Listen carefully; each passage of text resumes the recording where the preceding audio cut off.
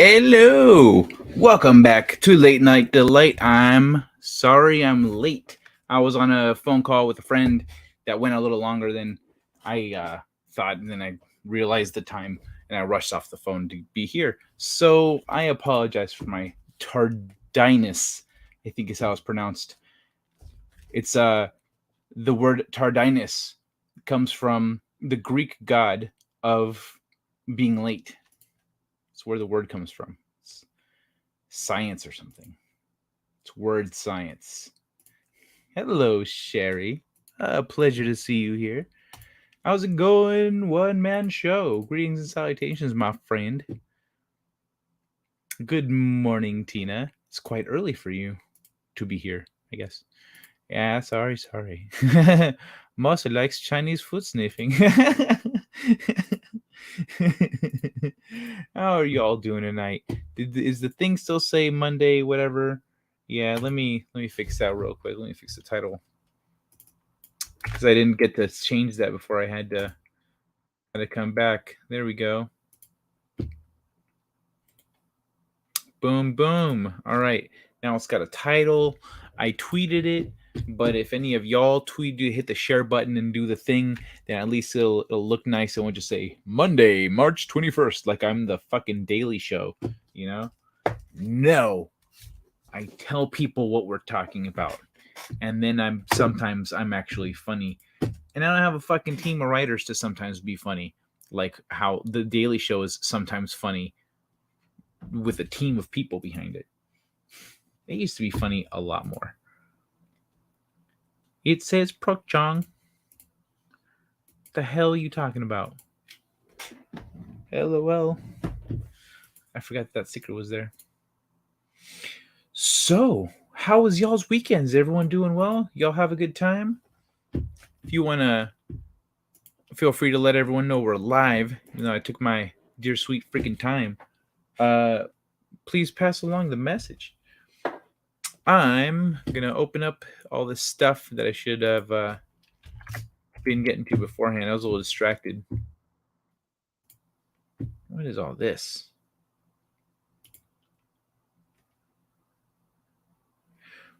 What's the difference between a vegan and a computer programmer? One is disgusted by a rack of lamb, and the other is disgusted by a lack of RAM. Oh, I gotta share this one.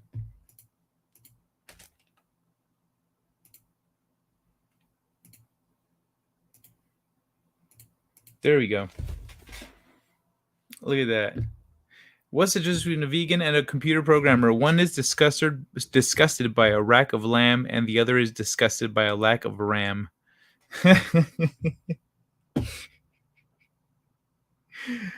Oh, I fucking love it. I love it. I'm going to give that a big fat heart.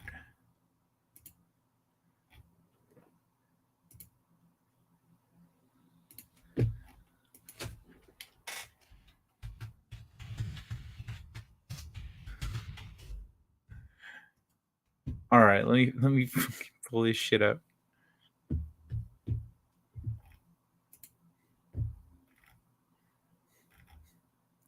Okay, hold on. First of all, what the fuck? I'm not even like a big coffee person, but this shit looks amazing. This looks fucking incredible. What the fuck? Oh my god. Yes. Okay, this shit was cute.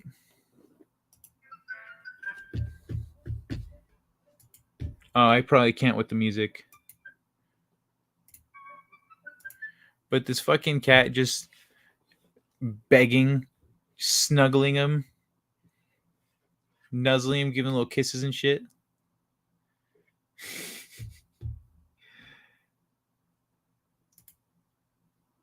People from New Zealand say Prok Chang, and I'm playing my dragon game. I don't know what you're talking about, Doc.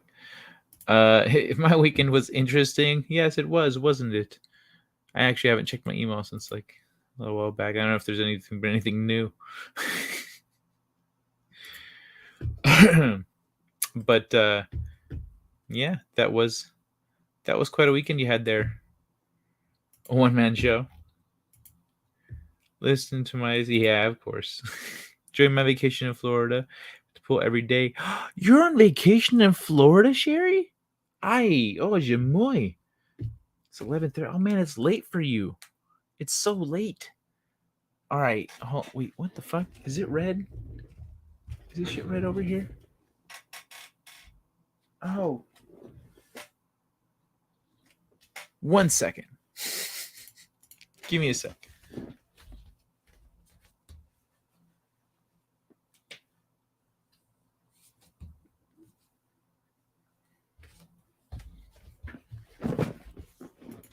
Okay, there we go. Back to normal. Oh yeah, I turned off the sound, so I didn't even have to mute it.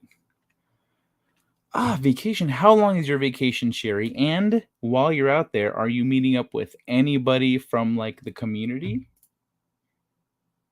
I want a churro cone. Oh, that would be so good. Getting it right. Oh, it looked amazing.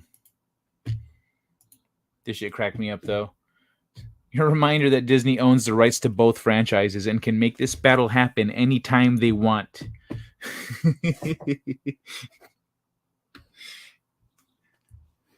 Even though, we all know they're not going to give the people what they want. It's not their thing, really. Even though that, it's still a nice reminder of the possibilities that we've got, Les possibilities. Mm-hmm. But so, 2 weeks. No, I don't have plans to meet anyone. Do you want to? Why? I mean, it might be fun, especially going out with a local.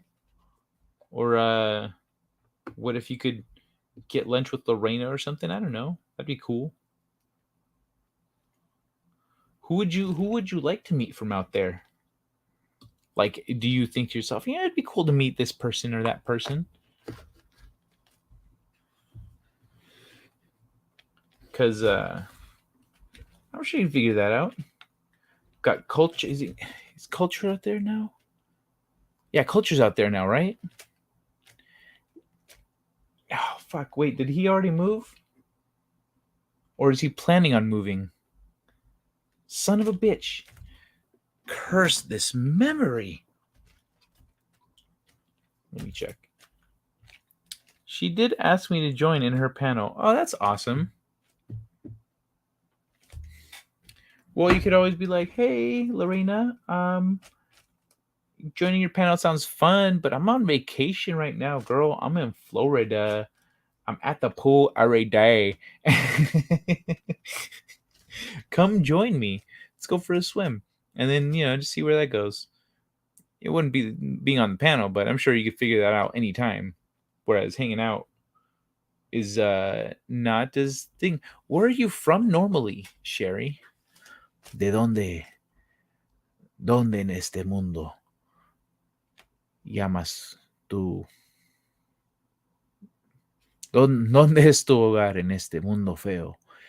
¿Qué es el paraíso que se llama la casa de Sherry? Yeah, I know you don't speak Spanish. It's fine. Pretty sure he has not moved yet. Okay.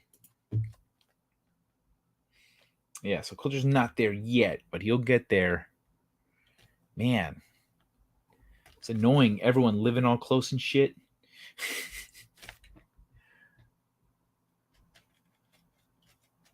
I miss the days when everyone wanted to move out to California for starting up their shows and shit. Then everyone would be coming here, and I'd be like, I'm cool. I don't have to move. I don't have to go visit nobody. Everyone's local. Move and live in NYC, move to Florida permanently by the summer. Ooh, perma moving. Are you tired of the bullshit in NYC? Is it too much shenanigans?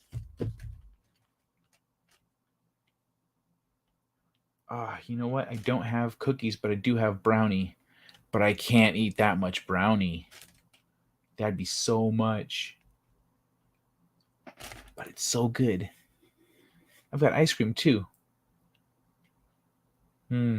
I can't believe I haven't combined my ice cream and brownie yet. Oh my sweet Jesus. I wonder if ancient humans had ice cream. You know? Ancient humans, because they had refrigerators figured out. They had large, like underground storage spaces to keep things cool and whatnot, and they could reach modern refrigerator temperatures. So they could refrigerate things.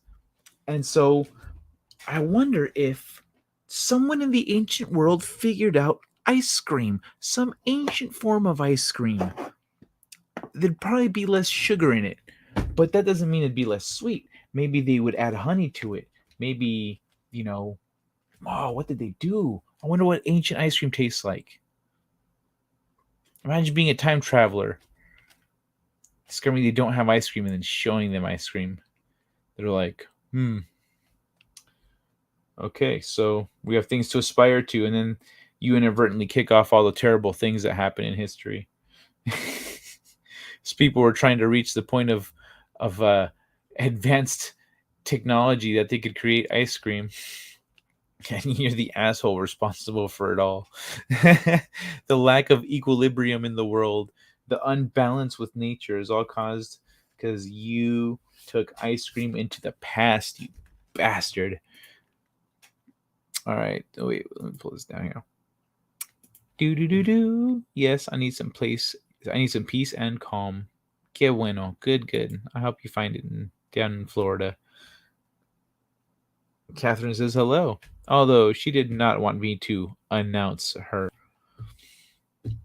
Oh well, that there is some humility from Catherine, because see, when a lady of her stature does not want to be announced, that there is quite, that's a humble human being right there.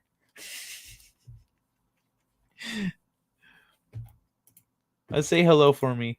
Let it. Hey, yo, wait. If she's that means she can hear me.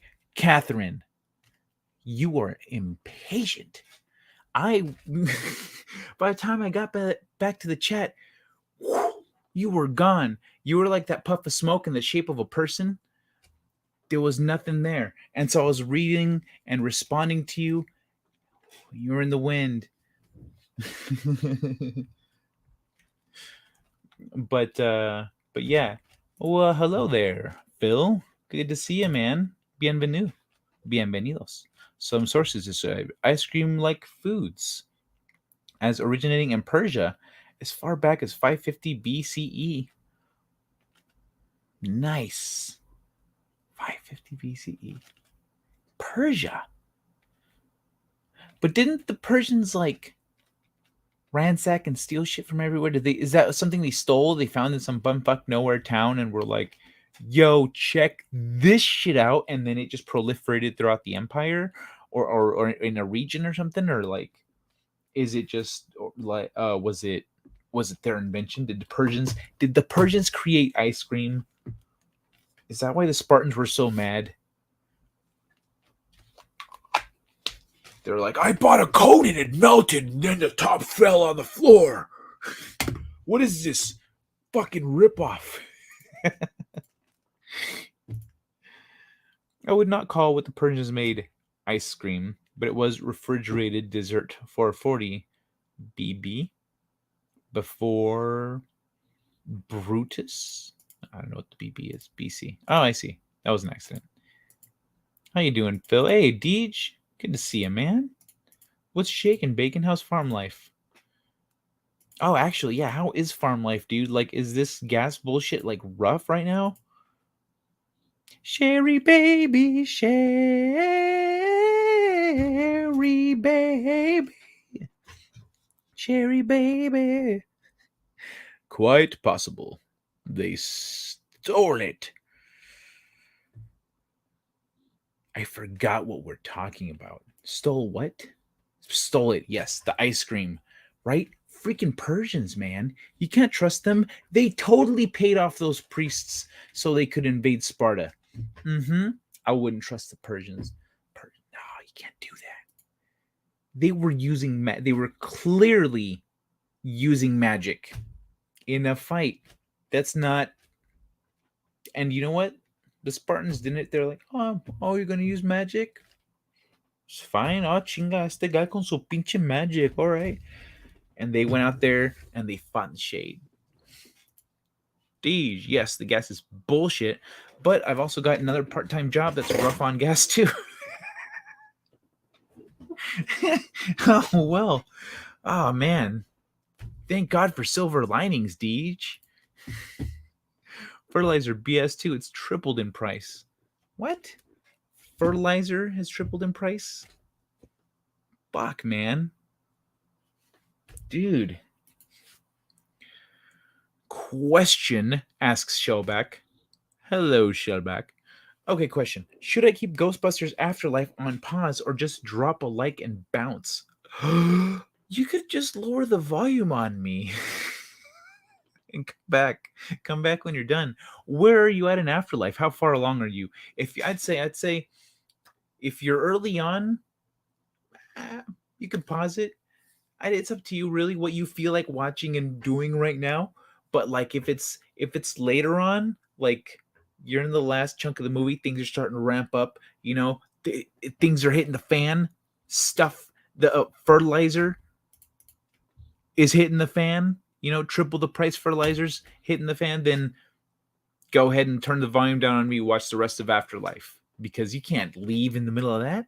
You can't leave just before the climax.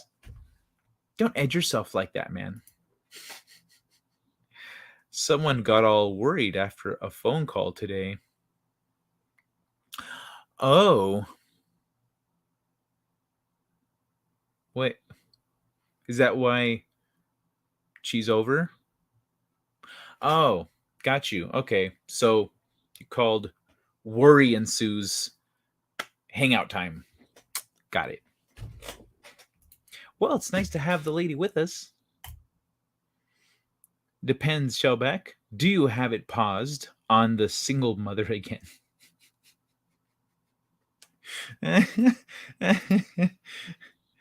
I just started it. Oh, you just started it. Shellback. Kaya's going to be here for a while. Yeah, I'm going to be here for a while. You could watch the movie, come back, and I'll be partway through with the show. Like, it really is up to you. But yeah, man. Hey, Sherry. Let me see what else I got here. Okay, if you do go, Shellback, stay for this real quick. This shit is too funny.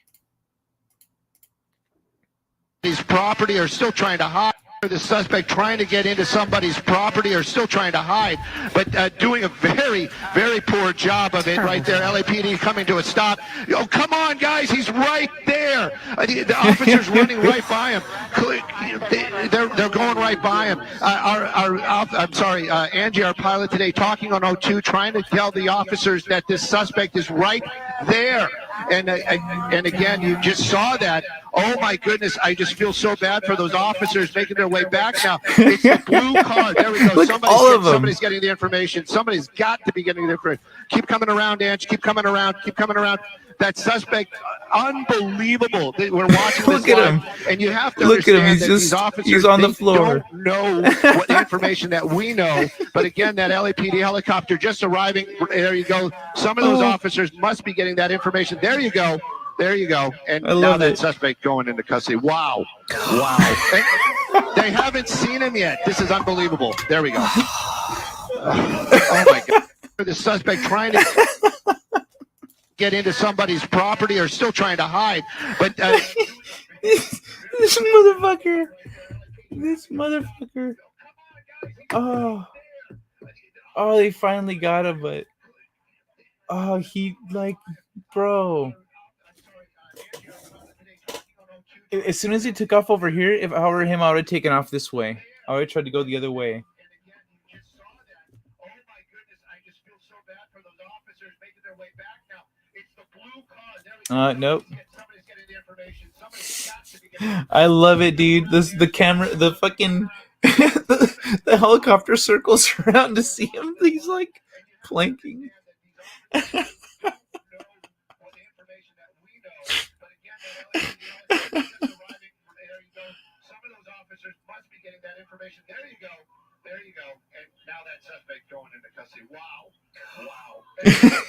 I love. There's that gasp.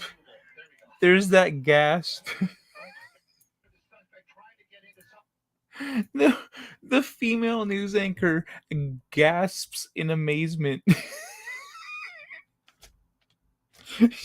You hear her. Like, you gotta be shitting me. I'll hang out for a while. Hey, Shellback.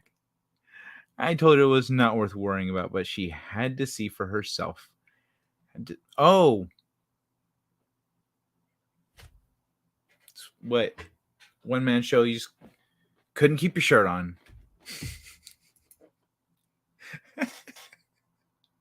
Unfortunately, those aren't the police that got defunded.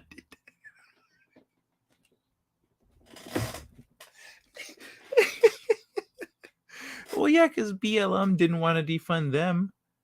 They're like, no, you might be able to get away from those guys. No, leave them alone. They need to feed their families. Leave them be.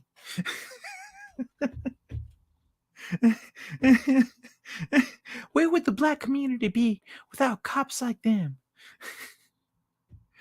That would have made for a funny episode of Cops. Oh my god. Oh man. Yo, this shit was cool.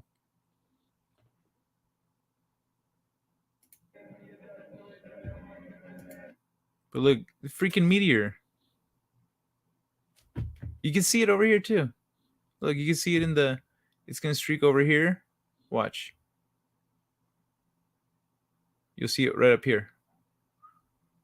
Boom. That's freaking nuts, man. That's badass. Now... Oh...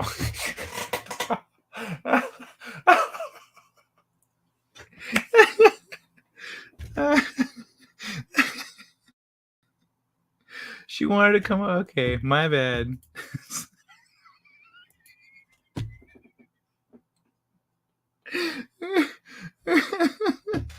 Oh, my bad, one man show. You know what? Like, I mean, you could have made some shit up. I'm sorry. How are you doing, by the way? How is everything? Your story was hilarious, by the way. Your story was funny.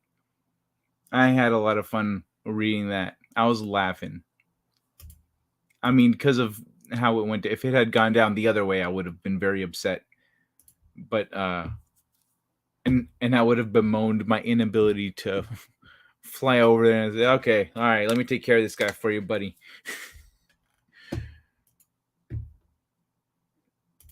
Can't say no. Well, hold on. This whole consent thing that's been going around is that you can say no.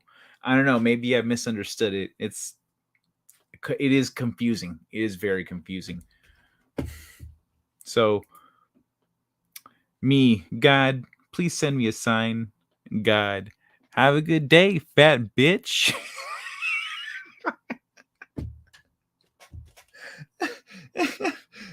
She would only worry more. No, I hear you. I know. I'm just playing around. If they want to see under the shirt, you let. Wait, you can say no?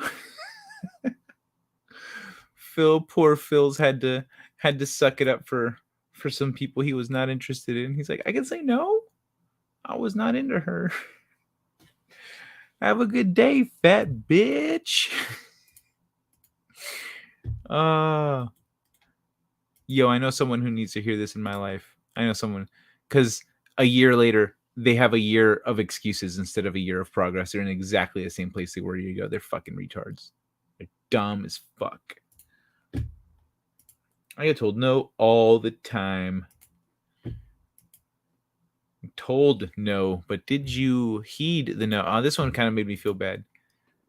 This girl's like, These new boots. I got these new boots. she just wanted to show off her boots.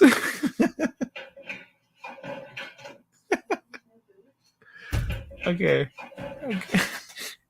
I felt bad for her. I was like, oh, this poor, because like the caption says, she just wanted to show off her new boots. Like, she didn't deserve that. She didn't deserve that. That was uncalled for. Oh, good, I've got water. I forgot to fill up my water because I was in a hurry. So, yay, I have water. What I don't have is a glass of water. Like a gentleman or something. Okay, don't have that much water. My bad. I also kind of want to get ice cream and brownie bites. Damn it. I wish I had that issue of being told no all the time. The fuck is wrong with you, Phil? No. Oh, wait, here it is. That's what you wanted. But no, I'm still doing it. That is not what you want, Phil. That's not what you want. You want people saying yes. Hey, can I get a discount on this? Yes. Hey, would you like to make out? Yes. Hey, you want to give me $1 million? Yes. Yes is the answer you want, Phil. He used the wrong hand at first. Yes is the answer you want. You don't want that. You have no issue. Shit. What if you said, what if you asked Jedi Bunny out on a date? Do you want to know or a yes? You can say no, but sometimes no means yes, or yes if you try hard enough. Yeah, you can sometimes a no is a soft no. It's sometimes a no. When a no sounds like a maybe, it's a maybe. When she knows and then giggles and like, does the opposite of what a no would be, then she's being coy. Play it accordingly. Yada yada. Okay, now she is freaked. Blood thinners make them look worse than they are. Oh, I'm sorry about that. But yeah, well, explain that to her. You're like, look, I have my own medical issues. Don't be freaking out about my medical issues. Like, I just, blood thinners, it happens. It's just, look, never mind. Now you would not approve of me saying, to slap yourself on the arm or something and show her, the results of that. So she, because, it's a good thing to have perspective. Like, I know people that bruise very easily. I was talking to a friend who, like, she bruises very easily, and it's not that bad, but like she just bruises easily. So there was a guy at a party somewhere. He had a paddle. He brought his own paddle. Like, they had paddles there it was like a BDSM kind of a thing. This guy had his own paddle, and he paddled her ass, and then like she wanted another one, but her ass was all purple, and he says, "Oh no, I don't feel safe. No, that's not. I'm not. No, I'm not paddling you again." Like, he was just, nope. Mm-mm. Very uncomfortable. He's like, "No, I've never seen that. I've never seen it get like that." So he was just freaked out. Excuse me. So he was freaked out about her ass being all purple. But she's like, no, it's fine. Trust me. Like, I know my body. He says, nope. He was just out. Because for normal people, it takes a lot of damage to get like that. But for her, it's nothing. But also, it's not as bad as it is for other people. So, good to keep in mind. Faceplant, give it an 8.7. I shall steal those ice cream. Kai, stop trying to read my mind. You mean stop succeeding? I bet I can make Kai say no. You want to see more moobs? Do I have moobs on here?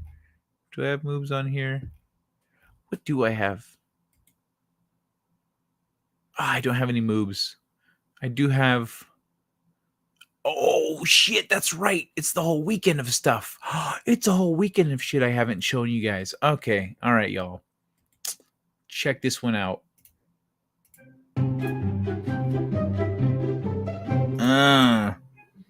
Oh, what the fuck? Yeah, I'll play that one again.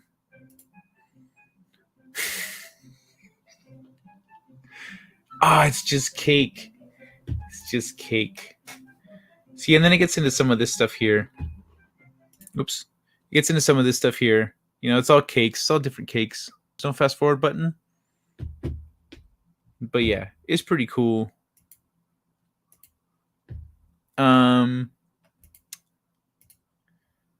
Bring me another Smurf. Never play that again. What the cutting the my nerdy home would have her heart broken watching that.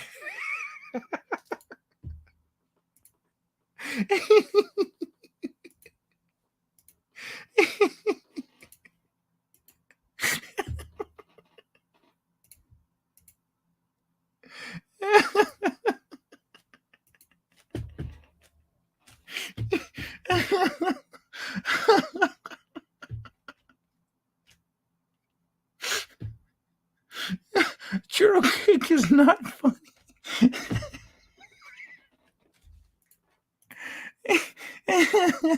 Like, it's so good. It looks so real. And it's chocolate. I love that it's chocolate. That's perfect. Guy, you have 2 turtles in here. Don't do that.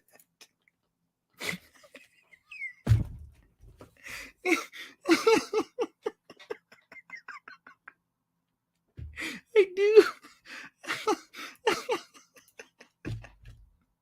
Some people lack sensitivity.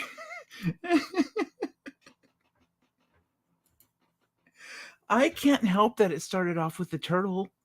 That's just the way the video was made. And it's a video about delicious cake. I'm going to show delicious cake. Ooh. Oh my God. Okay, here's something sweet and heartwarming for everyone. You've never really lived until you've done something for someone who can never repay you. John Bunyan. This is really sweet. There you go, guys. Did that get the fucking turtle thing out of your head? Have I shown you guys this one before? How much you like wieners? Hold on. We need to get his... Here you go, Rocky. I know how much you like wieners.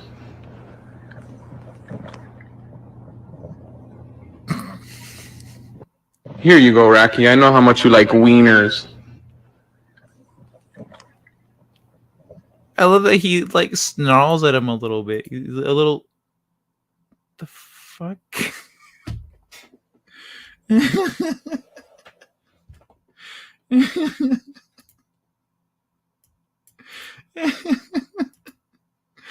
I'd totally eat that. Question, though, would that count as oral sex for me? It would be cannibalism.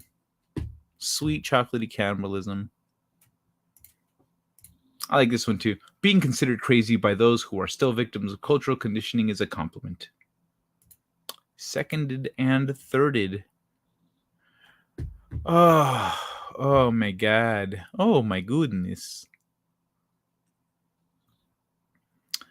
Man. Okay, what else?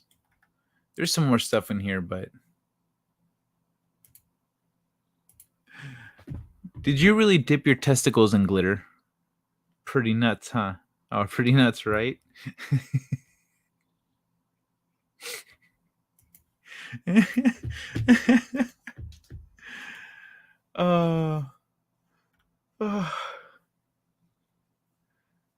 Such good times. Okay. What else? Do I want to touch on any more of these, or do I want to just head off and do other stuff? This one was pretty fun. These fucking goats don't understand sliding, so they just jump off. That one straight nudged him off.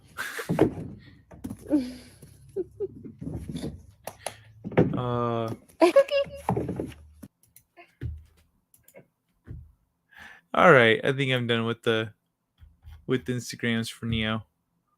I have some other stuff for later, for another time. What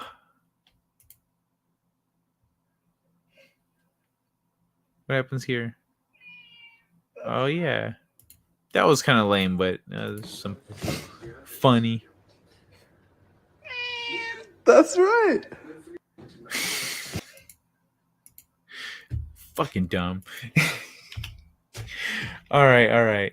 Let's do the damn thing here. Let me pull up some articles.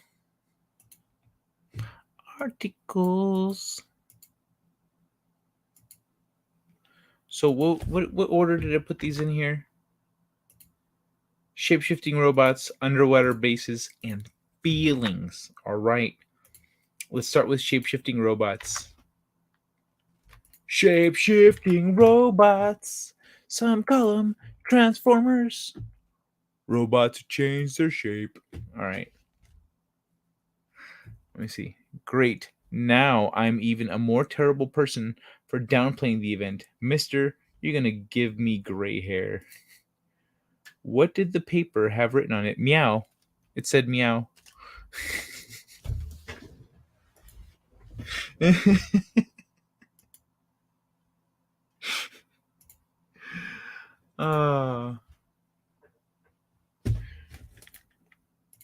yeah, it said meow. All right, let me see. So, for the first thing, how long is this? Let me see how long this is before I start reading. Okay. It's so, you know what? The thing is, these days, when you go on a website, you know how long a motherfucker is. You know how long this shit is because you know why? You scroll and you go, okay, big picture, video, ad, okay, end of article. It says this work was a collaboration between universities, references and stuff. You know what? I'm gonna scroll to where the references are off the page. References are off the page now. I'm at the bottom third of the page. So after references and stuff, it's still about 2/3 of the page left.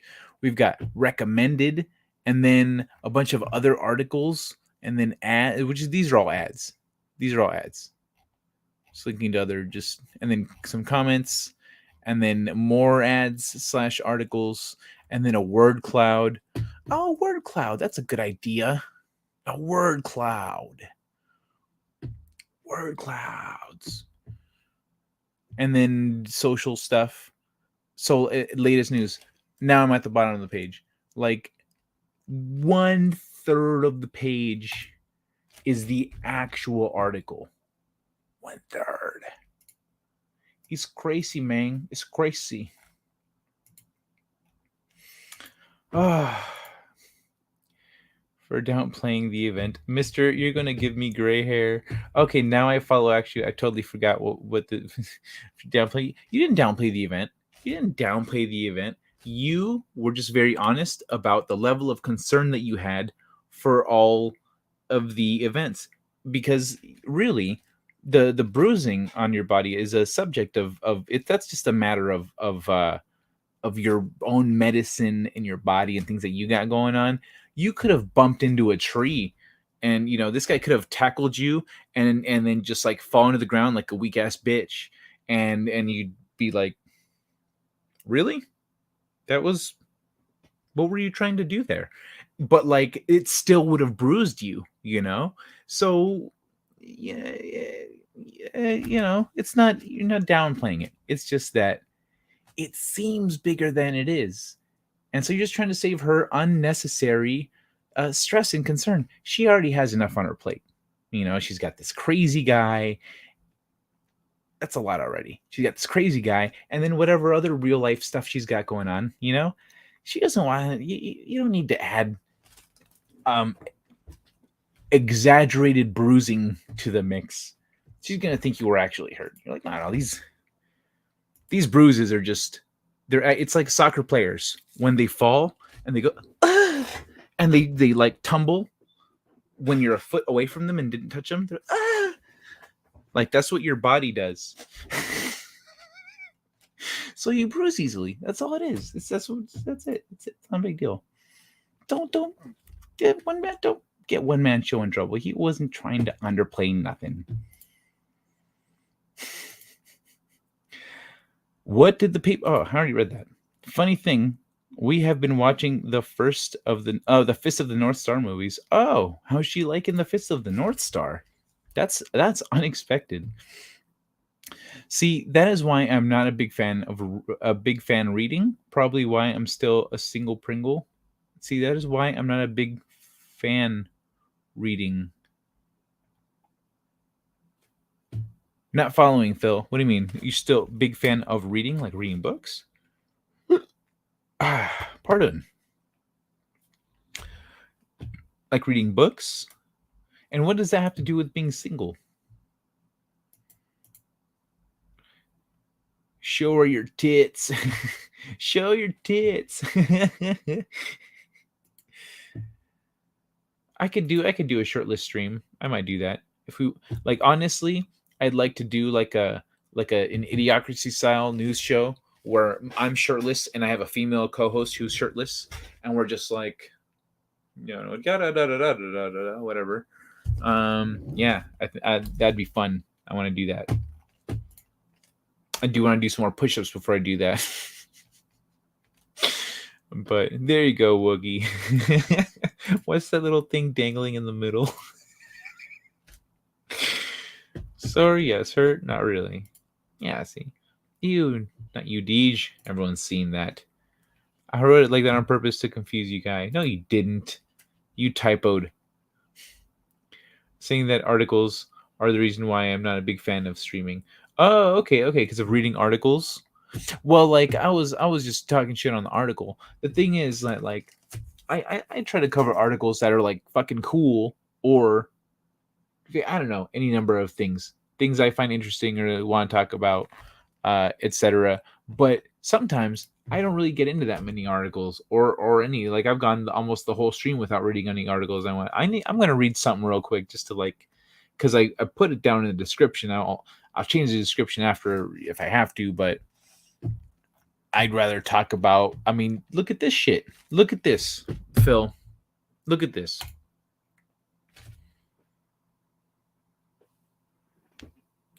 Active matter breakthrough enables shape-shifting next generation robots. Shape-shifting robots. Bruh. Shape-shifting robots. This is the shit the apocalypse is made of. This is the kind of shit the apocalypse is made of. Physicists have discovered a new way to coat soft robots in materials that allow them to move and function in a more purposeful way. Scientists have discovered a new way to coat soft robots in materials that allow them to move and function. What? Okay. The research led by the University of Bath is described in a paper published on March 11th, 2022 in Science Advances. Authors of the study believe their breakthrough modeling on active matter could mark a turning point in the design of robots. With further development on the concept, it may be possible to determine the shape, movement, and behavior of soft solid, not by its natural elasticity, but by human-controlled activity on its surface. Damn. That is really cool. Wrapping an elastic ball, orange, in a layer of tiny robots, blue, allows research to program shape and behavior. Oh, okay. The surface of an ordinary soft material shrinks into a sphere. Think of the way water beads into droplets, beads into droplets. The beading occurs because the surface of liquids and other soft material naturally contract into the smallest surface area possible, i.e. a sphere, but active matter can be designed to work against this tendency. An example of this in action would be a rubber ball that's wrapped in a layer of nanorobots, where the robots are programmed to work in unison to sort the ball into a new predetermined shape, say a star. It is hoped that active matter will lead to a new generation of machines whose function will come from the bottom up. So instead of being governed by a central controller, the way today's robotic arms are controlled in factories, these new machines would be made from many individual active units that cooperate to determine the machine's movement and function. This is akin to the workings of our own biological tissues, such as the fibers in the heart and muscle. Using this idea, scientists could design soft machines with arms made of flexible materials powered by robots embedded in their surface. This could also tailor the size and shape during delivery, capsules coating the surface nanoparticles in response to active material. This in turn could have a dramatic effect on how a drug interacts with cells in the body. It could also be used to create materials that allow for robots to have soft touch, like a soft coating of skin, essentially of artificial skin. It would allow for that sort of a tactile material to be made, which is crazy. Well, I mean, they could do it with other things, but like depending on the functionality they're looking for, this could so it could be hard or soft, if they want that option. But work on active matter challenges the assumption that the energetic cost of the surface of a liquid or soft solid must always be positive, because a certain amount of energy is always insignificant, blah, blah, blah, blah, blah. Corresponding author, this study is an important proof of concept. It has many useful applications. For instance, future technology could produce soft robots that are far squishier and better at picking up and manipulating delicate materials. Oh, hey, that's exactly what I was just talking about. For the study, the research developed theory simulations, 3D soft solid. In the next phase of work, which has already begun, the researchers will apply its general principle to design specific robots, such as soft arms or self-swimming materials. That's cool. They will also look at collective behavior. What happens when you have many solids all packed together? So yeah, fucking shape-shifting robots. What the hell? Hey, Courtney. Bath is a city in England. Oh, sweet irony. Or is it France? What's the stereotype? Is it French that don't bathe and then the English don't brush their teeth? Something like that? Admittedly, the picture had me thinking at first of people trying to talk about the birds and the bees. Yeah, T-1000. Yep, exactly what all of us were thinking. That's her take on the first movies. Let me scroll up. Those movies are a violence-laden love story. How succinct. Not all of us that stream read articles. Some of us just ramble. Yeah, I usually just hang out with you guys. Like if I've got a nice flow here with you guys, then we could just chat the whole time. But I did kind of want to talk about shape-shifting robots because we all have the same alarm bells going off. You're letting these things change shape? Let me guess, you're gonna make them out of a material that can turn invisible too. Fucker, don't do that shit. Fucking dangerous. You're playing with fire. Hi all. Bath. Oh yeah. Typing one-handed, so I'm slow. The lady is tapping one-handed. Perhaps I can speak a little French. I don't speak French, but speak a romance. Courtney is in Bath. Not gonna ask what you're doing with your other hand, Courtney. Hand still bugging you? Yeah, how is your hand doing? Sent me some pictures. Let me see. University of Bath in article. Yeah, we know. Oh, that's because of the Bath joke in the chat. It is my style as well. One-handed typing. Phil, is that your style? Is that what you're talking about? Oh, Phil, one-handed typer extraordinaire. All right, y'all. I'm gonna try to serve me some ice cream.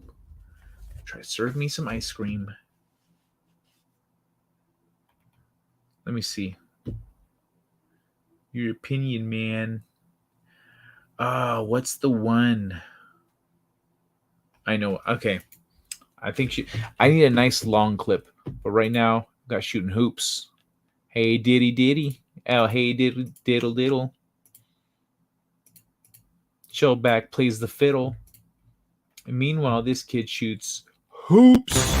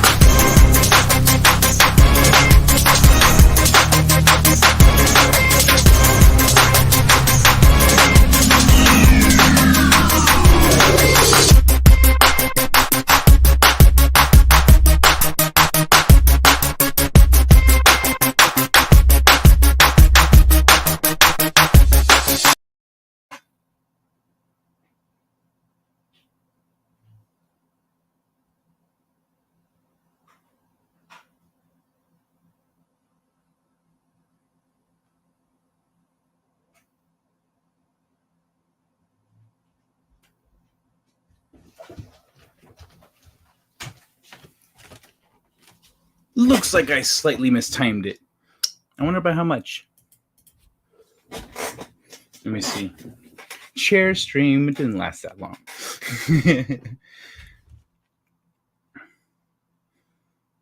Boop. All right. Looks like it was just a few seconds. Sweet. All right. A little longer than I realized. Either way, we're here now. What did I miss? Oh no, the whole barely using articles when I go live. Oh, okay.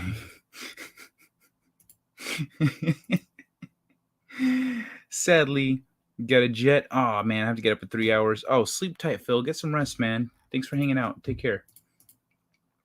Kid got style. I know, right? Too bad that's all he's got. That guy was one of those shape-shifting robots and turned into a chair. Yo. So I had this delicious brownie that they had at the Bonds. You have a bakery at the Bonds over here. Oh shit! They know how to make brownies. This shit is all gooey and like it's moist. And they put M&Ms on top. I didn't even need the M&Ms. Didn't even need them. So good.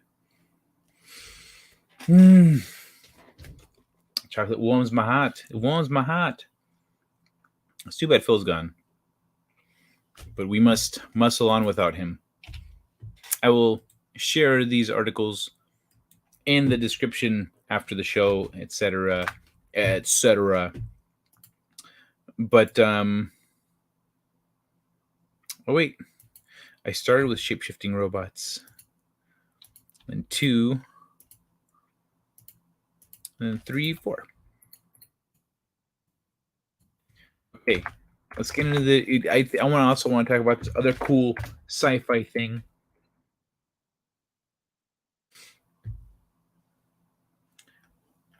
About the ocean. Hold on, let me where's what's his name? Fucking Another Monster's not here yet, right? Another Monster. All right. So check this shit out.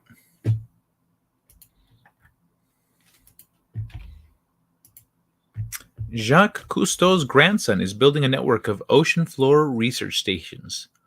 First station will be off the coast of Curacao, and it's scheduled to be completed by 2025.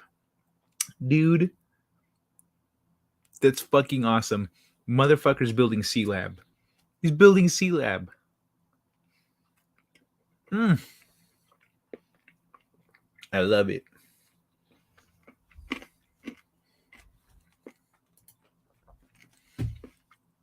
So, published March 4th.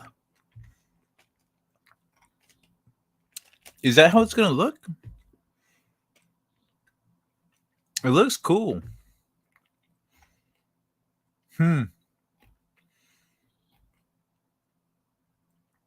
It makes sense to have an under part. Okay, so, whoa, this is way too small. There we go. Dude, that's pretty badass. Well, apparently 2025. Yeah, Sea Lab 2025, buddy. Oh, it's concept designs. All right. Fabien Cousteau has a vision for how humans can live and work in the ocean. He imagines that long-term stays under the waves could be enabled through the construction of underwater habitats, which would look and feel like houses, as opposed to just sealed submarine-like bubbles. These habitats would have a galley, kitchen, workspace, sleeping quarters, he describes, and of course, there would be windows or viewports to the outside world. and a front door in the form of a moon pool that will actually be on the bottom of the house. That's what I was talking about. This would allow easy access into and out of the facility. The project called, I mean, you'd have to close that shit up though because of squids and octopuses. Or they just come in your fucking house. It'd be like in areas where bears just walk in. Way too small? That's what she said. If you're looking for me, you better check under the sea, because that is where you'll find me. Underneath the sea lab. Underneath the water. Okay, we're going to get a bunch of sea lab stuff. Excuse me. So the project called, you know what? I'm gonna highlight one. I'm gonna highlight this one while I read this. The project called Proteus. The project called Proteus would be a marine analog to the International Space Station and would primarily accommodate astronauts, the equivalent of an astronaut in the ocean.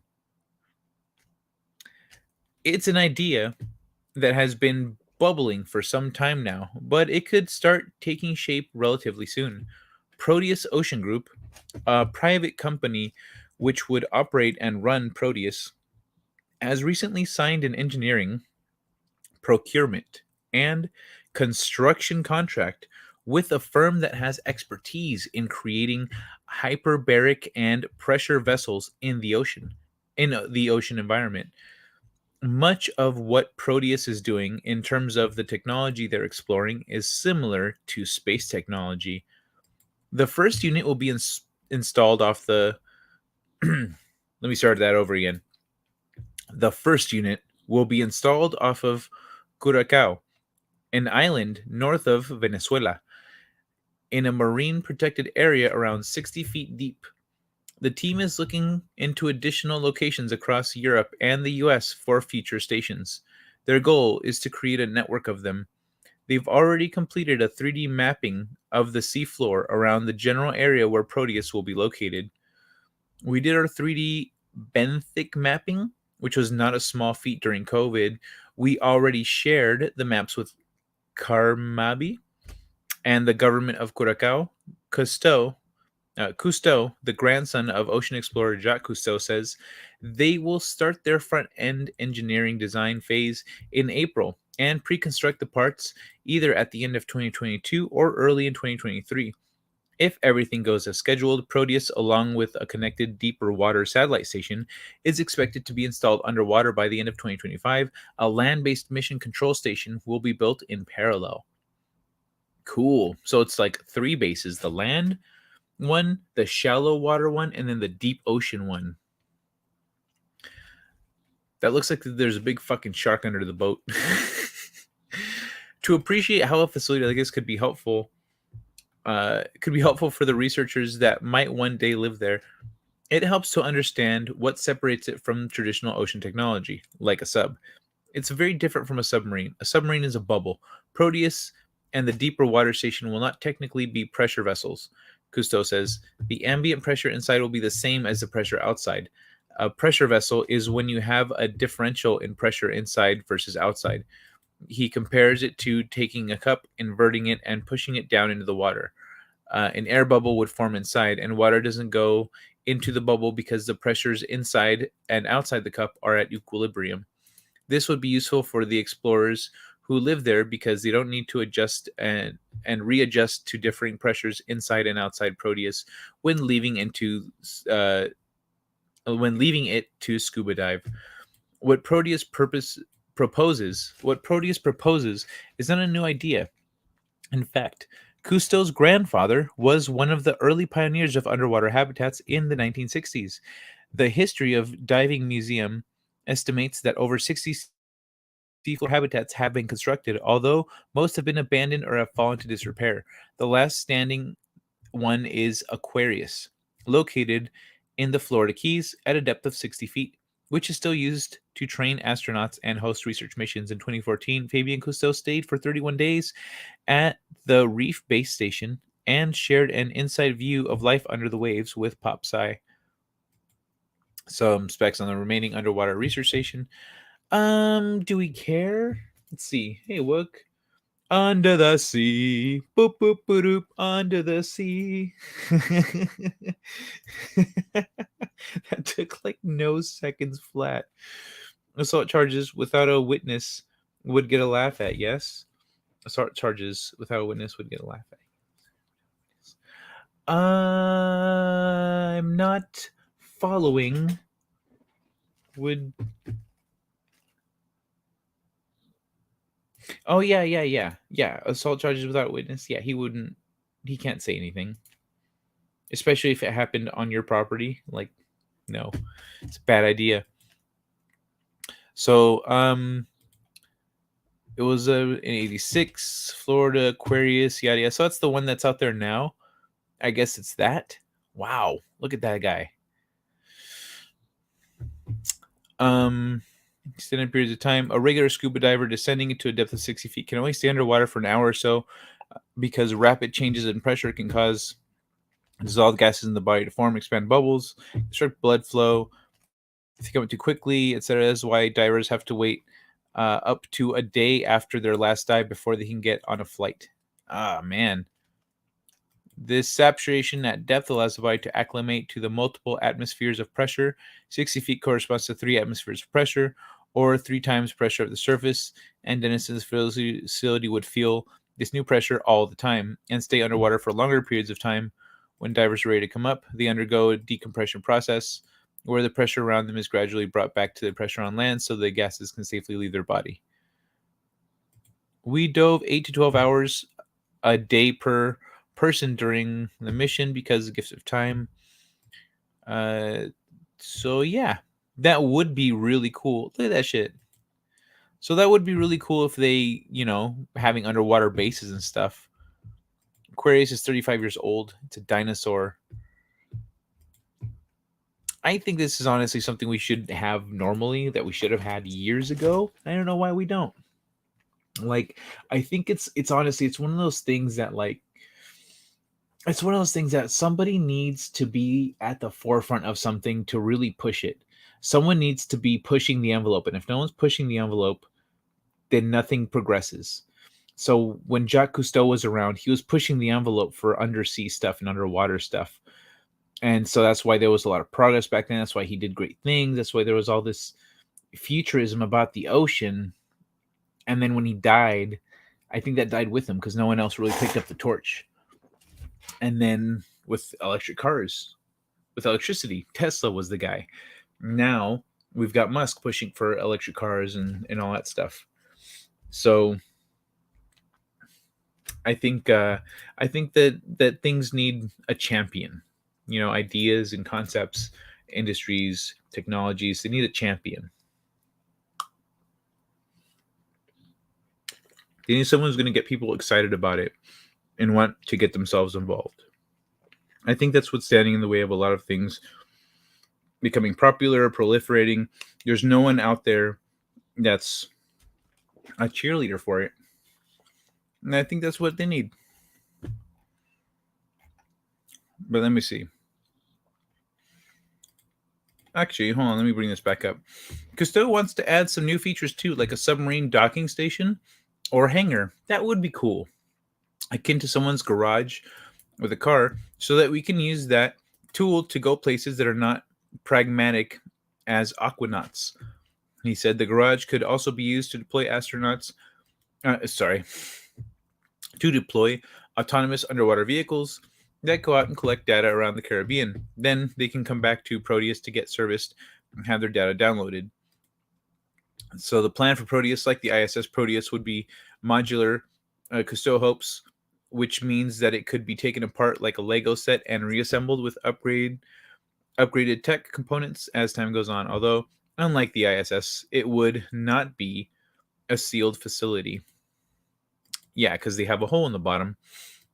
We will be able to keep up with future demands with technologies that continue to evolve and continue to upgrade the internal infrastructure as well as some of the external superstructures.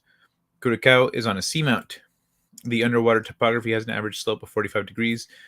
If the location if the location is just right, it could offer Proteus easy access to a wide range of ecosystems spanning from coral reefs to the top of the Twilight Zone. We want a place that's conducive to research, but engineering-wise is not too complicated, and we want to be in close proximity to where mission control will be, says Cousteau. We are working with the government of Curacao, Carmabi, the manager of the marine protected area, to be able to pinpoint the location. So yeah, that's dope, man. That is dope. Fuck electric cars, though. You don't like electric cars, Shellback? We'll totally chill up at that place. Yeah, right? Dude, like an underwater hotel?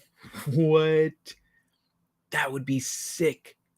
That would be so sick. Imagine, dude, if Gusto wants to do a bunch of awesome underwater shit, run some underwater hotels for like people with money, or just make it expensive. It doesn't need to be people with money, but like, yeah, some badass underwater hotels.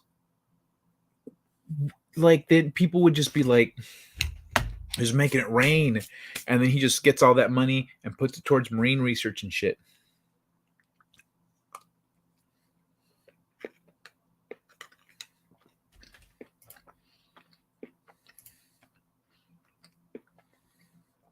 Oh, I understand now.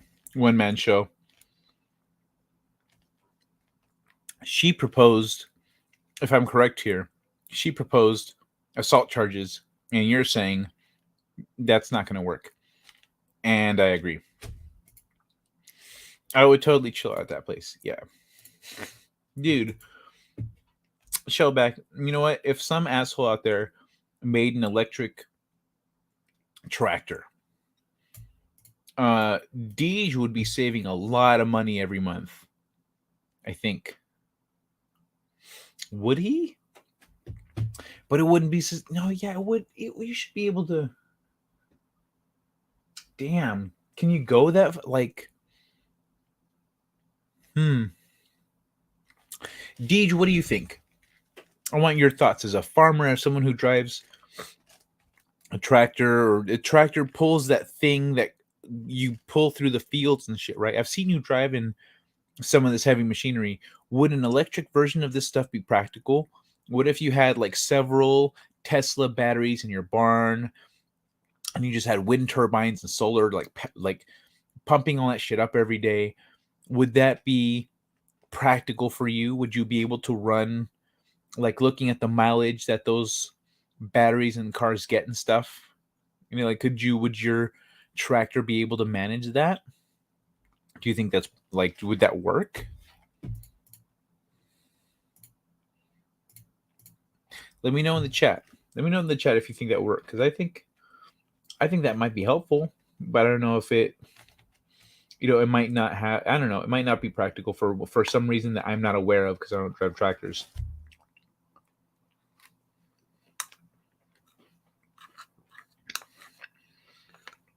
Because I saw. Hold on. Let me see if I can find this. I saw this video of TikTok farmer gas. I think I might have shown it on the show, actually. The fuck? Anyway. Yeah, I think I did. It should be on Instagram.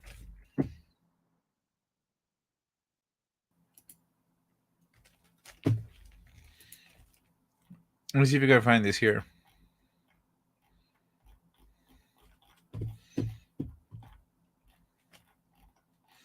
Okay, yeah, I think we talked about this last week.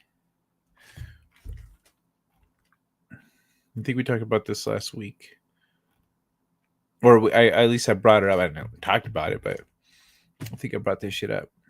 There it is.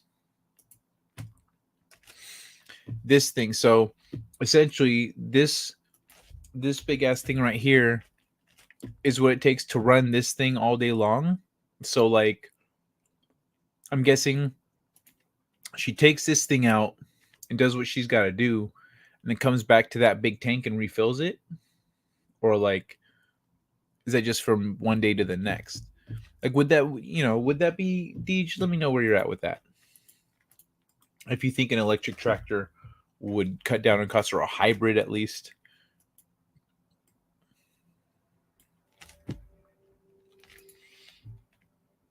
Can you imagine the insurance an underwater hotel would have to have? Imagine the worst case scenario with something like that.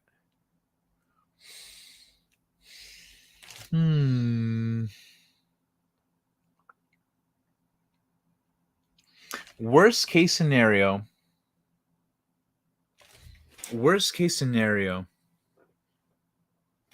The whole fucking thing gets ripped off of its like going to be mounted to like the bedrock, I'm assuming. It'd be like ground to the bedrock. You're holding onto the bedrock. Fucking tidal wave or a monsoon or some shit rips that shit off of the bedrock and just like up you go. So things that you would have working in your favor in terms of design, if it's supposed to be modular, that means that those rooms would each seal off. That means that you can close the room and you're in a bubble. So you're in a bubble. There you go. They could have security measures for that kind of thing, you know. And then let's say if individual pods or rooms or whatever get ripped off, then they would become their own insular little things. You could, if it's designed intelligently, like, you might survive. A shark invasion. I love that one. Yeah, she suggested filing. Yeah, I thought so. Yeah, it's no. The cops are gonna. Yeah, there's no. It's your word versus his, etc. Everyone drowns and sues the shit out of them. I'm guessing that would be more expensive than property damage. Yeah, everyone drowns and sues the shit out of them. That could be part of the when you go down there, when you're agreeing to sign, like, if shit goes tits up, like, you understand that you're taking a risk in an underwater. But then again,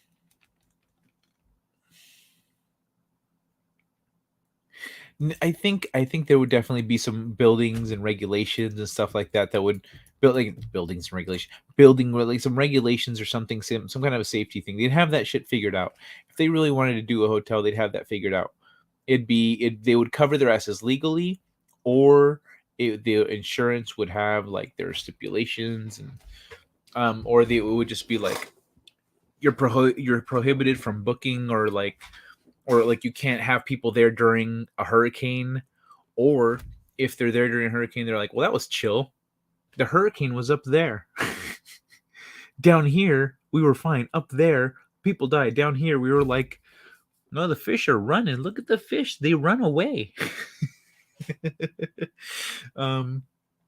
So you never know. I think that'd be cool, actually, to see, like, from under the water, a hurricane. What would that be like? What if it, like, because it wouldn't be smashing around boulders in the west. It's not that bad, you know. She's just upset. It is making her a bit irrational. Well, don't say that. That's just going to make her more irrational. I mean, I already said it. Women don't like being called irrational. She's trying to find a way to, because I know people that do the same thing. They are caregivers, and they want the best for you, but they don't think about the some things like that might not work. Hold on. Bring me back. I don't want to be read no more. There we go. But yeah, that makes sense. It's all right. She's worried about you. Just like you were worried about her. I'm sure. I'm not. I mean, he didn't tell me that. I'm assuming. I don't want to say anything. It's already fucked up. Your day.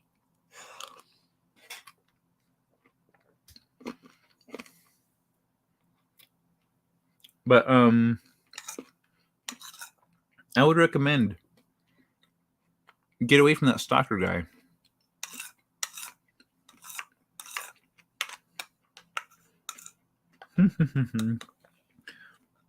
Oh man, I need to go back to that Vaughn's. It's a little further away. These brownies are worth it.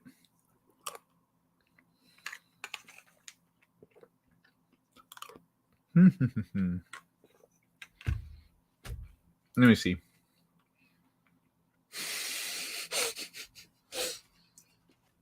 I have a right to be irrational.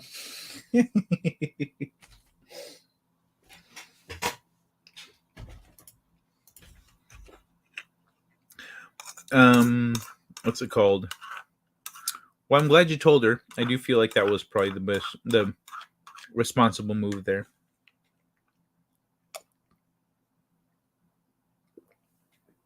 My ice cream's all melted now because it took too long to eat it. Come on, I'm gonna go off camera real quick.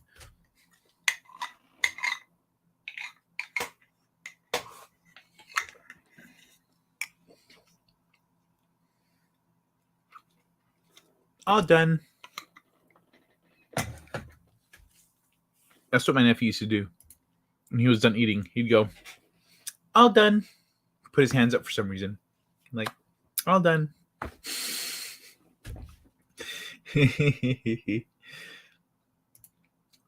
She's actually kind of cuter when she's expressing herself. Right? Isn't it adorable?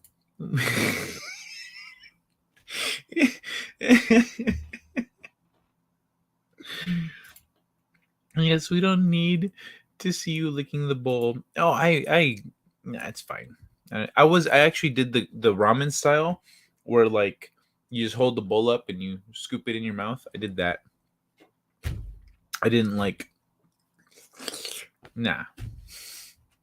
I am no slob, my friend. But yeah. Shellback, you never answered about the cars. And Deej, are you still here? I know it's been a little bit since I've seen you. I was hoping you're still here though, when I was asking about the trailer thing. Someone get Deej back here.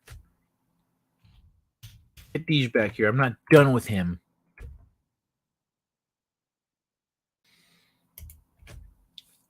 Ay ay ay. Whoops. Oh, hey Phil. You sent me a message?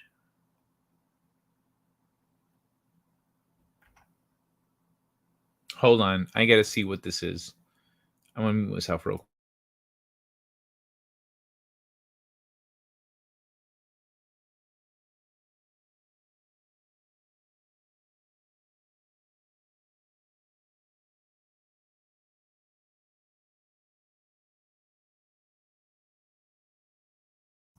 I'm gonna share this one because it was funny. Bitch, where's the bitch? Where is the bitch? There's the bitch.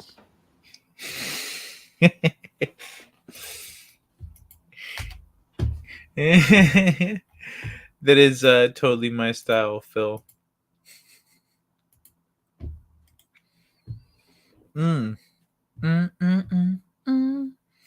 Oh my god, that ice cream was perfect.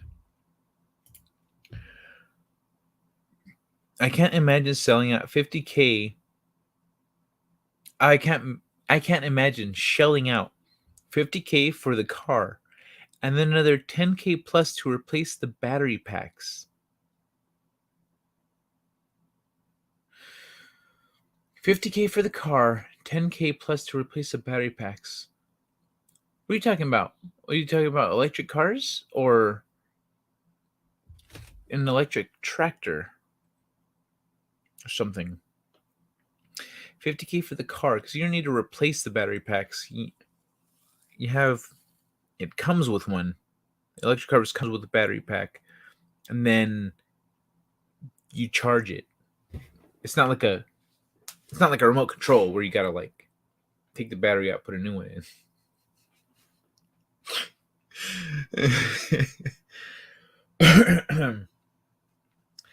50K for the car, and then another, because yeah, like that would suck if you got to do that. But I mean, generally, you don't need an extra battery pack. So I'm not following. But yeah, man. And I'm bummed that Deej left. Punk ass Deej. I had farm questions for him. Is there some other kind of cars that use battery packs? Yes, the battery packs must be periodically replaced. Okay, if you're talking about the cars replacing the battery packs periodically, like in like 5 years, maybe 5 to 10 years, but like that's a while from now, you know. That's not, you don't need that for a while. Out the gate, you have your battery pack's good to go. So if anything, you're paying 40,000 for a car, 10,000 for a battery pack that you're then going to replace in a few years. But really, I mean, in terms of like how much you're not spending on gas, that's not bad. One battery pack every 5 to 10 years, and pretty soon. So John B. Goodenough is developing a replacement for lithium ion right now. And if in the next 5 to 10 years we start getting that replacement out in mass, or to some level that like it's going to have demand for sure, because it's going to outlast lithium ion. So I think within 10 years, we're going to be off lithium ion. We're going to have glass-based batteries, rechargeable batteries, and we won't have to replace the battery packs anymore. The packs are rechargeable. They lose their capacity to hold charge. Yeah. But it takes time. It takes a long time for that to happen. It takes like years for that to happen. But the packs do not last that long. Well, I mean, they last a while. I've had I haven't heard of anyone's like battery pack going bad on them in just a couple of years, you know. So usually it lasts quite a bit. I have some friends that are leasing a Tesla right now. Okay, just blurry, just cause. I have some friends that are leasing a Tesla right now, so they're just paying for the lease thing. They don't have to worry about the battery pack because they're leasing it. But once they do, then once they get their own, then that'll be that. But yeah, I think that's a temporary problem. A lot of the issues that we're seeing with some of the new technologies that we've got, they're temporary problems because a lot of these technologies, as they improve, as they get better, you know, we seek to make things more efficient. And now we're at the point where a lot of the things that we take for granted used to be really clunky, and we forget that. But a lot of things that are clunky now in the future will be smooth, and we'll have new things that are clunky. That's just a cycle of technology and life. So yeah, right now the battery packs thing is kind of a thing. It's kind of a pain in the ass a little bit, but it's really not a big deal in the big picture.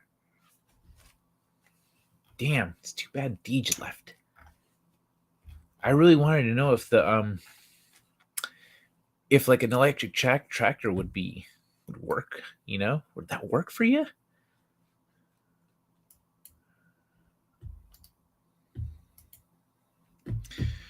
What computer? Who the fuck is this?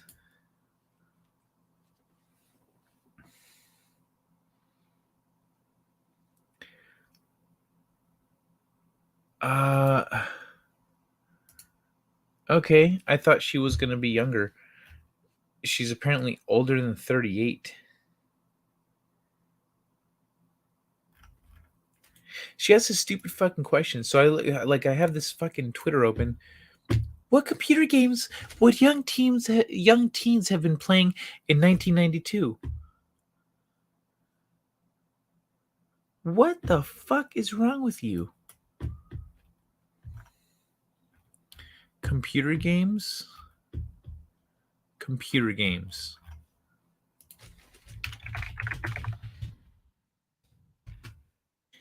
Let me just check the release date on this one real quick. Just for my own 1988. Oh, really? 88. 1990. And 1992. All right. I guess I'll answer her stupid fucking question later. Because I do want to answer that question. That's the kind of thing that, I mean, like, I played games back then. And also, it's very she asked, what computer games would teens have been playing back then? Some stupid motherfucker answered with console games. Look at this dumb motherfucker. Look at this fuck. Look at this fucking fuck. Look at this motherfuck. This one clearly says Game Boy. Sonic the Hedgehog 2? Bucky O'Hare? No.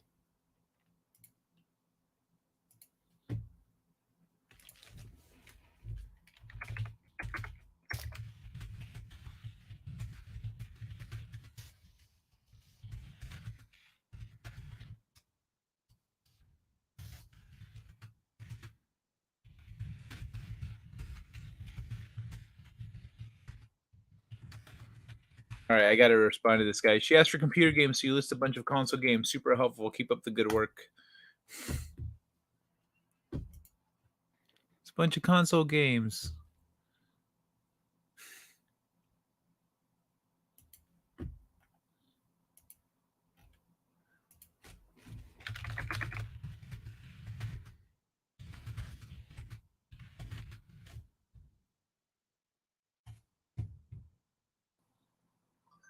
Yeah, I doubt any of those games are on PC. I really doubt any of those games are on PC. Where's my phone? It's way over there. Okay. It's weird. It's a little far. Okay, it's nothing. Plus, Teslas are not well built. They're well engineered. I read the story a while back, an article about this guy in Hawaii who got an early Tesla. And so his warranty had run out, so they wouldn't just fix it for him anymore.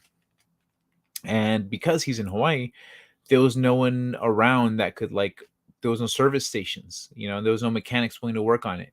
So he was like, fuck it, I'm going to do it myself. So he did it himself. And he, like, completely took the car apart and put it back together. And once he was done taking it apart and putting it back together, and he fixed it, he was like, this is the most well designed car I've ever seen.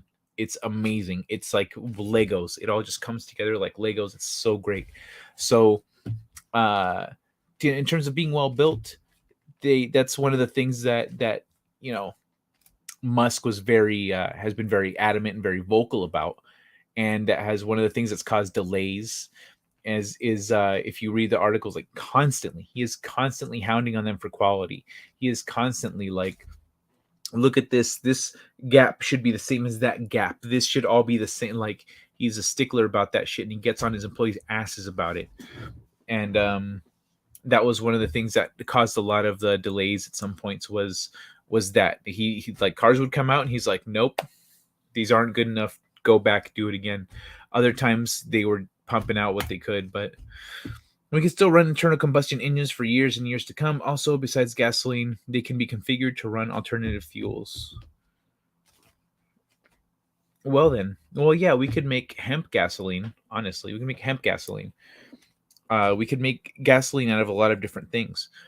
But I'm just looking at gas prices right now and thinking about how Deej could, let's say, on his property, Deej could build out of shit he can buy in Home Depot. He could build his own wind turbines and be good to go, like, already generating his own electricity. So potentially he could save a lot of costs there. And that's all I was thinking about. I plan to drive my Honda until the wheels fall off. Damn right, one man show. Hondas are fucking incredibly well engineered cars. I love it. I love my Honda. 17-year-olds, and the only problems are a cracked windshield. 17 years old, the only problems are a cracked windshield and the CD player is shot. Yep.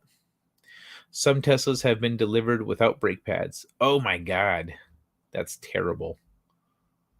That's really bad. What a fuck. Who dropped the fucking ball on that one? Shit. How? Oh my god, that's bad. What the fuck? No brake pads? Ugh.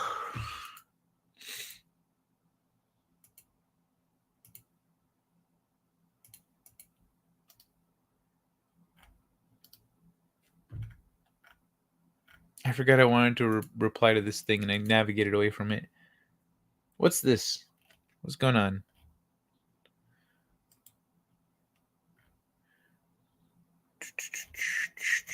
Okay.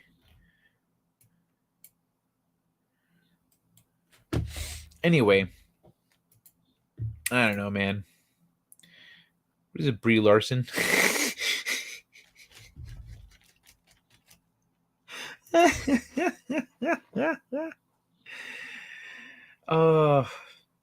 Yeah, dude. So the thing is, I love that you love Tesla. I mean, that you love Honda's one man show, because I love Hondas, and I always talk about, when people talk about cars, I'm like, Hondas are the shit. They're like, Hondas, really?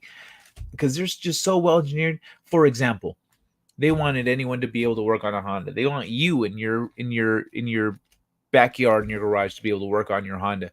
So most cars, they have like reverse thread screws, because the shaking of the engine rattles, it unscrews a regular screw. Just the way that it shakes, it unscrews the screws, and so eventually your engine will just fall apart. What you got to do is you get reverse thread screws so that the rattling of the engine actually tightens the screws. So what fucking Honda did was, they're like, oh, why don't we just reverse, like, engineer our engine to be inverted, and so it's reversed, and then the shaking, regular screws don't come out, they get tightened. So you can use regular screws on an engine and it keeps it tight because it's engineered to work that way. Instead of going, well, I guess we need reverse thread fucking screws, they just change the way they engineer it to give you a better product. It's fucking, people don't appreciate Hondas enough, man. They really don't. Currently driving a 2002 Honda Civic EM2. Nice. Fuck yeah. That's what's up, y'all. Motherfucking Hondas. Oh man, I'm so excited. You know, when people tell me that they don't like Hondas, that does not make sense. Why would a Wookiee, an 8-foot tall Wookiee, want to live on Endor with a bunch of 2-foot tall Ewoks? That does not make sense. Yeah, it doesn't make sense. I don't get it. Anyway, I'm gonna smoke a bowl though. Smoke a bowl. We're an hour and a half in. Where's? You know what? I don't give a shit what another monster is. I don't care. I got to play it. Or I could play my Farah over. That one's really long though. Yep. It's time for a little bit of tennis ball, ladies and gentlemen. Forget about your worries and your woes. Just grab the little green friend and throw it against the wall. It's time for a little tennis ball.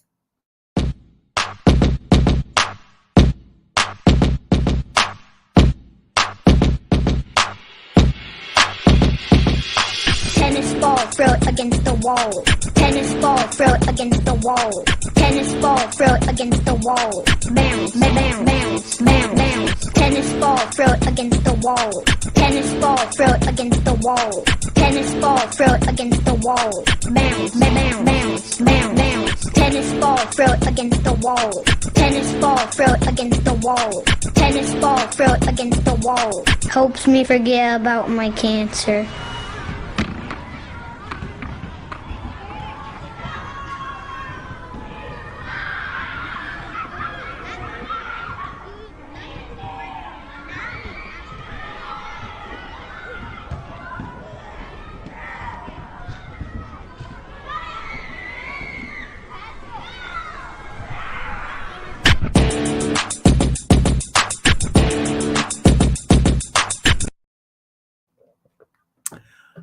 What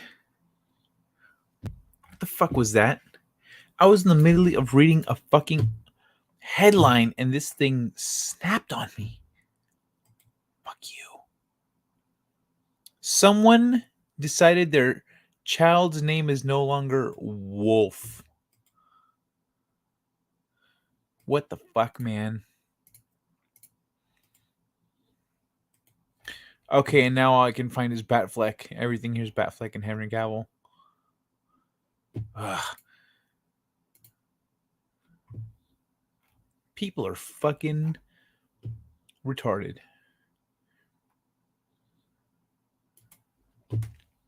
Anyway, smoke a bowl of ramen. I have a 1982 Nissan 280ZX. I don't know what that is, but I know it's not a Honda. Yeah, look. Tennis ball. What is that in between the tennis balls? Bricks? Oh, tennis ball against the wall. I clip off the ending though. That shit's depressing.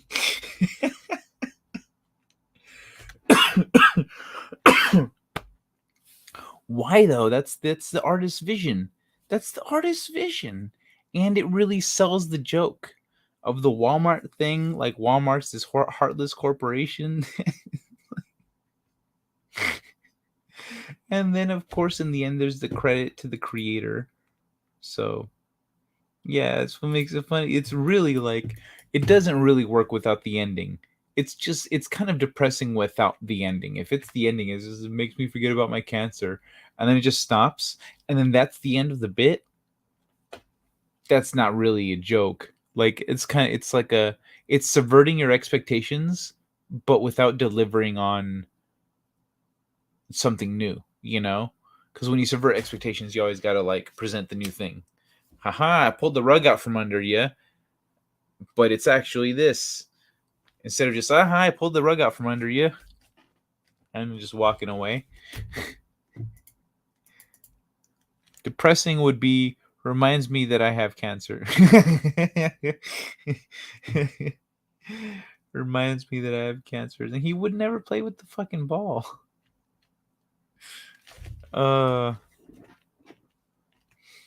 Imagine, okay, what if he was singing the song Tennis Ball Up Against the Wall, and then when it says helps me forget I have cancer. Yeah, helps me forget I have cancer. It cuts back to him and he's just like laying on the floor unconscious and the ball like bounces by him because he wasn't there to catch it that time.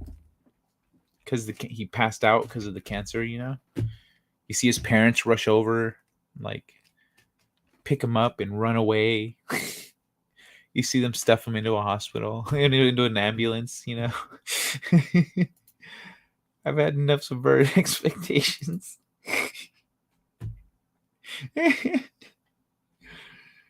Oh.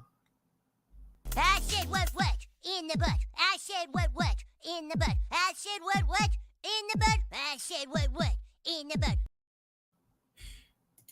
How is that, Shell? Is that a nice little palate cleanser? Here, let me subvert your expectations again.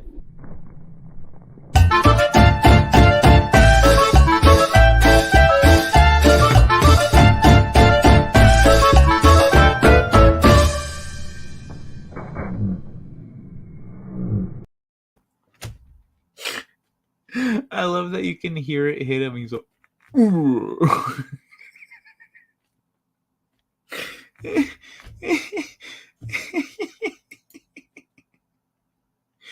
It's funny, like early when the first time I saw that clip, early on in the clip where he jumps, his foot makes contact and he jumps up and he reaches for the handle in front of him. I was like,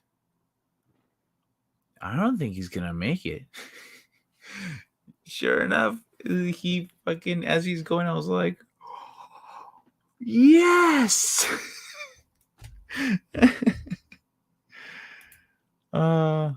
What in the butt is okay. Okay. Oh man. Let's see if there's anything here.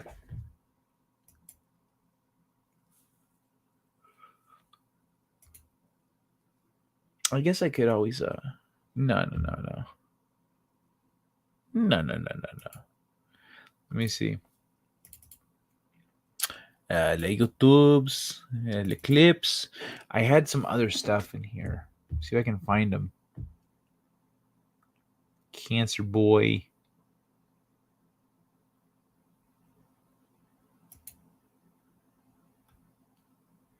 Let me see. Scared kid. I got scared kid.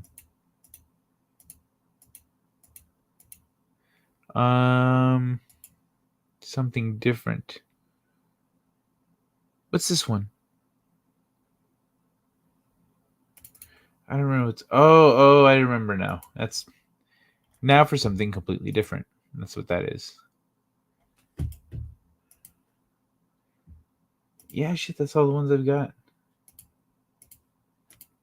I need to get some more of these other ones I got listed. So I'm trying to play the ones that don't get fucking copyright claimed because they're a pain in the ass. That shit's annoying.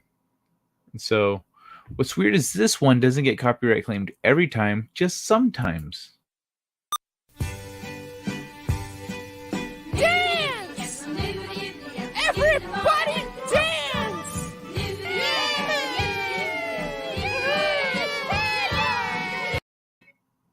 Yep, that one gets claimed sometimes. Like random. I remember you being a lot bigger. Whoops.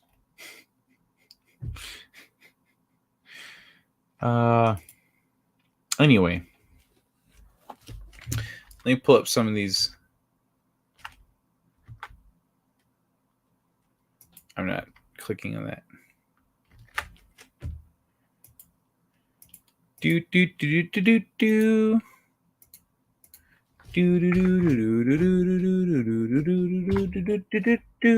Hey, yeah. I love those guys. All right. Next up in our parade of shenanigans here is asking people to use your heart rather than your brain increases pro-social behaviors, study finds. I remember you being a lot bigger. That's what she said. Calmer but still irrational. Now talking about not going home until bruises are gone. Have to put my foot down. Yeah, what would be the point of not going home until the bruises are gone? Is she magical? Does her mere presence help your bruises go away? When she put her hand near the bruise, did the color begin to return? Because if none of those things are true, then there's no freaking point. Sorry, Catherine. I want you to like me. But also, I'm going to take one man's side on this one.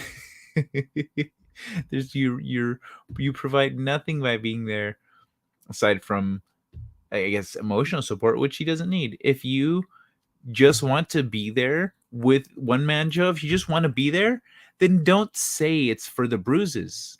Don't make up an excuse. Just be honest. Tell him what you want, and just do, there you go. But if it's bruises, that just doesn't make sense. It doesn't make sense. I'm sorry. I got to keep it real. It doesn't make sense.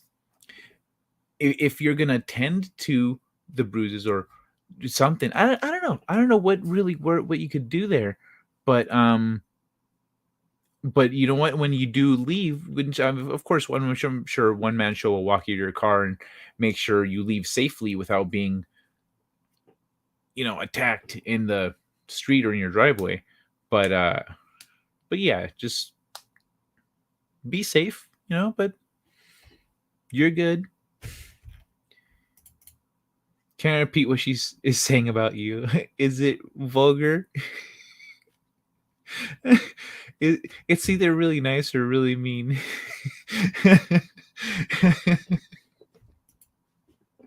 Using their hearts instead of their brains is the problem these days. Well, let's hold on. It says increases pro-social behaviors. That means that you think about others, not just yourself. So, and scientists, they don't really work on feelings, they work on testing. What kind of drama are you talking about, one man show? A recent study examined the effects of rational brain and affective heart decision modes and individual difference in processing styles on pro-social behaviors, finding that affective decision mode increased pro-social behaviors. Processing style, intuitive versus deliberative processing, did not predict pro-social behaviors or interact with decision mode. This research was published in the journal Judgment and Decision Making. That's a journal? Okay. Fairly profane.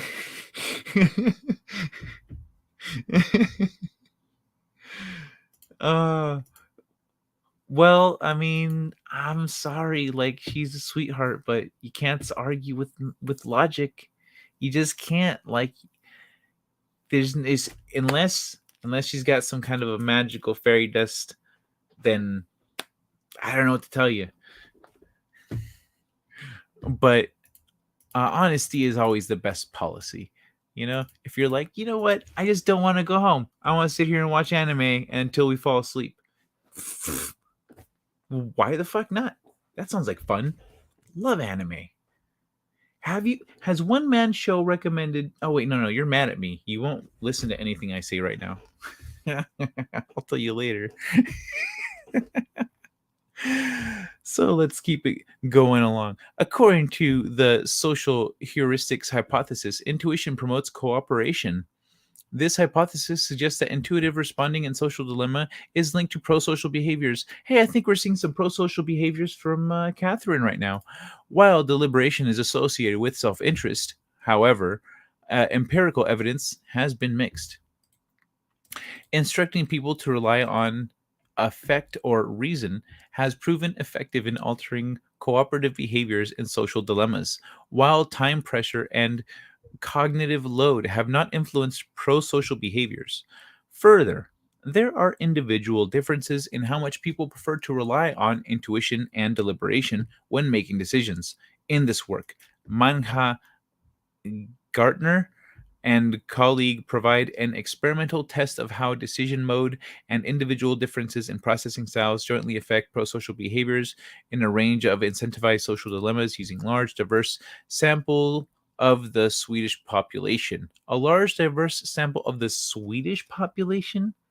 Of the Swedish population. How fucking diverse does the Swedish population get? Like, really? Even their subcultures I don't see being all that different. They're all Swedish. You know what I mean? All right.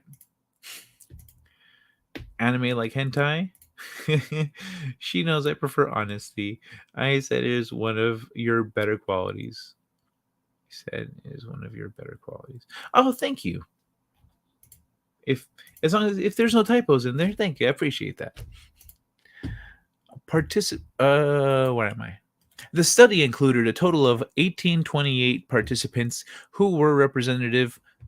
A total of 1,828 participants who were representative of the Swedish population in terms of socio-demographic characteristics. Age, gender, geographical regions. Participants were randomly assigned to one of three groups, a baseline control group and two treatment groups that instructed participants to make their decisions based on affect or reason. For example, In the affect condition, participants were instructed in this part of the experiment, please make your decision by relying on your heart rather than your brain, and vice versa. For the reason condition, participants in the control group received no instructions. Let me check here. Sai, now she wants to know what hentai is.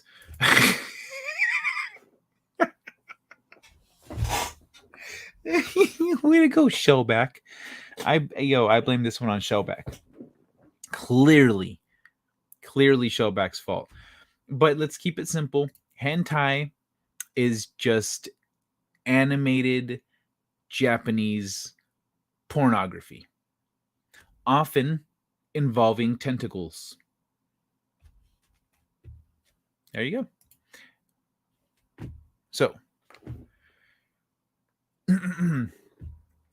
4 manipulation check items assessed how much participants believed they relied on deliberation, intuition, and emotions, as well as how much the instructions made them think more about their decisions. Participants also responded to the jelly bean task, which has previously been associated with deliberative and intuitive processing style.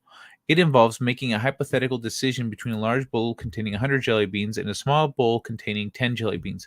Participants are told to imagine that they can draw one jelly bean from behind a screen. The 2 bowls are depicted graphically with a label to show the large bowl saying 9% colored jelly beans and below the small bowl saying 10% colored jelly beans. The rational choice is to draw from the small bowl, given it contains a higher percentage of colored jelly beans, while the intuitive choice is to draw from the large bowl as it contains a higher number of colored jelly beans. Pro-social behaviors were measured using a series of incentivized choices presented in random order, including cooperation in the prisoner's dilemma game and the public goods game, trust and trustworthiness in the trust game, giving the dictator game played with another individual, and giving in the dictator game played with a charity. Okay, I have never heard of giving in the dictator game. That one's new to me. Gardner, wait, let me check and see what's going on here. You're welcome, says Shellback. Shellback does not care. You're welcome. Hey, Shellback's thinking, hey, what if she likes hentai? What if she sees hentai and goes, I didn't know this was here all my life. What have I been missing? Think that Shellback guy for me. Tentacles are not often. Oh, do you have any? Well, the internet does. That's just a quick search away. Do you have any? There's this guy, hold on. So there's this guy in college that they were at some of the guys that I know were at his place. I mean, I know him too. I know all of them, but like they were like a little crew. And so they were at one of the guys was at his house. They were playing games or whatever, and he asked him where he had something. And so he's like, oh, it's in my closet. So he opens his closet to get a thing, like it was like another controller or some shit. And there on his closet, fat stack of hentai, just hentai like magazines and anime, just fucking hentai for just a mountain of it. And he was like, oh shit, that's a lot of it. It was a lot of hentai. It was a lot. It was like it was like he shoved it all into his closet because somebody was coming over. It was like a lot of hentai. And so then he went and told everyone like, yo, and he got a nickname. I can't say his last name, but it also starts with an H. Let's say Henry. Let's say his name was Henry. So then he was Hentai Henry. They'd call him Hentai Henry. What's up, Hentai Henry? So Hentai Henry. Oh man. I do not, says Shellback. The negative effect of inducing reason. Where am I? Gardner and colleagues found a positive effect of inducing effect rather than reason by directly manipulating instructions of pro-social behavior in the prisoner's dilemma game, trust game, dictator game, and charitable giving.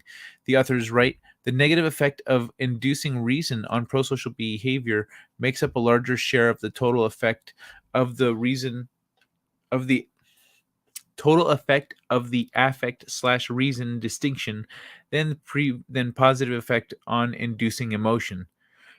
I'm going to be honest with you guys. This article's losing me a little bit. However, the researchers observed no systematic interaction between decision mode and individual differences. Prosocial behaviors are key to addressing numerous issues around the globe, including poverty, health,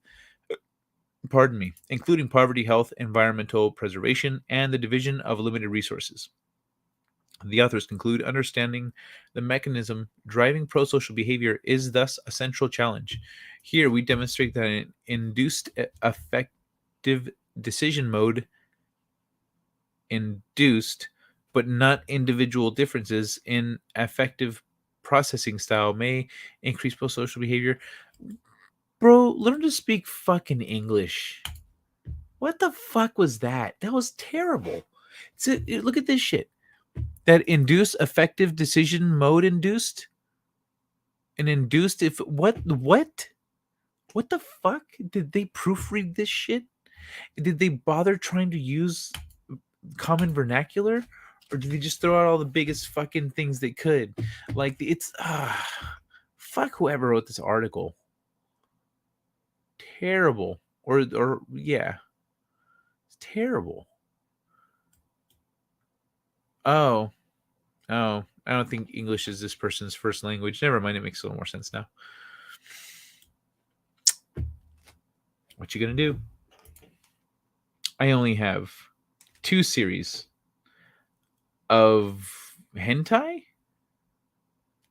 Wait, series? What series? There's hentai series? I mean, aside from Queensblade, which does that count as hentai? So Queensblade, I could like, okay. If you own Queensblade, I'm not, I don't count that as a word. I don't count that as hentai because it's funny. Because it's really funny. Yes, Queensblade. Okay. Happy Harry hentai. I don't really think they would suit her tastes. Yeah, so Queensblade. I think Queensblade's hilarious because it's like hentai, but like they don't like. I mean, at least as much as I've seen, they don't really like full on have sex. It's not like banging and shit, but it's like an action anime that's just naked perverted women. Like that's it, and it's like a girl squeezes acid out her titties. This shit is ridiculous. Of course, this acid only melts clothing and your weapons and rocks and stuff, but it does nothing to skin. No. That wouldn't make sense. La Blue Girl and Urotsuki Doshi? Urotsuki Doshi. What is... I've never heard of either of those. I'm going to look them up. La Blue Girl.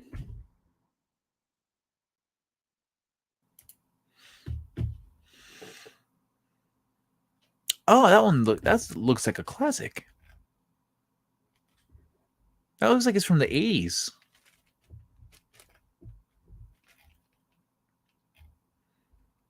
Honestly, this would probably be a good one just to watch for research purposes.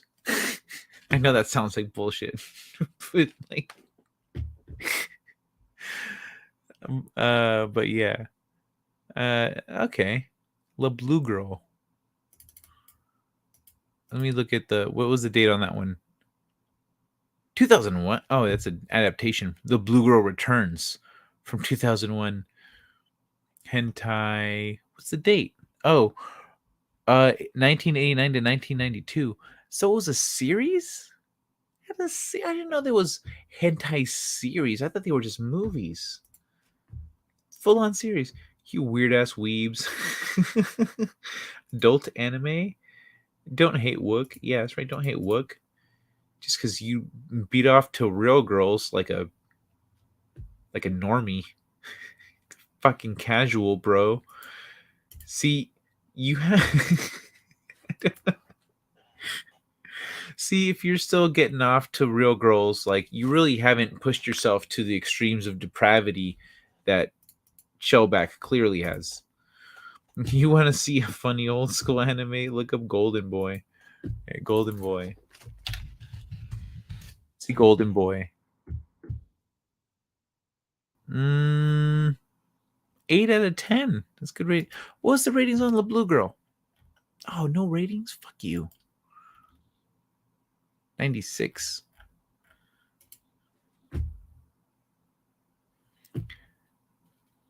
So what's the thing with Golden Boy? Is it a hentai? Oh yeah, it looks like there's a little action going on. All right. Let me see. You want to see a funny old school anime?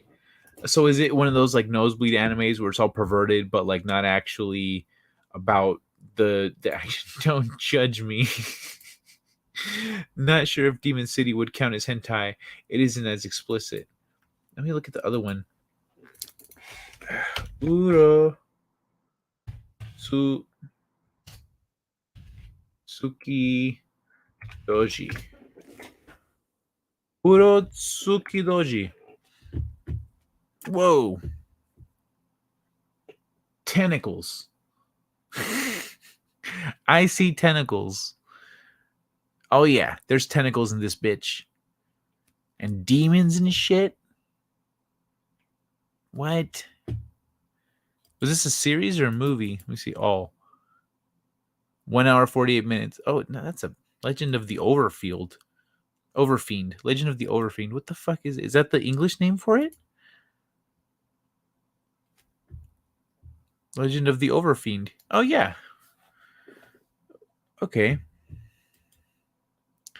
Japan doesn't. Wow, this is like minimal information on it. The Legend of the Overfiend is a Japanese erotic horror manga series written. Where is it? Written and illustrated by Toshio Maeda. First serialized in manga Erotopia from 1985 to 1986. Marked departure from his earlier works. Okay.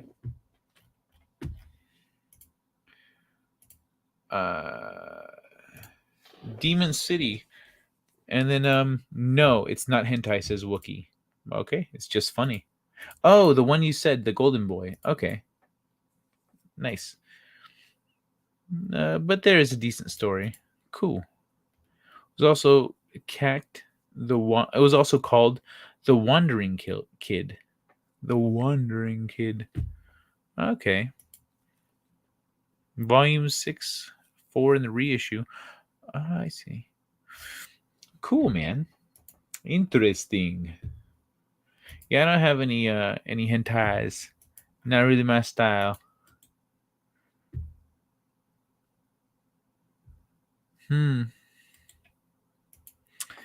But that was an interesting little segue, though. Hentai. I think what's it called? You know what's funny about, like, I don't know about hentai, but definitely fan service anime. So fan service anime, for anyone that's not really in on the anime scene, fan service anime is like the step before hentai. It's it's like an anime about whatever the fuck it's about, but there's a lot of panty shots and girls with big titties and girls and guys like in the bathhouse and like talking about each other and like girls like pressed up against each other and like fondling each other and making the shy one uncomfortable and being all cute and shit, pillow fights, maid outfits, like all the bikinis, fan service. And it's just like all that shit.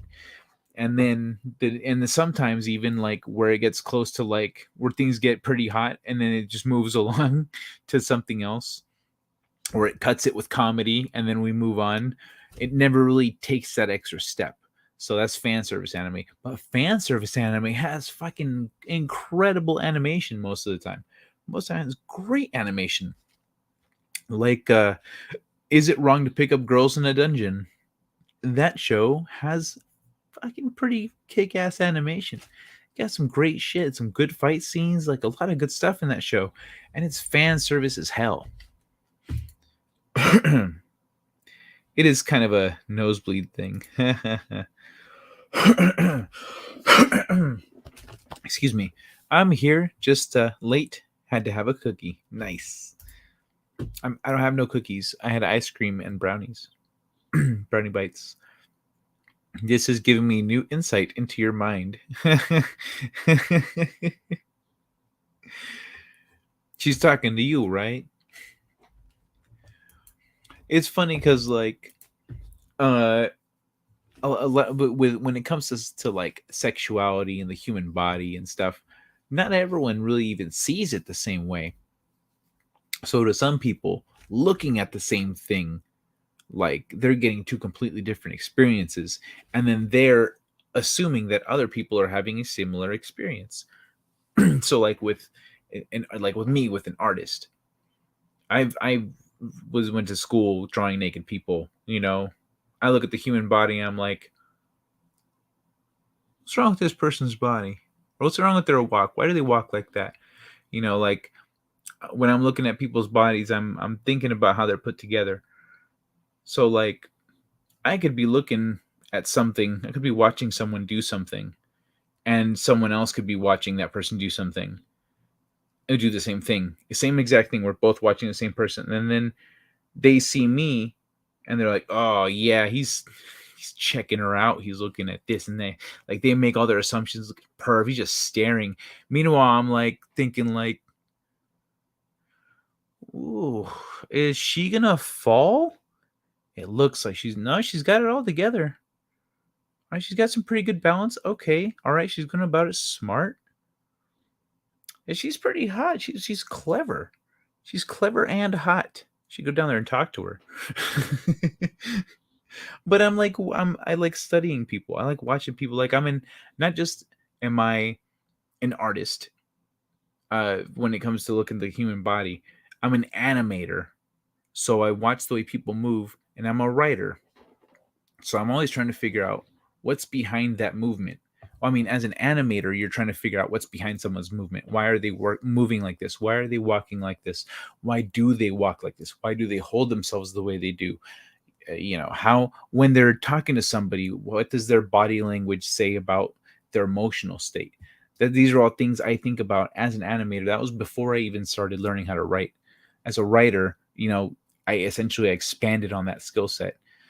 And so yeah, I have and then if you get like, let's say a teenager, like a 16-year-old, and we're both watching the same hot chick, we're having two completely different experiences. They're probably like blown away by her, and they can't move past that. Whereas she might be my ex.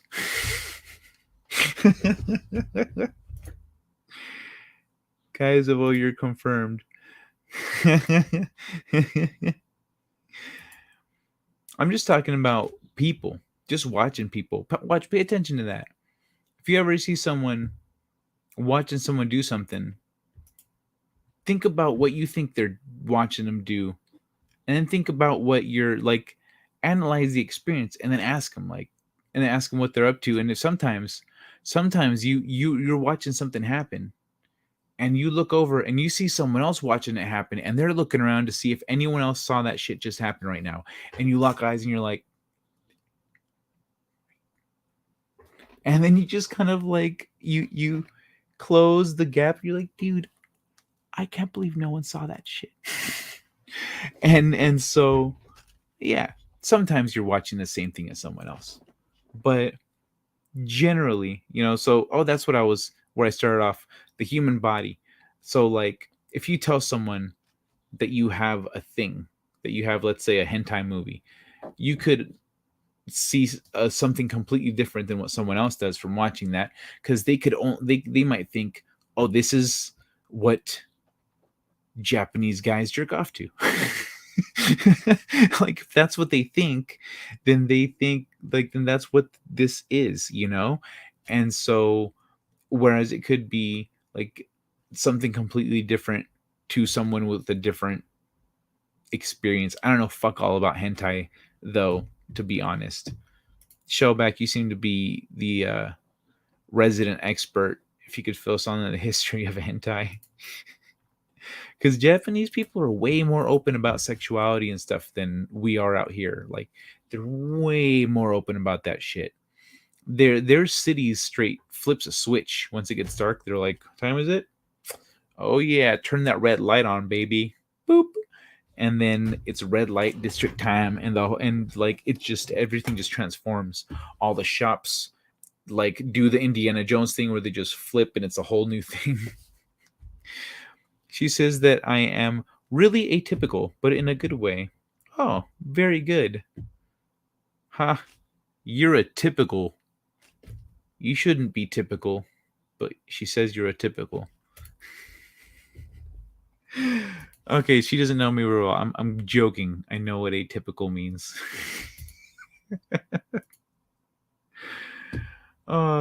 So see, one man show. I think this is what she means by that.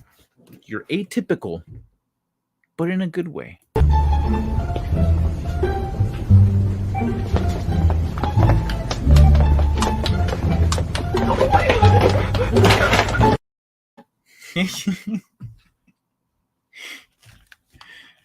Dude, you know what?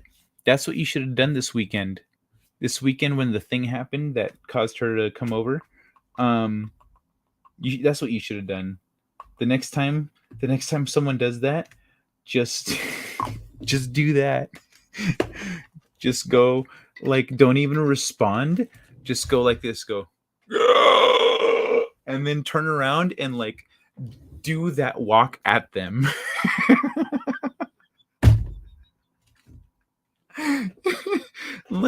Like, don't say anything, just look at them weird, and then like make like your eyes are rolling into the back of your head and go make like a really loud, like, weird possessed sound from your throat, like, and then fucking spin around and land on your hands and just walk at them like that. Oh, now I want to do that. Damn it. Do that one man show. Do it now. I'm not the hentai expert you think I am. Oh man, are you overselling yourself? You talk with him so he can't be stupid.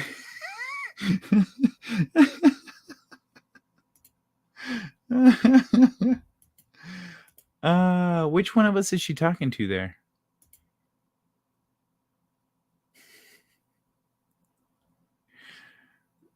But yeah, you should do that. You should try that next time. I think they'll run away. I don't think you'll get a boot to the face. I think they'll just freak out and run. I want to do that now. I kind of want to. Oh man, I want to do that like through an elementary school. But then again, elementary school kids would probably just join me in doing it. Some might get freaked out. Others will probably be like, oh, I could do that. I'd need a disguise. I'd need to like dress up. I don't know. Talking to me about you.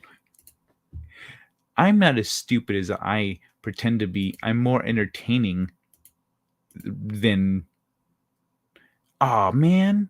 All right, Shellback. Take care of yourself, man. Thanks for hanging out. Much love and good night. I'm here to entertain, not to be as smart.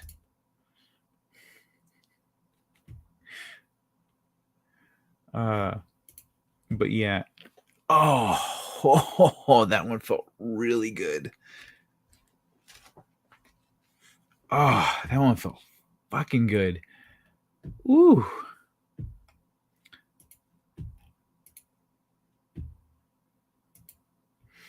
All right.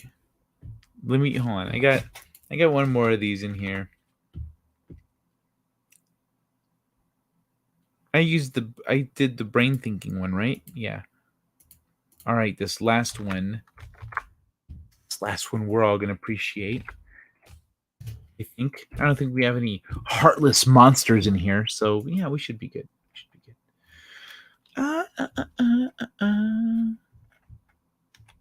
What the fuck is this? What a terrible design. Whatever. All right. Assume that animals have feelings too, say cognitive biologists at phys.org. We should assume that animals can have feelings too. From an ethical point of view, this should inform our dealings with animals. Researchers from Leiden University and Utrecht University argue in an opinion article that was published in the scientific journal Affective Science on Thursday, 10th of March. Ooh, this here was written by a European. See, they done put the day before the month. That there's a European thing that they do. An emotional Japanese macaque. That's how they captioned this. Look at this emotional motherfucker right here. You just can't keep it together.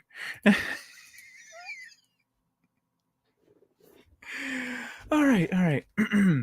Some of the leading behavioral scientists in the world have hypnotized that many animal species can have emotions, but whether animals also have feelings is the subject of much debate. And some behavioral scientists believe they do not. This is incorrect, say cognitive psychologist Mariska Kret, Leiden University, and behavioral biologist Jorg Masson, Utrecht University, and France de Waal, Emory University, and endowed professor in Utrecht. Based on observations, there is a good chance that animals can also have feelings. It is just very difficult to investigate this. Feelings are our own interpretation of emotions. Which, for anyone that didn't have the distinction, don't fall for it. They're trying to get you to eat bugs. First of all, the difference between emotions and feelings, Masson. An emotion consists of three components: a physiological one that determines how your body reacts to stimulus, a behavioral one that makes you express emotion, and a cognitive one that makes you make a certain choice. For many animal species, it has been shown that they have emotions. Feelings go a step further. Feelings can be thought of as a subjective interpretation of your own emotions. Negative emotions can make you feel unhappy, for example. Being able to have feelings also enables you to empathize with the emotions of another person or to think about how you can help them. And for that, an important cognitive principle must be present: being able to take a perspective of that other person. In both humans and other animals, much research has been done on emotions and feelings. Emotions can be investigated experientially in animals and very well. These could be primates, but also birds and even bees. And new methods are constantly being used for this. Kurt explains, for example, a thermal camera can measure the psychological response of a human or animal to a frightening image. Then the blood is drawn away from the skin and sent to the muscles instead. The body prepares to flee. Oh, cool. With cognitive tasks, you can measure whether an individual interprets a situation as glass half full or half empty, and what you can notice very directly. An animal that sits apathetically in a corner is not feeling well. The same emotions play a role in different animal species.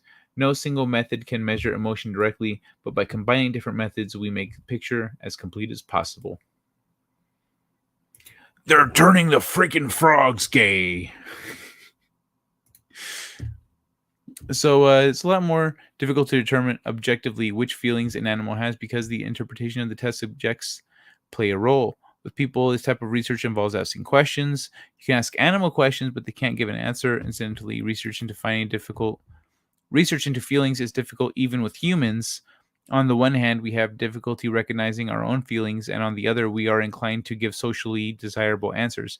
So the question is whether asking questions is the right way to research feelings. There's a lot of evidence, though, that animals can also interpret emotions. They can copy and interpret the emotions of others. They can empathize with the desires of others, and it has recently been shown that chimpanzees, for example, also understand what others believe. Given that chimpanzees are so closely related to us and meet all these basic conditions, the authors believe it to be plausible that they also have feelings. Masson, Cret, and De Waal therefore conclude that from an ethical standpoint, it is better to let the burden of proof go both ways in this discussion. Let's assume that animals also have feelings unless proven otherwise. And in the meantime, we should continue to study whether and how animals subjectively interpret emotions. If we better understand animals' emotions and possible feelings, then we'll be better able to respond to their needs. So, yeah, I always assumed animals have feelings.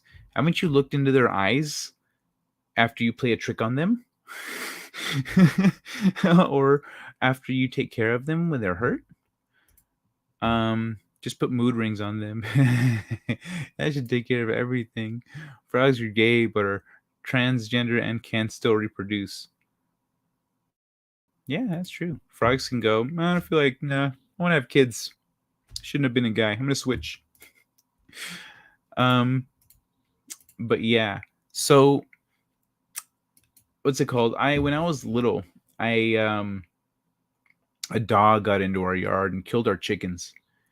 And they killed mostly the little chickens. We had chicks, so the chicks didn't have a chance. The bigger chickens were able to get away and like fly up in the rafters and of the chicken coop and whatnot. But the chicks got fucked, and so the dog ran and killed our chicks. I was so mad. But so one of the chicks didn't die right away, and so we tried to like take care of it and nurse it back to health and stuff. And I was there with it a lot. It didn't last the whole day even, but when it died, it finally like died. It not seized, but it definitely died. And I was there when it died, and I watched it die. So when I in like middle school, when I decided like, you know what, I don't believe all this Catholic stuff, I'm gonna dip on the whole religion thing. What happens, the thing is, when you decide not to believe in something that's fundamental to your reality, you need to believe in something else, because you can't not. I mean, these are the foundations of questions that you have about the world that were presented to you, and now you're going, you know what, I'm gonna shove all this off. Well, there's a fucking void now, because you need to figure out what you believe. So I gave myself some I said, okay, well, if I don't believe that, what do I believe? And I didn't understand what I understand now. I didn't have that wisdom, but I was like, well, then what else then? And so I believe in the soul. And I believed in the soul because I'd seen an animal die. I still wanted to kill that dog and tried to, but the animals have souls. So, well, we all do. Because if animals have it, if I could see an animal die and watch that happen, watch its soul leave its body, I didn't see it, but I watched it happen. I believed in a soul. And then I was like, okay, so I believe in this, I believe in that, I believe in a soul. This is the basics. These are the basics. All right, I'll build up from here. But yeah, so I've always assumed that animals have feelings, because like even my chickens, they were sad after the chicks died. Like we buried them and stuff, but like they were sad. Their kids died. They were little. They weren't that big. They weren't even teenagers yet. They were like they weren't chicks, like cute little yellow ones. They looked like they were starting to look like chickens and roosters and shit, but they were like little skinny shitty versions, And so Like, I could see that my animals were sad. When one of my bunnies died, the other bunny was sad. When, I've seen my dog be sad when things changed for us and we weren't around anymore and life was just different, and she was we couldn't really take care of her anymore and she was sad. So yeah, animals have feelings. And I think anyone that doesn't think animals have feelings hasn't never spent a significant amount of time with an animal, has never had a pet, has never loved an animal. They don't know anything about animals. I think it's pretty obvious to anyone who has spent time with an animal that they have feelings and a soul. But sorry for getting all into that there with the, what's it called? With the feelings. But I guess if you want to change a pace. Oh, it's not here. Never mind. I was gonna upload that clip of Santa shotgunning one of the Christmas critters, but it's not here. Damn, it's somewhere. It's in the other folder. Ah, man. Oh well.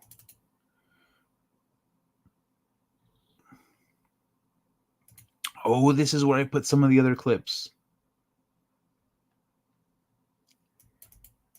Like, oh man, yes, that's right. I forgot to put them here. Okay, so some of these I still need to edit up a little bit, but I think these two should be okay to just play and go. But wait, I love this shit.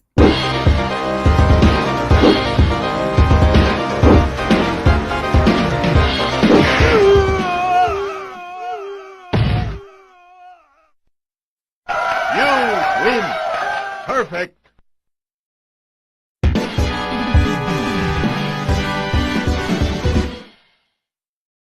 Your litter box, bitch. Oh, and then Hey, somebody come get her. She dancing like a stripper. Hey, somebody come get her. She dancing like a.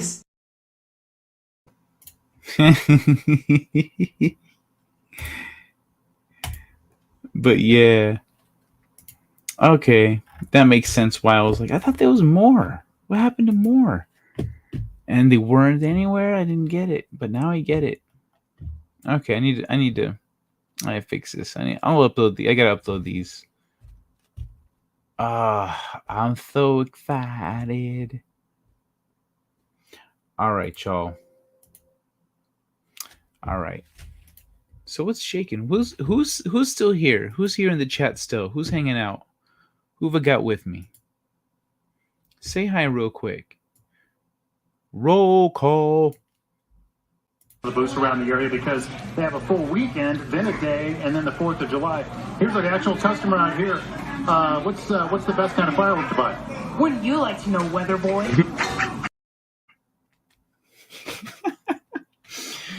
I didn't realize the camera guy starts laughing at him. Oh, the camera guy starts laughing at him in the end. Oh, ay.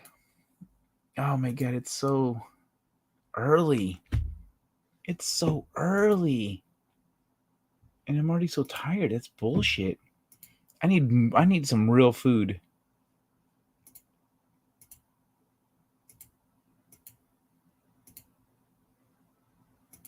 Whoa, that was weird. Hi, real quick. Oh, say hi real quick. What's up, One Man Show? How's everything going with you and the lovely lady? Is everything cool? Is she still trying to, it's 4:48, she's still trying to convince you that she should go home or that she should stay to take care of your bruises? Or is she still there? What's going on? Is she still mad at me?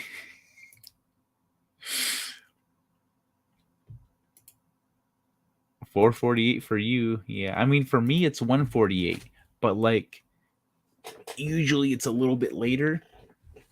Then when I start feeling the fatigue, I think I just didn't eat enough earlier. And the ice cream was supposed to be like I don't know, so because I couldn't make food really. It's not time. I can scoop some shit into a bowl though. Not mad. All right, cool. Cool, more rational, still here. Nice. Awesome. Wow, 4:48. Wow, why don't I just like crash out? Just do the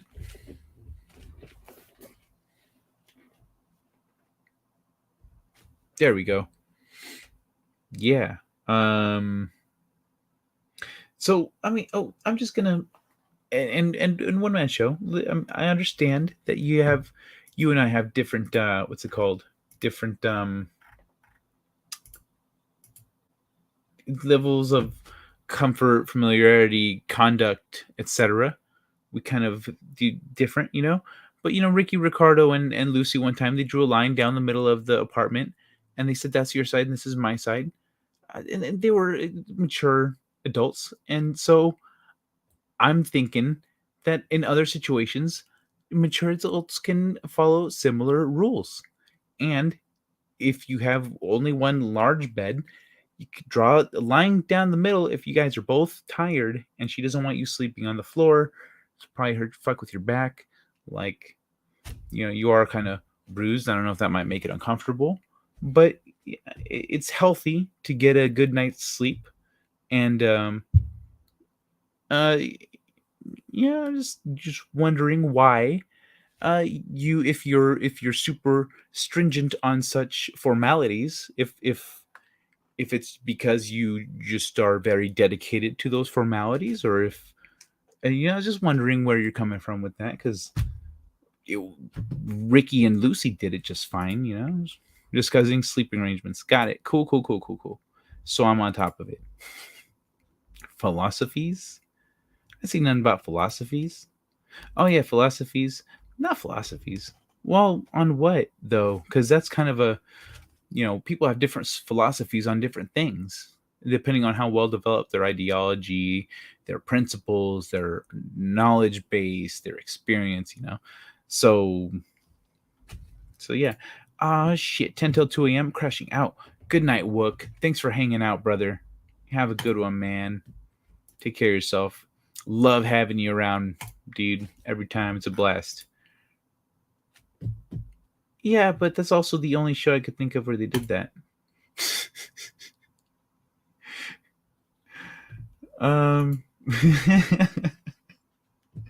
Yeah, sleeping arrangements is good. It's almost 5 a.m. Get some sleep. Figured out. But yeah, I just like I've platonically shared a bed with women. Only one of them tried something, but the others were fine. We said, "Hey, just I'm not gonna let you sleep on the floor, like, but I'm also not sleeping on the floor, so like, here's a pillow, here's a blanket, etc. Yada yada. There we go. You know, different blankets. You have that blanket. I have this blanket. That's a nice, easy barrier that I would throw out sometimes. Like, here you go. You take that one. Or if I only have the one, I go, here, you take the blanket. I'm fine. If it's cold, fuck that. I don't care. Like, if I should have, I have two heavy blankets, so it's never been a problem. But, you know, poor example. Whatever. I've what's it called? So yeah, I've shared a bed platonically. It was fine, except for that one girl. But just pretending to be asleep because I didn't want nothing with her. But yeah. Anyway.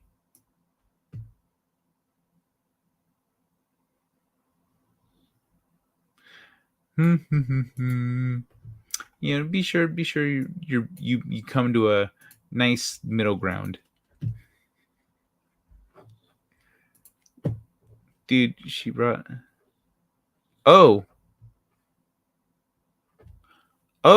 well, that's a different thing. In that case, that's a. Well, I mean, have fun, one man show. Why are you still here? Why are you still here? Get out of here. I was assuming that you were trying to keep that things were different, but you know what? I would say Brown and Mild and I have good instincts. Yeah. I'm guessing she's not in the room right now if you're sharing that. So yeah. Good on you, man. Have fun. Have a great night. She seems like a wonderful person. So it's all wins right there. That's good shit, man. Do you guys have fun? Oh, well, yeah, it's making fun of me, fucker. Like, yeah, I was thinking, I mean, honestly, I wouldn't think that you'd still be here with that being the case, hence I made assumptions. My bad for making entirely reasonable assumptions. But no, that's the wrong one. That's not the one.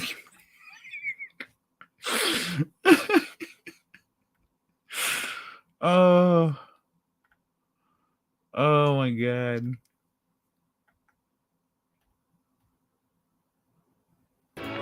The man in the black sombrero.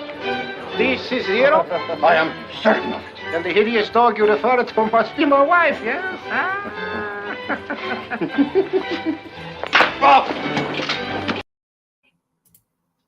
Disagree on Brown and Mild and I having good instincts? You can say that, but look at where you are. Look at what's we called it. We called it. Sorry, bud. I don't like sleeping in my street clothes.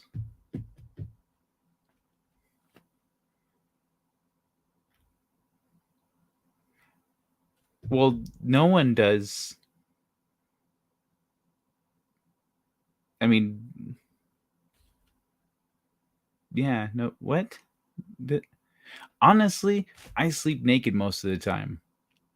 That's me. Like when I sleep at someone else's house, I wear boxers at least, or short. Like I have my comfy pants, the ones I'm wearing now. Comfy pants. And so yeah. But I forgot. I don't know. Whatever. Yeah. No, don't sleep in street clothes. Why aren't you getting dressed or brushing your teeth or some shit? One man show. What are you doing here? You got somewhere to be.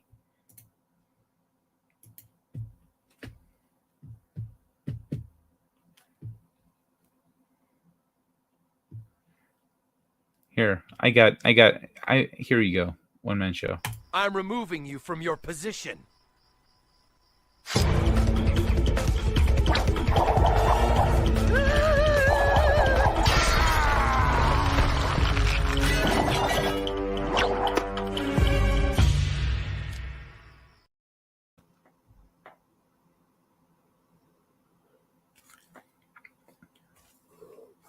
Thought I'd hit a bowl real quick while that was going. Almost. I was this close to perfect. Ay. I don't even know what. Someone else in the chat. There's got to be someone else in the chat to help me pick up the conversations down there. Are you saying? See, you like. That's why I said just go for it. Just go with the thing because she's gonna start laying landmines for you, dude. I mean,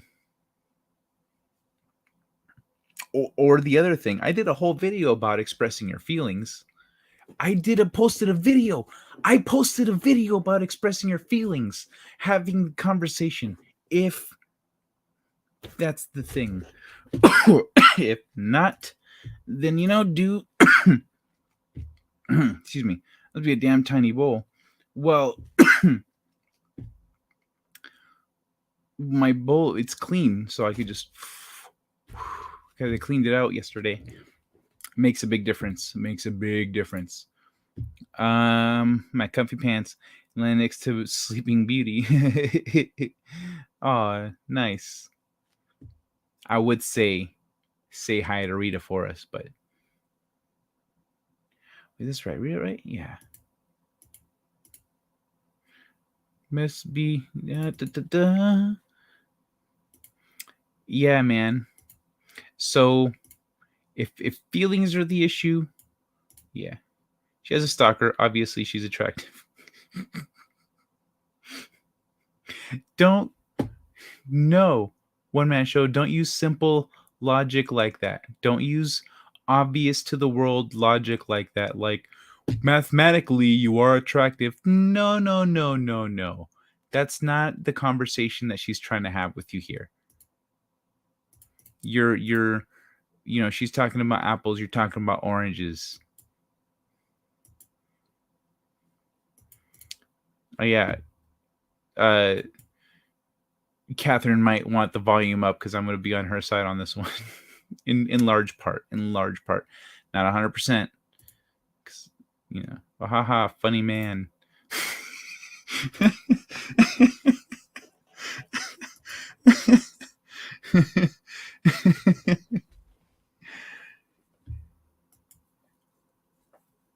I hope she's making fun of you here because I'm trying to help. I really do want you to find happiness, one man show. That's really what I want, man. You've shared your sadness, but like, I think it's time for you to have some happiness to share.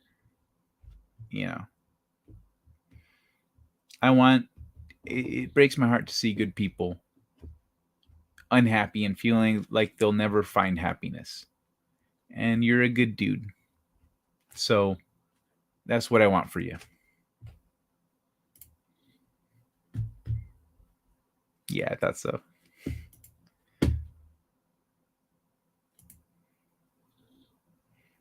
Let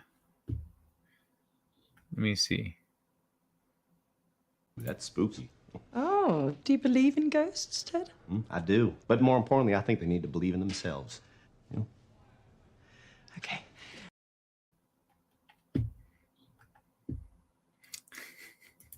Here, this actually... Oh, wait, what is this? Yeah, directed at me.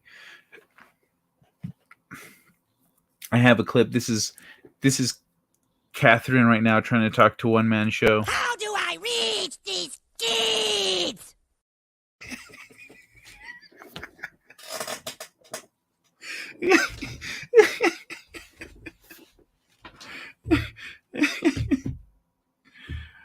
Oh.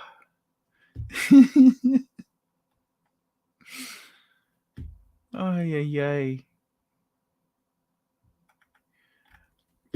Yeah, that's the thing. Like, a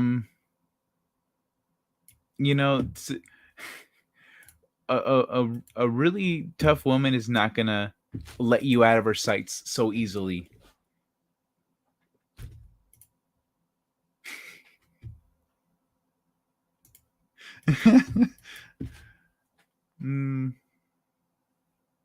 And she sounds, and we've discussed her privately, and I have expressed very positive sentiments about Catherine. And like I said, a strong woman is not going to just like a real chick, like a real tough as nails woman is not going to just let you get away. She's going to say, no, motherfucker. I see you. You're not getting away from it. It's a fishing. She got a fucking fishing line. She's like, no, she's gonna fight. Most stubborn, bullheaded. You're not, Catherine. That's not you're not gonna win that way. You're not gonna win that way. He knows that. What are you doing? What are you talking to a bull? What are you telling a bull he's bullheaded? That doesn't make any sense. That's not gonna get you what you want. Here's the thing, one man show. Here's the thing, one man show. Actually, here's the thing, Catherine and one man show, the both of yous. The reason Catherine has a stalker, it's not just because she's attractive. It's because there's something magical about her that calls to that guy. There's something beyond attractive, you know? And that special magical thing inside her, that is why she doesn't fuck with some basic ass bitches. It's why she is like, you know, she's taking the time to make sure she finds the quality that she's looking for. And quality is not a surface level detail. You may think things look like quality, but it takes a little more investigation. And this girl here, this woman, she does her investigating. She does her homework. And as you saw, one man show, as you saw when she was buying technology, when y'all went out shopping and she wanted to look at all the things. She looked at this. What's this? What's the refresh rate here? Okay, what's that one do? What's the resolution? Oh, okay. What's all right here? All right, cool. Huh. These are all my options. And then whittled that down to the one that she wanted. And then she picked that. And what did you do? You helped her get what she wanted because she is a smart, mature human being who takes the time to analyze information and deduce from that information what's best for her. And she has decided what's best for her. So it might behoove you to, at a very minimum, hear her out. Maybe give her a chance to see what her heart has to say and give those words an honest chance. Because you've seen how she goes about picking her fucking electronics. What do you think about the human beings that she wants in her life? Give her a chance to say whatever she's got to say. She stomped off frustrated, I would guess. Fuck! I said all that shit, you fucker. I said all that. Bring her back and rewind. You fucking son of a bitch. One man show. You fuck. She will put the tension on the drag to reel you back in. Hey everyone. Hey Sam. Sam, how you doing? Fucking shit, one man show. Go get her. Again, remember like with the before when I missed her, she was just like a puff of smoke in the shape of a person. She's fucking Batman, bro. She's Batman. She keeps doing this shit. I thought that was pretty solid. What do you guys think? Was that pretty solid? Is that a pretty solid, from the heart kind of a thing? Damn. That was off the cuff too. God, motherfucking sexy. How's it going, PJ? How you doing, brother? Good to see you. And good morning, I'm guessing. It's like 5 a.m. for you. You're not a night owl like me, right? Yeah. Buenos noches, brother.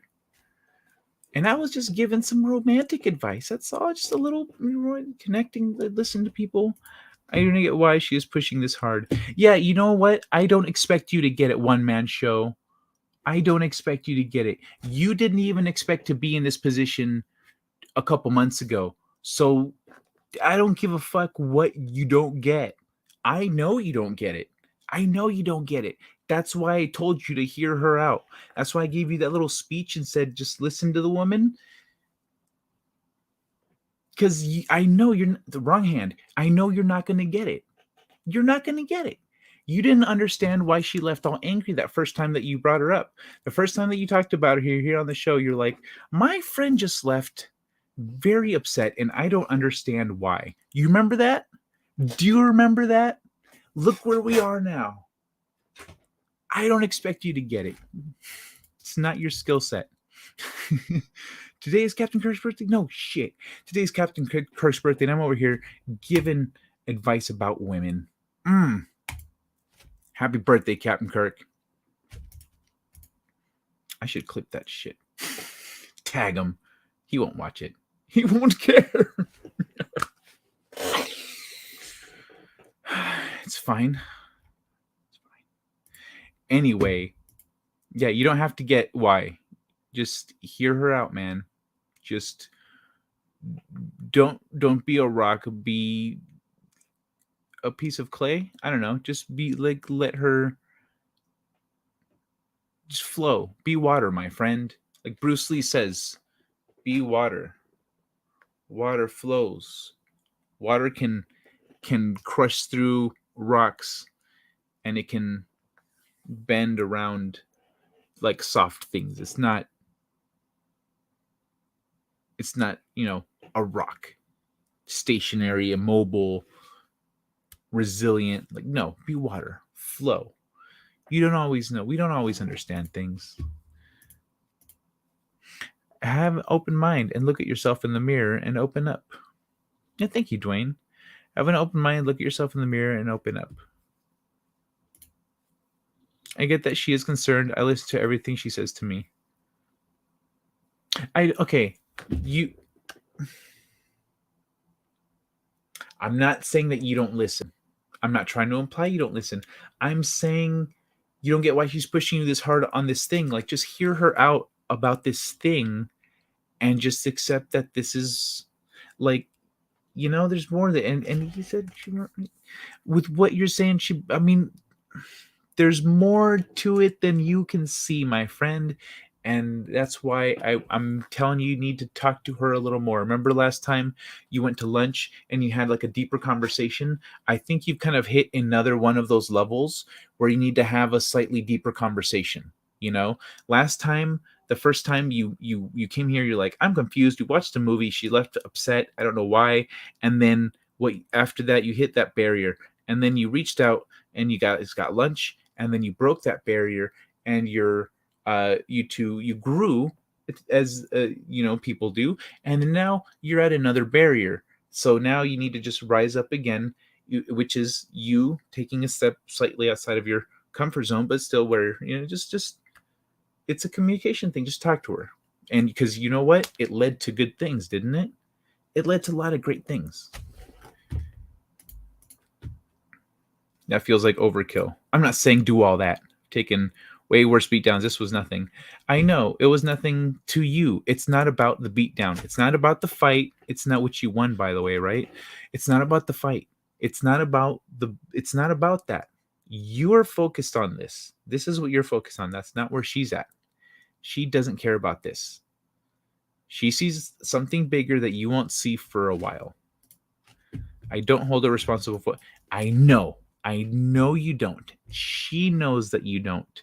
It's not about that. It's not about that one-man show. It is not about that. You are fixated on something that she is not fixated on, which is why you don't understand why she's concerned. You're like, it's like, fuck, I can't think of any examples. You're just fixated on the wrong thing. Like,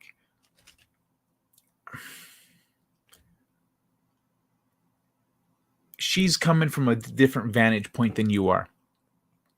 She knows things you don't know. She sees things you don't see. And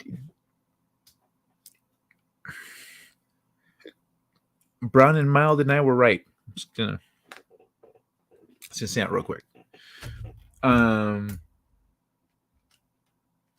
But yeah. So think about this one man show. If you don't soften up a little bit right now and kind of, I don't know, meet her in the middle, or at least hear her out, her feelings right now, she's wherever she's at, whatever you, if like, you might end up hurting her feelings. So just be a little bit of a softie, be a little bit of a teddy bear tonight. Like, hear her out. Here, she's got something in here. All right. And just let her take care of you. Let her do, like, just flow. Like, trust in her a little bit. She puts trust in you. Put a little trust in her. I don't know. Oh yeah. That's all I'm saying. I'm not trying to ask you for too much or try to push you into anything you don't want to do, but put a little faith in her. Where is she, by the way? I'm guessing she's not here because you do a lot of quotes when she's around. I don't want to hurt her feelings. It isn't about trust. I know it's not. No, actually, it kind of is. I know what it's about. And at some point, it kind of comes down to trust. Good morning. Welcome back.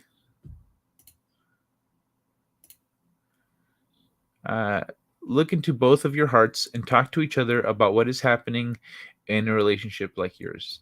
Yeah, that is something that needs to happen.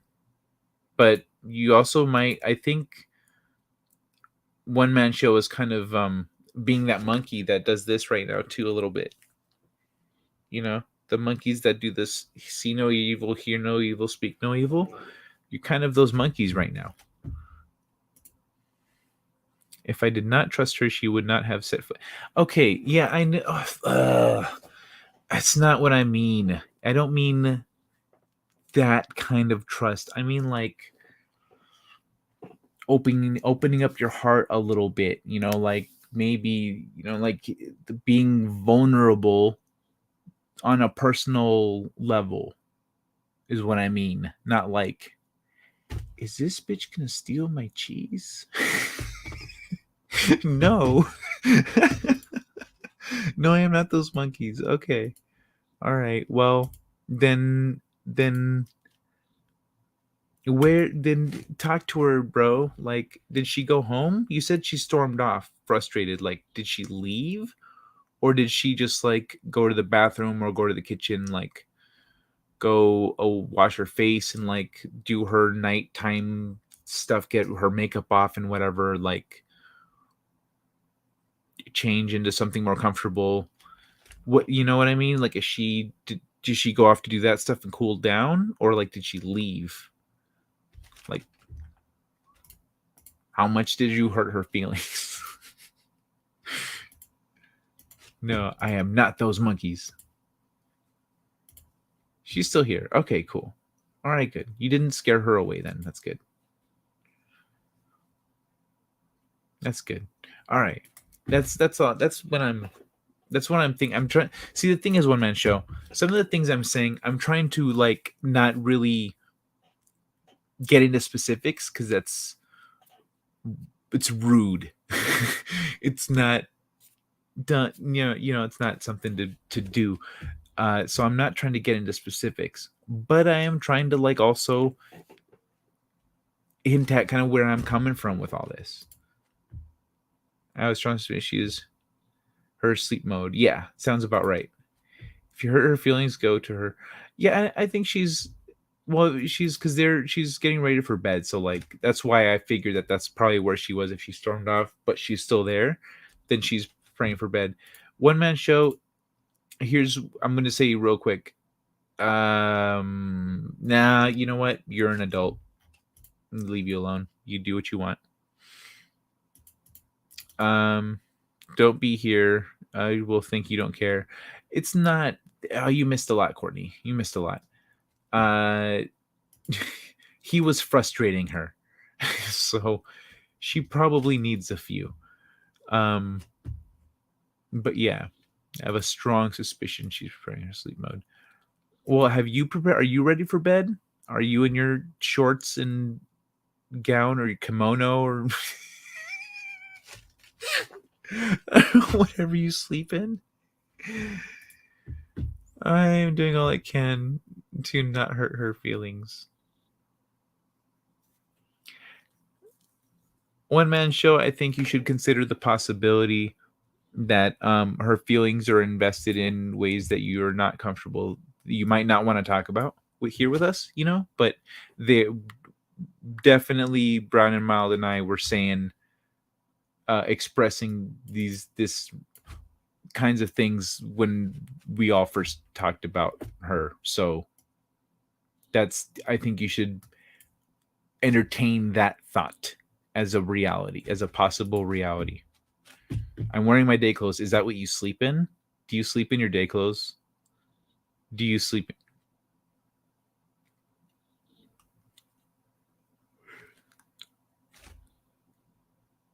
Got a ringing in my ear all of a sudden. Do you sleep in your day clothes, bro? She knows I care. I know she knows. Clearly she knows. Yeah, change into your night clothes, man. What are you doing in your day clothes? It's time for bed. You guys are going to bed, right? Put on some night clothes. No, I have jammies. Yeah. Okay, cool. Put those bitches on. You know what you can do? You can trade places. You can say, okay, I'm going to go put on my jammies now.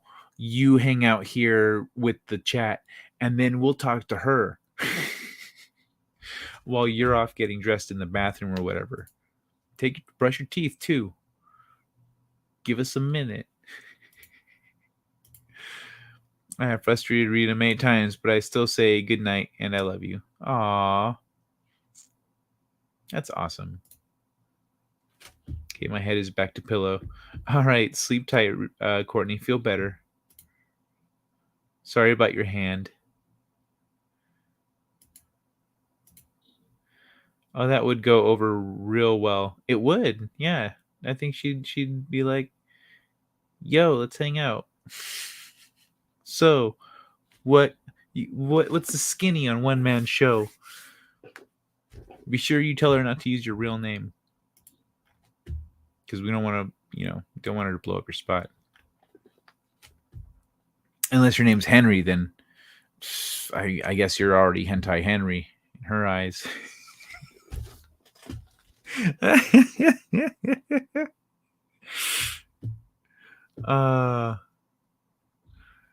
But yeah, what are your jammies? So yeah, jammies. What are your jammies like?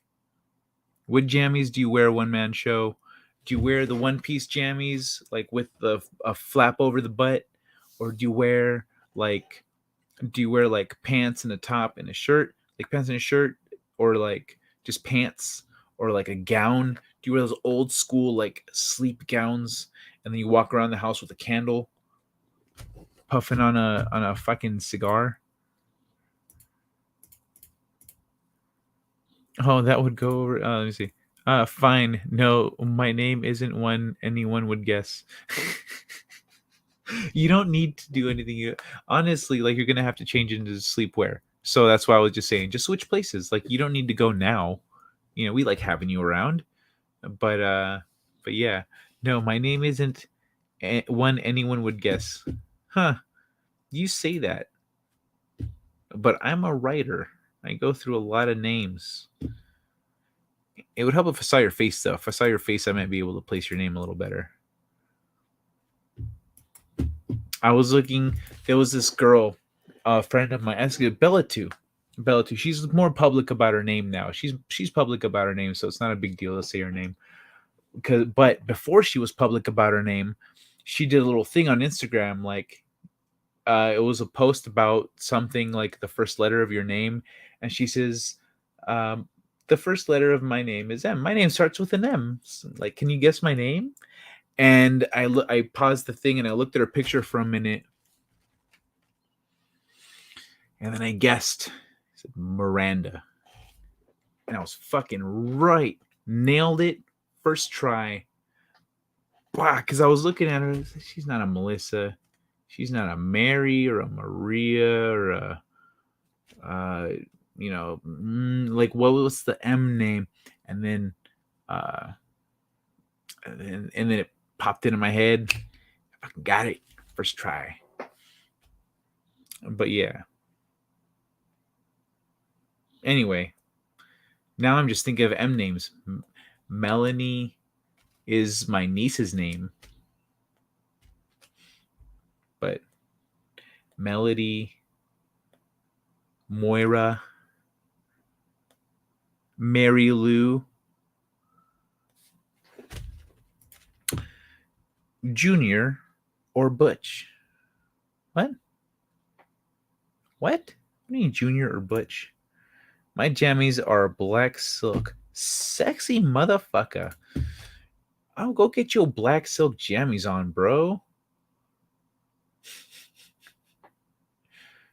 Damn, black silk, this guy.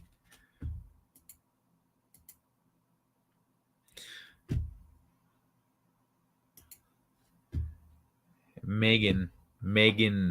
That's another one. Megan. I don't know too many Megans. I feel like I knew more Megans when I was little. Not as an adult, though. Not a very popular name, I'm guessing. What's this? Oh, this is Aminals and Feelings. Aminals and Feelings.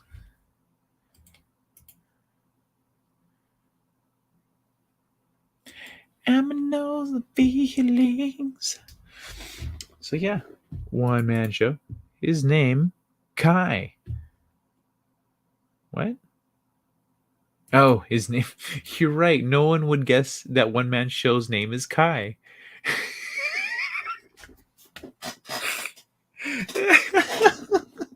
One man show, like, one day he sees me on the gaming lounge on like Culture's channel, and Culture introduces me, and with me I've got Kai. He goes, "This motherfucker has the same name as me."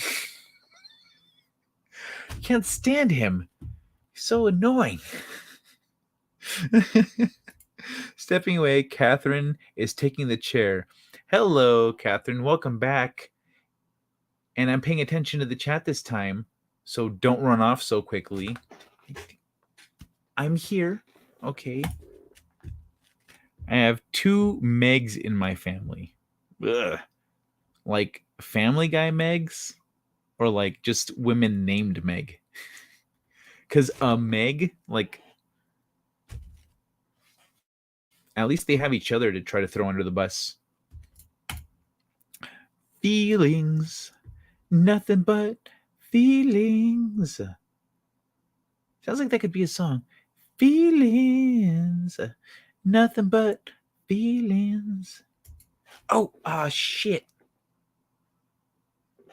I took the little guitar out. I took it out to the living room. Damn it.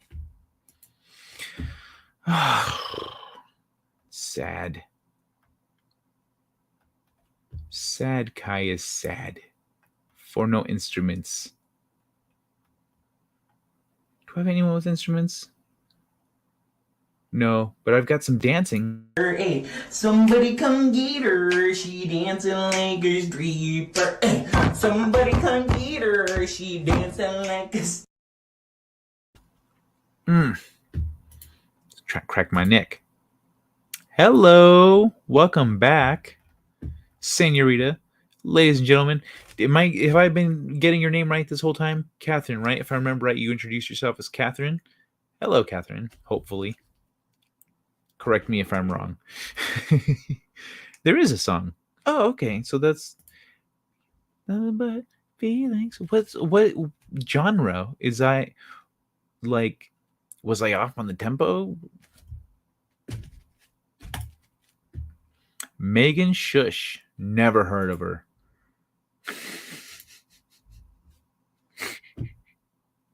See, like, that's the shit. I do little things like that, and Courtney's like, "Oh, you're picking on me." No, I'm just fucking bullshitting. We do it with everyone. But meanwhile, Courtney's not having any of that.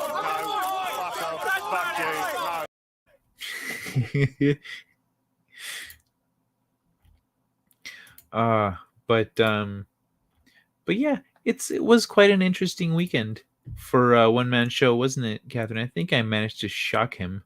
Shock him. Oh yeah, I mean I've heard he's kind of a big guy. I didn't think a taser would work on him. Um, did you wear something shocking, or did your words strike a deathly blow through his nervous system? Oh hey now, that's you that do that. Pfft, whatever. Mrs. Projection over here. Well, thank you for coming right over to take care of him. I'm sorry I kind of blew up his spot with the shirt thing. he was trying to essentially he didn't want to come off as like bragging. You know? He wasn't sure if he should tell you or not. But so I kind of screwed up there with the shirt thing because I assume because of whatever he said before that, I assumed that you already knew because he said that you wanted to come over and check. And like, so I was like, oh, so she wanted to see the damage. Okay. Like, my bad. And we thought of my outfit. He couldn't answer. That sounds shocking. Yeah, I think you did. Good job. You probably short circuited his brain.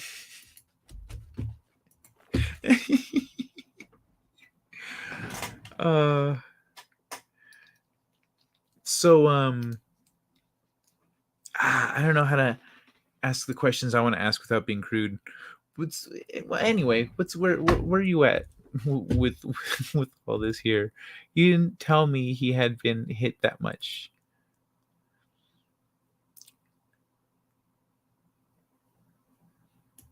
Well, of course not.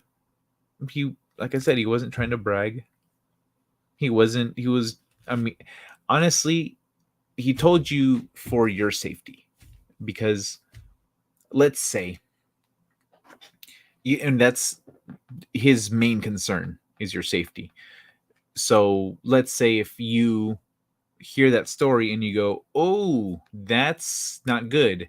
If something like that happens, I take certain precautions. Well, if you don't know that happened, you won't take those precautions. So for your safety, you should know it happened. But he wasn't trying to show off or give you something to worry about or anything like that. No cause for concern. No, not just straight up. Here's the information you need to stay safe. So that's why he probably didn't tell you anything.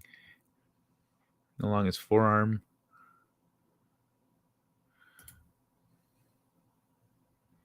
That was all there was. Forearm. Well, yeah, that's not a big deal.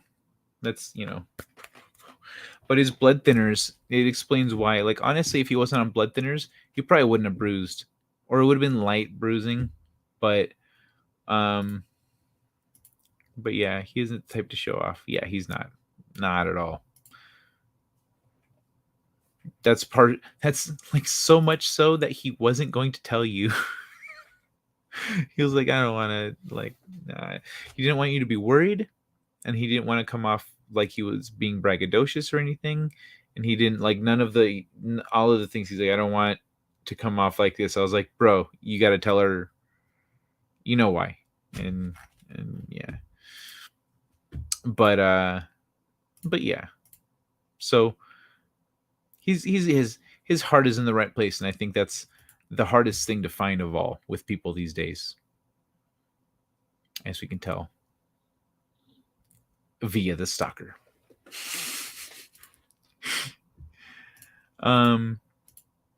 But yeah, he's a good guy, one man show. I don't know why he hangs around here. I think the first time I saw him was like on Culture's channel with the gaming lounge and stuff. But it is cool to see him that he started coming around here and hanging out and whatnot. It was unexpected. He was very straightforward about it. Cool. How did he open? How did he open telling you about it? Do you remember? Because that was one of the things that he asked. Not, I gave him a joke, but I didn't really give him any. But my approach was humorous, which of course I don't think is really his style. He's not going to go in there with a crack, like I'm gonna. I come in with a joke and people go, I don't know if I should take you seriously, but what you said was concerning. So can you elaborate, please?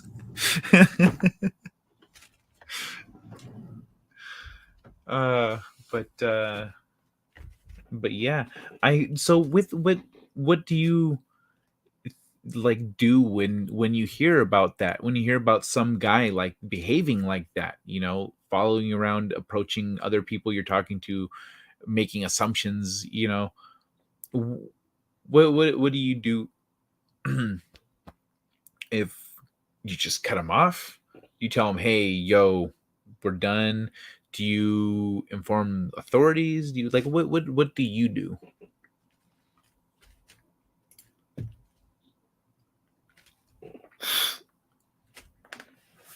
A guy named Blink came to see me. A guy named Numbers came to see me. He said things weren't adding up.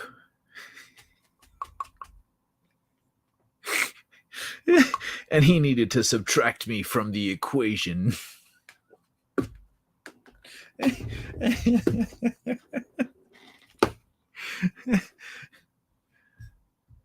I grabbed him by a square root and divided his testicles 2 different directions. I'm sorry, I missed your question. What was my question? What did I ask? What did I ask? I'm going to rewind myself and see what I said.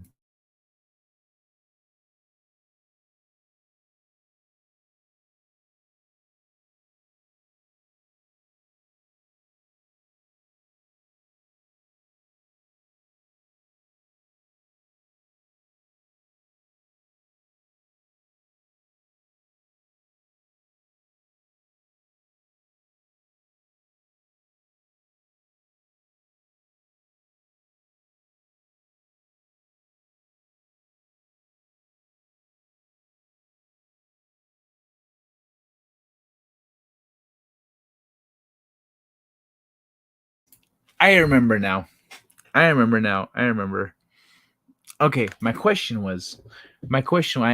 so I have the stream open on another tab, so I just went over to that and rewound it a little bit until I heard my question. So it was I was asking what you do, like what you do in a situation like that where you hear about some guy stalking you and whatnot. Like, what's your approach to getting him to fuck off or staying safe or whatever? I had a friend, and this is just to give you a little time to type right now and respond. But I had a friend that told me that she had some guy like following her around, some guy stalking her. He would show up at things and da da da da. He would like, this guy was stalking her until she sent him a message one time when he messaged her to like fucking harass her. She's like, look, dude, this guy's my boyfriend now. If you don't leave me alone, the next time that you show up to a thing, like, I'm just gonna have him kick your ass. And she sent him a link to my fucking Facebook. And at the time, this was before my author days and stuff, so I didn't have a pen name. It was just me, and I had a picture of me, and like, it was a good picture. It was a real good picture.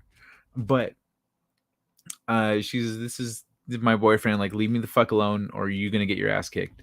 And he fucking yelled at her. He gave her this big text wall, just talking shit, calling her names, and then he left her the fuck alone. He left her alone after that. And so, like, a couple weeks later, I think it was a couple months later, actually, because I just hadn't been around, I go to the bar and I'm hanging out with everyone, and I come by and see her. She's like, Kai, thank you so much. And I said, for what? What did I do? I haven't been around. She tells me the story. I was like, dude, that's fucking awesome. Really? Just my picture? That's all it took? She's like, yeah, I just sent it to your fucking Facebook and you pussed out. Like that was all it took for him to bitch out. That's great. I don't know. Oh, okay. I thought maybe he'd have some kind of protocol. All I know is that he has really closed himself off. Were you talking about One Man Show? I made it clear to him that I did not want to see him. Oh, that other guy has closed himself off. Oh, I got you. Okay, okay. So sorry, this sounded like you're talking about emotions. So he was really close. I was like, huh? That sounds so okay. Let me. I made it clear to him that I did not want to see him again. I didn't use the boyfriend thing. Didn't use a boyfriend thing. Okay, cool. Yeah, good. Yeah, no, I'm not saying you need to do. I was just sharing a story personally that I thought was kind of funny. Like I didn't even need to do anything. She just sent him a link to my face. She's like, dating this guy now. Fuck off. And that was all it took. It was funny. If he had shown up, he probably would have picked a fight with me. And I would have kicked his ass. She would have said, I told you. I fucking told you. Oh, but then if then I would have said, no, we're at least making out or something tonight. Like, buy me a couple drinks too. Nah, you got me in a fight without telling me. Being clear, One Man Show has closed himself off. Oh, okay. So I did actually read that correctly. You know, here's the thing, Catherine. When I have a video on my channel. If you want to watch it, you can middle click or right click and go to open a new tab. On my here, if you exit the full screen, if on my name, right click on my name and new tab, and I've got highlights thing, and it's all highlights from this show, and one of them is about masculinity and feelings. I think you might find that video quite informative. But One Man Show's been through a lot, and he was not necessarily open emotionally to begin with, but he does recognize that you are something special. So I can't say much more without really betraying anyone's trust, you know? Like he recognizes that you're something incredible, and he does not think very highly of himself. Boom, there, that should be all the pieces you need. I never imagined that Numbers would come here and cause a scene. I know, Numbers, what a douchebag, that guy. That's a bit, I mean, generally, what's funny, the guys that do this kind of shit, you wouldn't actually expect it from them usually. You go, really? That guy acted a fool? He seemed like he had his shit together, but no, he doesn't. He said, I'm special? Really? I'm not saying anything that he said with his words. I am expressing to you a recognition in his heart and mind. I am not saying anything he said. I am saying what I get from talking to him and from our conversations. I recognize, whether he recognizes it or not, or acknowledges it or not, he sees something special. You know, he sees it. I'm not saying he said anything. I'm trying to be very clear. I'm not saying what he said or that he said anything. I'm saying I recognize a recognition in him of you. Like the way he's expressed sentiments about you is very, very positive, but he doesn't think very highly of himself.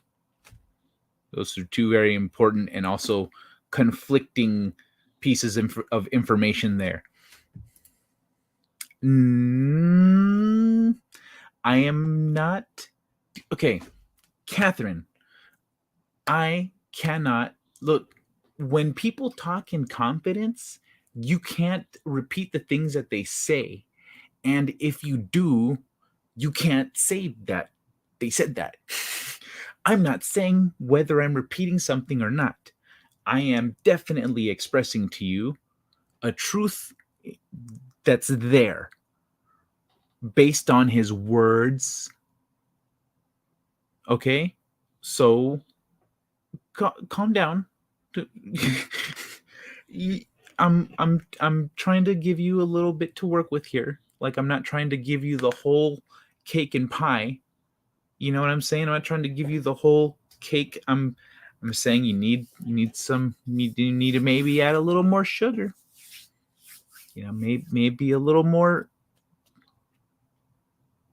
whatever the fuck you put in cake. Cook sugar, flour, touch of vanilla. What the fuck else? Other cakey things. I don't know. I need to learn how to make cake. I miss making cupcakes. He's been through a lot of pain. Mm-hmm. Yeah. I am inferring. Mm-hmm. I'm trying not to. I'm trying to paint with a fine brush here. I'm not trying. I'm painting. No. Painting broad strokes. What's the right analogy? I'm walking a fine line, is what I'm doing. But yes, this is the important bit that you gotta. Fuck. This is the important bit you gotta remember here. Now, he's been through a lot, and you know, a soft touch might go a lot further than brute force. A brute force, he will absolutely not budge. He will not budge with brute force. So, you know, hard sells, hard pushes, you know, things like that aren't gonna work. But you're a smart girl. I don't know how much he comes to me for advice. We talk. He has come here to the chat, and we have all discussed things. Like earlier in the chat, I was saying, "Oh, Brian and Mild and I were right," because the first time he brought you up in the was here in the show in the chat. He's, you know, and so we have round tables. I'm not trying to. I don't want to oversell myself. I don't know what he, you know, thinks of me or his. I mean, I know a little bit about what he thinks of me, but like, I don't want to make any undue inferences about what regard he holds me in. So yeah. But we have definitely steered him in the direction of being a little more open and stuff. So, you know, I think the thing is, when you've been hurt a lot, it can be hard to open up, and a lot of times, you know, it can be easier for introverts. For example, this is a study. I've read studies on this, that introverts tend to open up online because online there's no one actually in their bubble. So they can be as social as they want because they are the only ones in their bubble. But when you meet them in person, well, then they clam up because now you're in their space. It's a whole different thing. And so when someone's been hurt, you know, when someone's been hurt a lot, like they become a little bit like that. Like, you open up where you feel comfortable, where it doesn't really affect you or scare you, where it doesn't scare you pretty much, because there's no chance of essentially one man shows karma affecting anyone in the chat. You know what I mean? So he's not afraid of that happening, as he sees it. But in person, he might be a little more like, this is a real connection that he's making with someone. So soft touch. I know how his kin treat him. Yeah, they're, oh my god, terrible. I've seen that for myself. You've seen it? You seen it? Damn. Ooh, just hearing about how his family treated him made me upset. Words are just words. Feelings are just feelings. Trust is just trust. Respect is respect as you earn the respect. Yep. Yeah, and that's the thing. Like I commented on some dumb bitch on Twitter. I don't know if it was a guy or a girl. I couldn't tell, but some fucker was like talking about how you got to respect everyone. I said respect is earned. That was it. Just moved along. Respect is earned. Ain't gotta respect nobody. Kiss my ass. Why do I gotta respect this fucking guy over here? Oh, he's done a lot of great things. Oh yeah? Did he stab anybody in the back or and steal and shit? Getting there? Oh yeah, he did a lot of that. Okay, then fuck that guy. You see that guy over there who didn't do that shit and got higher? That's the guy I look up to. That motherfucker deserves respect. This other shitbag over here, fuck that guy. Let me see. I'm not afraid to make the first move. It's a woman right there. He doesn't withdraw when we are together. I don't know that anything scares him. That's the thing. Everyone is afraid of something. And the things we're not afraid of say a lot about the things that we are afraid of, or they can infer a lot about what we are afraid of. And it's a lot of it is about internal versus external. Well, oftentimes it can be internal versus external. You might not be afraid of the outside world because you feel dead on the inside, so you don't care. Like, none of this. I don't care about any of this shit. Fuck all of this. I don't care. It could be that you're afraid of everything outside of you because you're insecure on the inside. On the inside, you doubt yourself, and you're afraid of. So you're afraid of everything because you're afraid of even harnessing your own power, and then going out into the world with it. And so, when someone comes off as not being afraid, I guarantee you, everyone's afraid of something. Everyone's afraid of something, and you, Catherine, you don't have to look far to figure out what he's afraid of. Gaining and or losing in life. We can all be afraid of a lot of things. And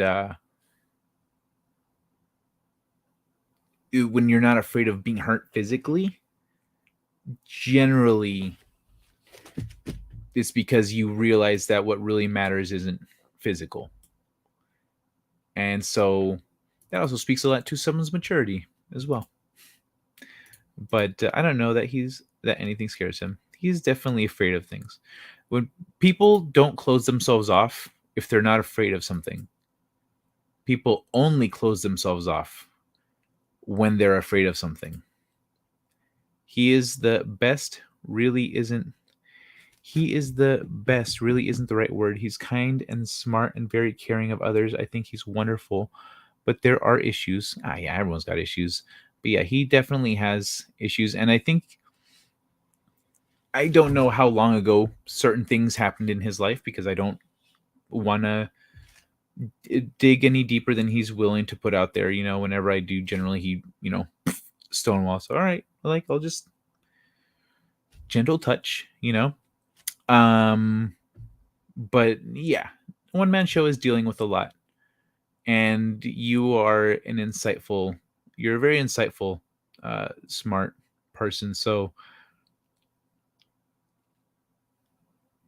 when you find a good car, maybe it has its quirks, but if that's the car you want,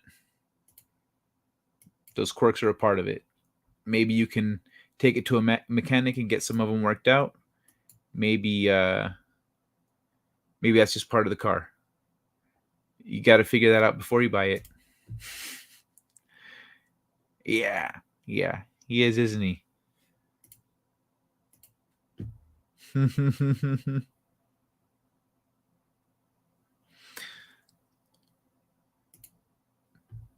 Yeah, I don't envy your position, Catherine. I don't envy where you're at, but if you know what you want, then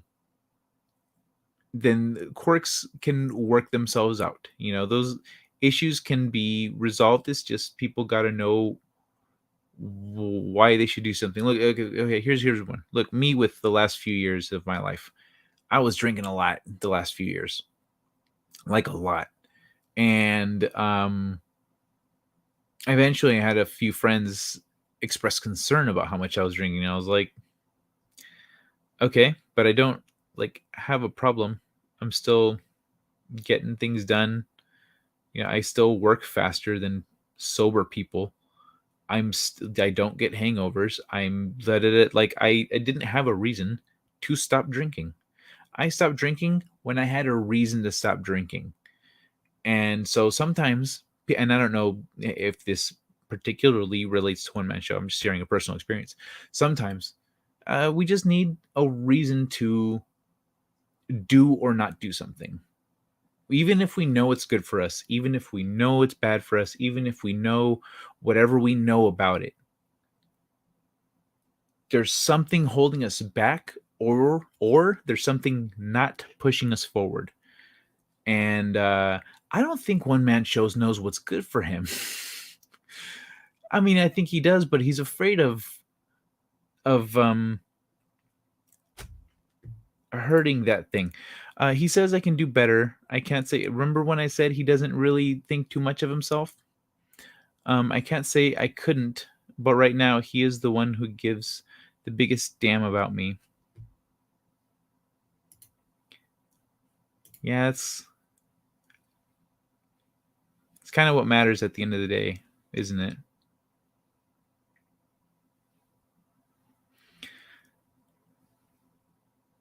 Well, I mean, I don't know what your priorities are, what your timeline is, what you're looking for.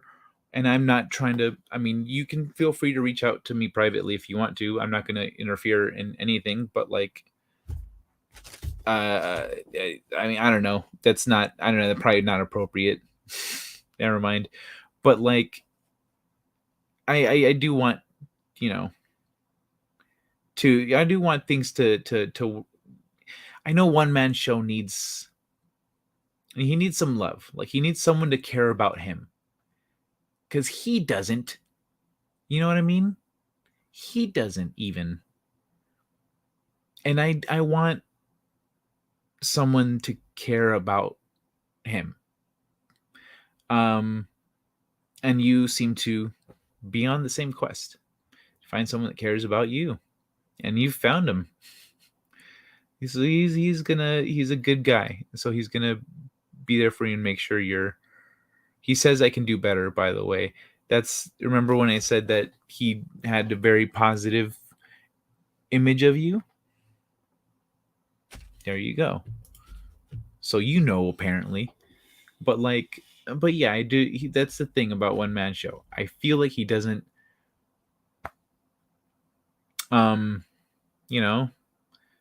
care about himself enough. He doesn't take care of himself enough. I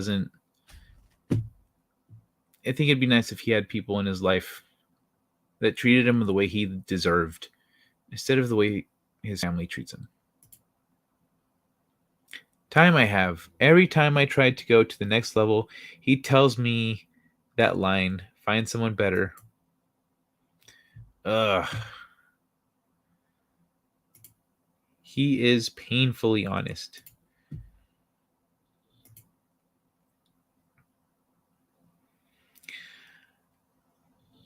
You know what? You could try, I mean, you could try using logic. What's someone better? What's the criteria there? What's the criteria for someone better? What are the standards there? Ask questions. Get to that's you can't just accept a line like that. You got to dig into it. But what does psychologists say to that? What if he's laying on your bed and you're over here with your notebook? He says, you need to find someone better. You say, interesting. Don't I have a pencil around here? Son of a bitch. Okay. There we go. I use this. Interesting. What do you mean by that? Someone better? What is better? Is this couch better than that couch? Is this window better than that window? Explain to me, what is better? I would like to take some notes here. And then you, okay, so that's what you mean. Oh, interesting. Okay. You know, ask questions. Investigate. What does he mean by that? Because I can't give you, like, I can't tell you how to, you know, connect to one man show. You got to do that yourself. You know, that's life. And but I also he's also so guarded that it's gonna be tough, but you can do it. It's just you do some digging. You gotta do some. Think of it like this. Think of one man show as a big planet. He's a planet, and then all those warm fuzzy feelings, they're buried deep down, and then when you ask a question, you get like, you go, hey, can I see some of that fuzzy stuff? And then you get like a brick wall, and you go, okay, thanks, Dick. And you gotta like take the bricks out one by one and just chuck them over your shoulder, get rid of all these stupid fucking bricks. Okay, and then now we start digging, and you dig that shovel into the fucking dirt, and you get to that fuzzy stuff because you know it's down there. He's lying to you, showing bricks. These bricks aren't fuzzy, you sack of shit. I asked for fuzzy shit, you give me bricks. No, you dig. You don't take that answer, you don't take that brick wall as a response. No, you're a human. You was built to, you know, innovate and invent things. So dig, baby, dig. Dig into that warm, fuzzy heart of one man show and get him to realize that he deserves to be happy too.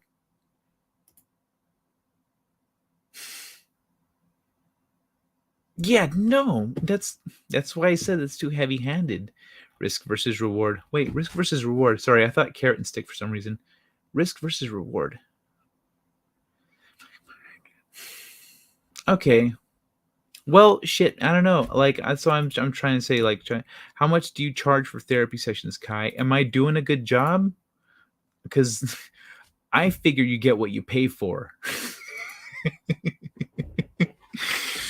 But yeah, do some digging. Do some digging, Catherine. You gotta do some digging.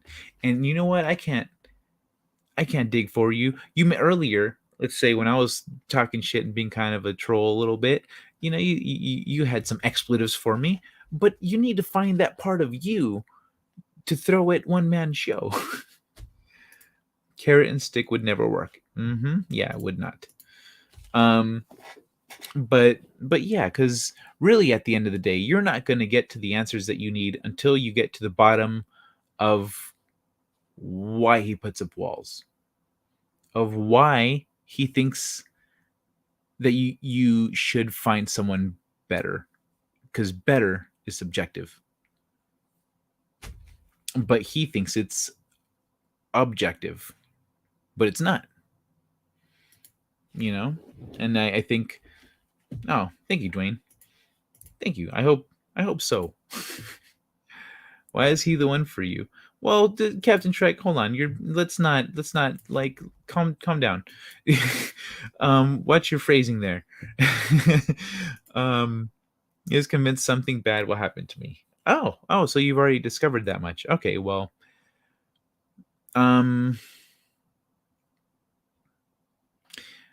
yeah. I tried. So with this thing that happened this weekend, I tried to paint the picture for him. He said, "See, this is what I'm talking about." I said, "What are you talking about, bro? You didn't do shit. This is, you know, you're living your life, and she's living her life, and she living her life attracted this guy, you know, and then then this guy saw you and tried to, you know, come at you, and you bounced him off, and then so now he's gone. And if anything, in that scenario, he is safety for you. Like, you know, that situation could have gone worse if not for him. So there's always chaos around us all. There's always chaos. There's always misfortune waiting to happen. And there's also fortune. And so we may take, how we interpret ourselves as bad for others, but it could be good for others, for like the alligators, those in Egypt, that the little birds that eat the shit in their teeth. That's a good relationship. Most animals, they would go, oh, you see that alligator right there? Stay the fuck away from it. But you know what? Maybe you're that little bird. He showed me his history. Showed. Oh, so you probably know more than me. If I believe in fate, I would say fate had a voodoo doll on him.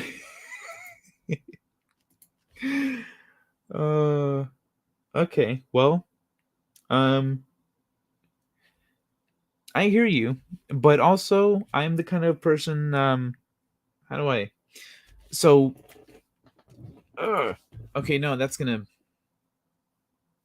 nope, nope, that would have been very insensitive.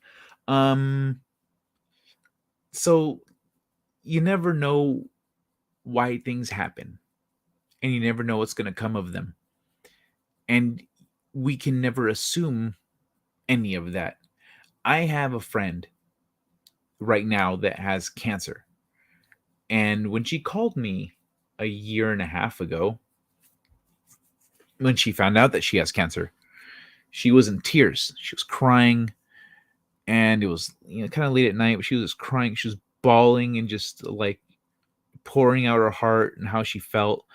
And at some point, I was drunk, so I probably could have been a little more tactful. But it was probably a good thing that I wasn't more tactful, because I said, "Why are you acting like it's over?" And she says, "What?" Like really confused. I said, "Well, you're acting like you're gonna die. Like you don't know that. You just have cancer. Doesn't mean you're gonna die. It just means you have cancer. What if you think to yourself, oh, I have cancer, that means I'm gonna die. And then you go and get into a bunch of debt, and you go and you just have a bunch of fun, and the doctors give you 6 months to live, and a year and a half later, you come back to the doctor's like, hey, bro, wasn't I supposed to die? And doctor's like, oh, hey, you're cured. Well, now you're in debt for the rest of your life. Now you're fucked. Now you're not dead, you're fucked. Wouldn't you rather be dead at that point?" And so I talked to her about how, like, essentially, I was like, no, you don't know that you're going to die. You have cancer. You have to deal with that. Like, don't let it kill you while you're alive. And I changed her perspective on it, and changed her attitude on it. She's still down about it, but like she has a very different attitude about life, and she's been very thankful for that. So I think it was very helpful for her. But the point is that when we are in our own cloud, looking out at the world and at our lives, we don't always see clearly what others see from the outside, or what we ourselves will see when we are further up the mountain and looking back. And so I feel like One Man Show is in a cloud on his journey, and maybe has not gotten, and maybe he's just still in the middle of his journey and does not see how the path led him to the top of the mountain, so to speak. And I'm trying not to I'm trying to make that one work.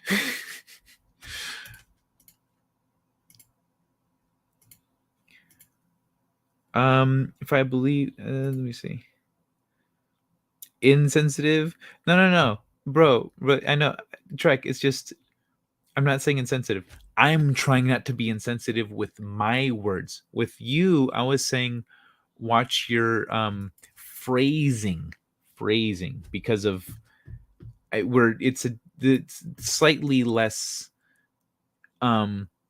committed conversation than what you're asking. That's what I mean. When I love and I can't live without. Aw, that's awesome, dude. And I do not know if he is the one. He's making it hard to figure.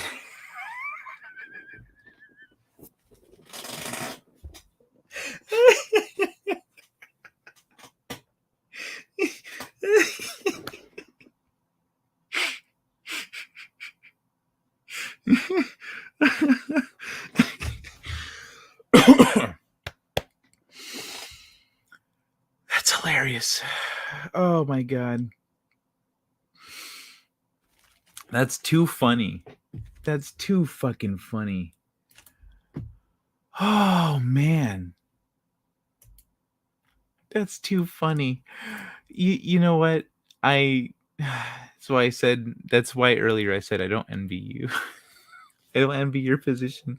Cuz the thing is, Catherine, let me share this with you. I've known where your head is at before we started talking. And he doesn't.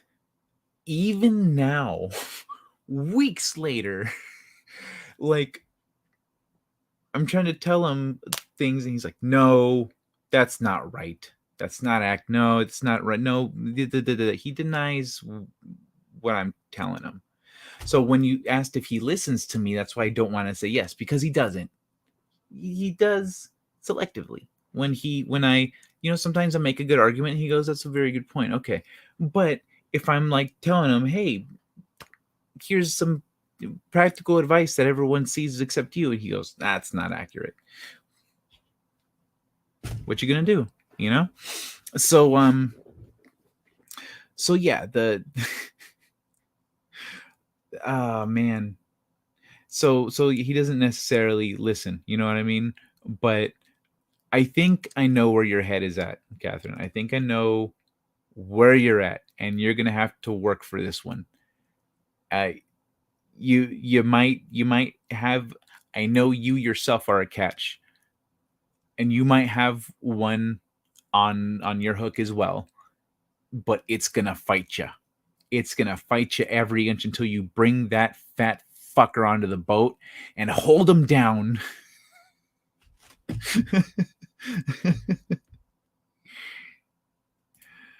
Good morning again, Courtney. You need more sleep. You need like several hours of sleep, not like 1 hour of sleep. You need more than that. But yeah, that's the thing. That's what I'm going to tell you about One Man Show.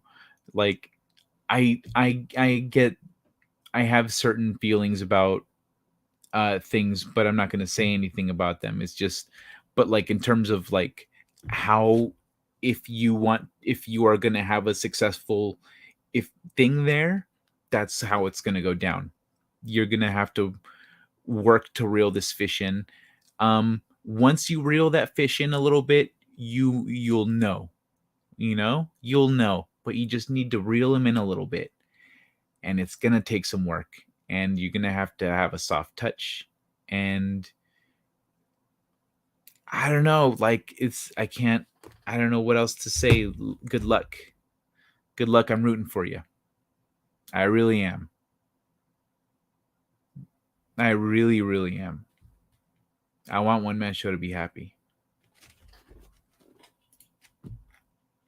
Damn right I'm a cat. She knows that. You know, it's funny. I called you a catch just based on his description of me. I was like, yeah, buddy, what you have there is called a catch. She's not going to deal with this bullshit. And it was, but yeah, I've done this sleep for days. I've been in bed for days. Oh, okay. Oh, that's why the weird like keeps happening. Why for days? Why for days? It wasn't your hand. That was like a day ago, right? That was yesterday. I think things would advance if I could break the doom slinging.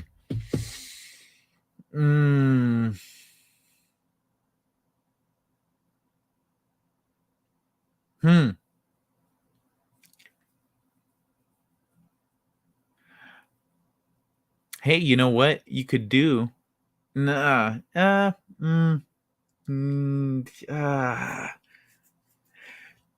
So like a lot of, so you know how when people hear something, you got to hear something so many times before you believe it or something like that. There's so the quick thing, because the One Man Show, this is just a thought. I'm spitballing here. I'm brainstorming. One Man Show is constantly telling himself that he is not worth other people's time, or like that other people are better, or that he's bad luck, yada, yada, yada. He's constantly negatively reinforcing himself. Constantly negatively reinforcing himself. Maybe a barrage of positive reinforcement to counter that over time might help. And not positive reinforcement for no reason, but prompted. Like, let's say if he catches something that's falling right there, or if he protects you from something, good thing you were here to protect me. I'm so lucky to have, you're so smart or something. What a like positive reinforcement, saying observations, positive observations as much as possible. Maybe that could help. Maybe because then what that does is it creates, after you've done it a bunch, if you do that for let's say a few weeks or something, a few weeks later, when you try to get into a conversation again and he starts slinging that doom, he's like, no, I'm nothing but bad luck, rain cloud. You say, nah, bitch, look, and like, remember when this happened? Remember when you can cite, you can cite events and you can show that he has been nothing but a positive force, and etc. I'm just spitballing. I don't know if you think that might work, but it's to counter the doom slinging, because until there's something that you can sling back, he's the only one with ammo. You know what I mean? So maybe I don't know. I'm not a psychologist, psychiatrist, whatever, but worth a shot. Lucky in some ways, but because of everything in the world now, we may never meet. Shenanigans. You guys will meet, dude. What part of the world is she in? It's like the more he comes to care, the harder he pushes me away.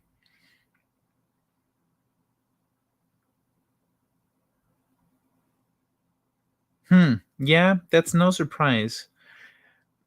Have you tried just stealing a kiss? Just thought, question, etc.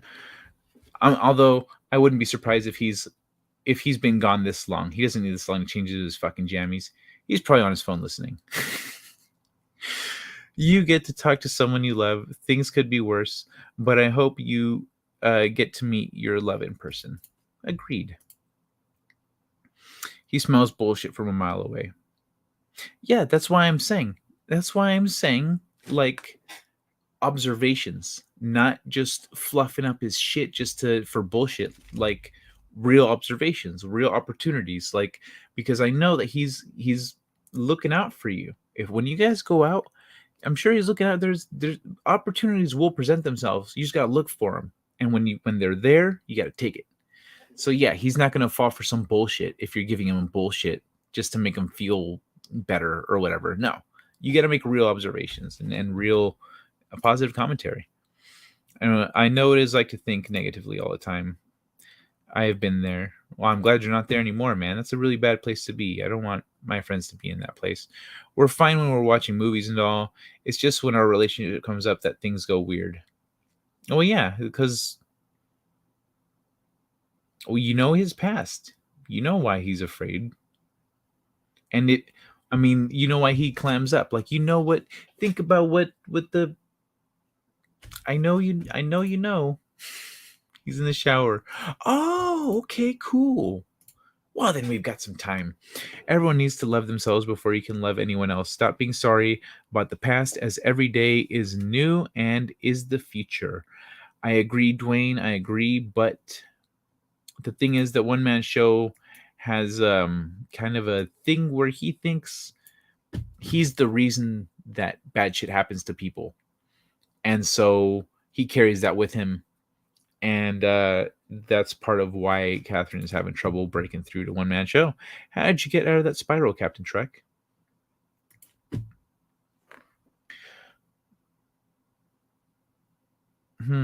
I have for if anyone out there is interested or is feeling down, I have a playlist on spirituality if anyone might find that helpful, it's about like your relationship with yourself. It's about the philosophy of how you deal with other people, how you deal with your own emotions, how you deal with pain and grief and growth and ego, uh, good habits, things like that.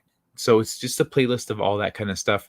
If anyone out there would be interested in that, I can just make it public. Like I can share it, or I can just make it public and put it on my page. In case that, it might help anyone out there who's maybe feeling down or issues with connecting with people or anything like that. What do you guys think, if I should do that? Or because I've been kind of more accumulating it for myself and also for certain people in my life that I think definitely need it. I've already shared it a couple of times now, but I wasn't like putting together a playlist for I don't know what the fuck. I was just putting together something I hope help people. But yeah, I think not one person is at fault by themselves and never should feel that way. Yep, I agree, Dwayne. That's logical. That's what everyone understands, unless they are that person. Unless they are the motherfucker that is blaming themselves for everything, everyone understands this.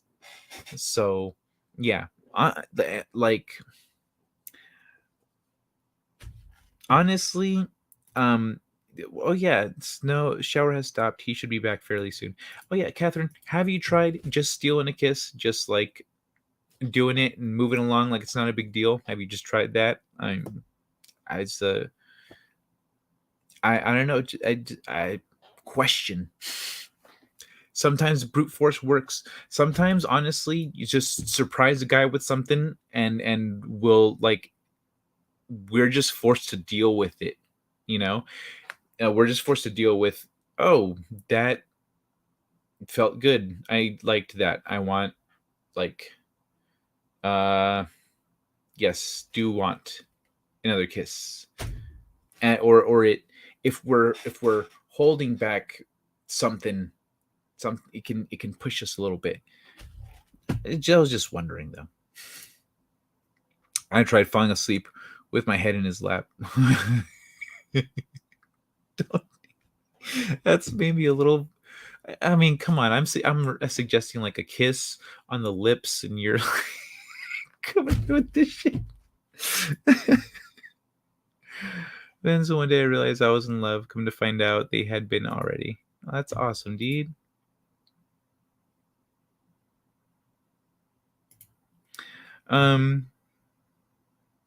So yeah. That's what I was saying. It's not. Look, you're gonna have to appeal to his heart. To his heart. This is the safe that you have to crack if you want to get to one man show. You don't go further south. You don't go further north. This is your target. Okay, right fucking here. Anything above or below is not gonna get you any progress. That's it. I'm gonna leave it at that. Just go up to him and say "love you," kiss him on the cheek, and say it again. Leave. I'll let Catherine choose how hard she wants to hit the gas on that. So yeah, I would. That's all I'm going to say. You got a lot of tools at your disposal. Just focus on those ones. I just don't know how to break his negativity. That's why I was thinking maybe positive reinforcement, because he doesn't have anyone. Think about it, like, and you know this, he doesn't have anyone in his life that is positive for him. He doesn't have a positive force or positive voice in his ear. He doesn't have that. So that's why I was recommending, maybe for starters, because he starts slinging the negativity, you at least have positivity. You guys spend a lot of time together. I'm sure you could already name things that he's done for you, things that you found helpful, things that were kind, thoughtful, etc. You've already got them. What I would recommend, possibly as an idea, is vocalizing them in the moment, and just continue doing that.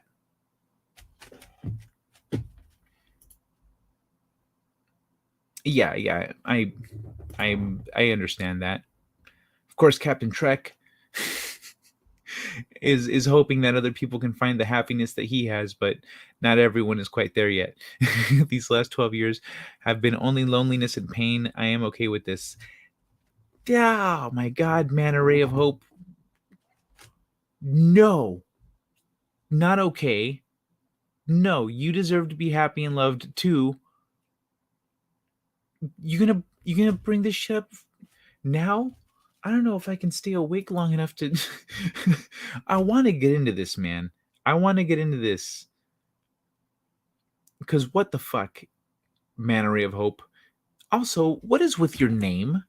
If you're like, I'm okay being alone and sad, fuck you with your man array of hope. No, no, no, no. You need to live up to this shit, bro.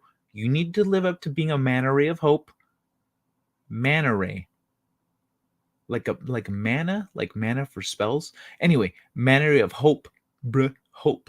You need to be positive. Be positive. And you know what? What loneliness. I mean, other than the loneliness that you have outside of being here with us, which is not lonely because, you know, you kick ass and I get happy when I see you in the chat like I did just now until you gave me this sad, sad sentence. I was expecting, hey, sorry I'm late. What's going on? I had a fucking great weekend. But no, apparently you didn't. What the fuck, man? Why didn't you have a great weekend?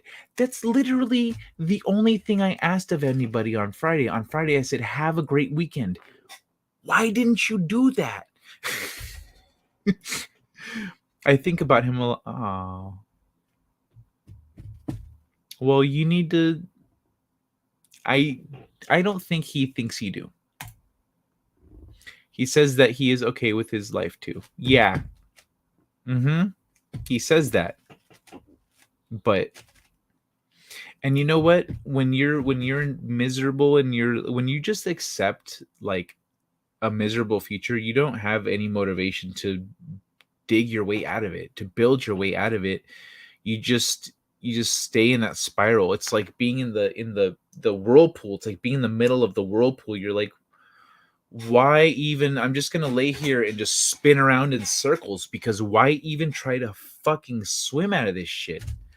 I'm just gonna swirl around here forever because I can't swim. If I can swim, I'm gonna swim against the current, swim with the current. It's gonna bring me back here. It fucking sucks. Like, so I think that's how it happens when people have just been through so much. But that's why I think that people that I was saying, One Man Show doesn't have a positive voice, a positive force in his life.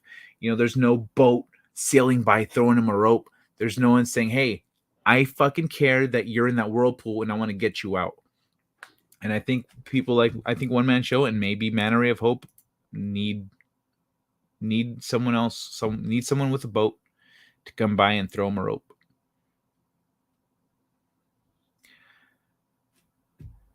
And the Archon. What's this about Archons? Archons are what? I don't know anything about Archons and any kind of a spiritual or wicked symbology, terminology, etc. I only know about StarCraft. You need to be positive, but do not offer basic fluff. I live in Rhode Island. There are no women here. Oh, well.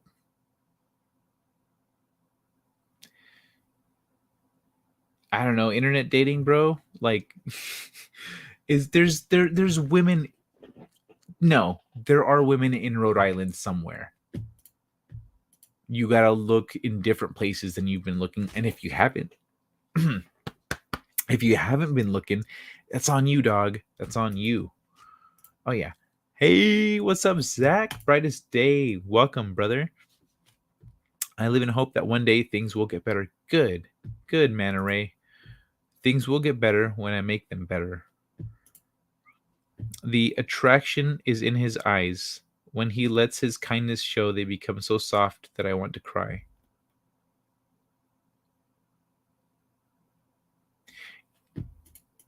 Mm-hmm. Okay, that was probably a bit much to say to strangers. It was very sweet. I feel the same about CT. Options are not great. CT. All these non-California states. Connecticut? Oh. The options are, dude, like even just in the region that I'm in right now in California, I don't bother with dating apps because it's not a lot of talent. I went to sleep at 1:30, woke up, had a nut, then saw you were on. So I came to hang out. Oh, rock and roll, man. Thanks for hanging out. To not accept anything like this is all you can get. Things will get better. Yeah. Yeah, never accept anything. Life here I read a thing recently about how the earth resists man because without resistance we could not stand. And that's true. You know, if you think about that, without resistance, there's no foundation. Without resistance, you're building on quicksand, you're building on mud. You can build a house on mud, build a house on dirt, on sand, build a house on the beach with no bedrock, like just watch the house sink. You can't build on sand. You need resistance. You need resistance to build that foundation, something to plant yourself on. And so if you find resistance, that's your base right there. Stand yourself up on that resistance. Don't let that resistance be a barrier, but let it be your foundation. And stand on that motherfucker triumphantly.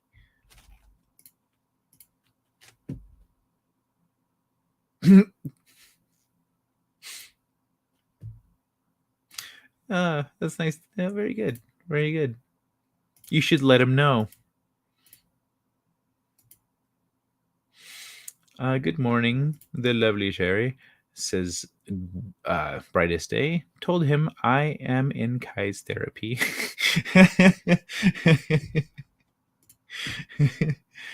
Do you know Jesse?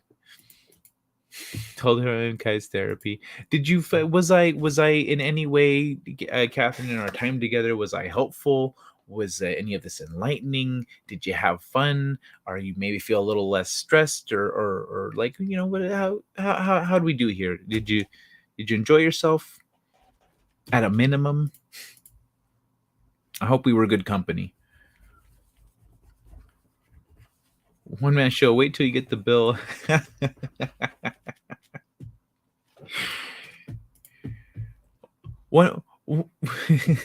One man show is doing free proofreading for me, so I'm not gonna bill him.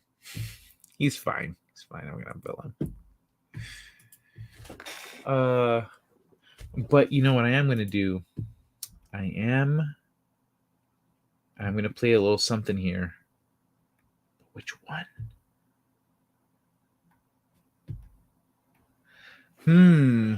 Believe prostate.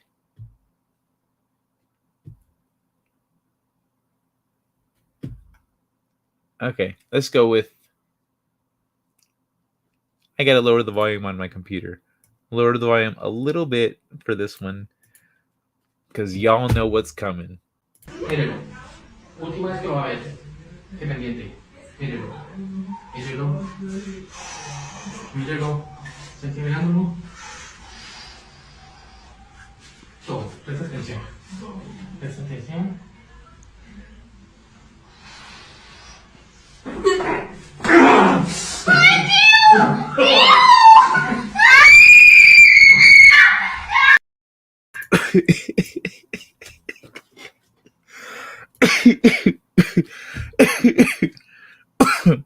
I'm sorry, that little girl. Told him to go turn down the bed. What does that mean? I'm less stressed. Good. Yeah. Awesome. I'm glad I could help. Turn down the bed. Does that mean like pull the top of the covers down so you can slide in comfortably? What the turn down the bed? Jesse Miller, through YouTube, have anyone with within spitting distance of me. Earthquake.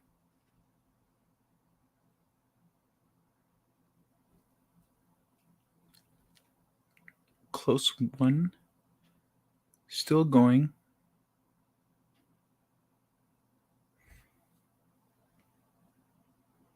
Maybe not that close.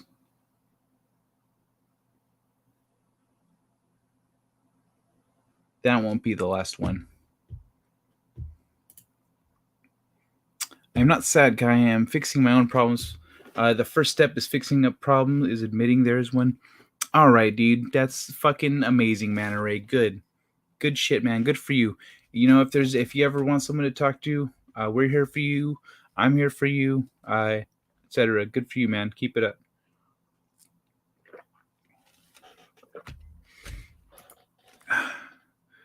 He wants to tell me to go home. He wants to, but that would be rude. To tell a lady to go home at like 6 a.m.? What? How rude. This is always funny. Oh, thanks. Glad you're having fun. There's a corner in hell for guys who play pranks like that.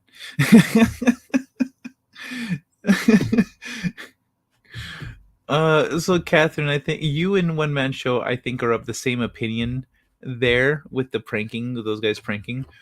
But I'm just gonna like, as a Latino, like we fuck with each other a lot. We fuck with our nieces and nephews and our kids. We are not sexist Latinos. We prank everybody equally. So like we like fucking with the kids, the teenagers, the adults, everyone. And the kids do it too. The kids will fuck with adults, the kids will fuck with each other. It seems to be pretty common. It seems to be pretty common. In fact, a Mexican tradition is on your birthday. You'll notice this. You'll notice Mexicans, if you're watching a Mexican birthday, on whoever's birthday it is, they'll be like, "Oh, go sit down in front of the cake." They'll say, "No." It's your birthday. Go sit in front of the cake. No, I'm not sitting in front of the cake. No, fuck you guys. Fine, we'll stand over here. And then they'll make sure there's no one around. Because Mexicans will almost always try to slam your face into the fucking cake.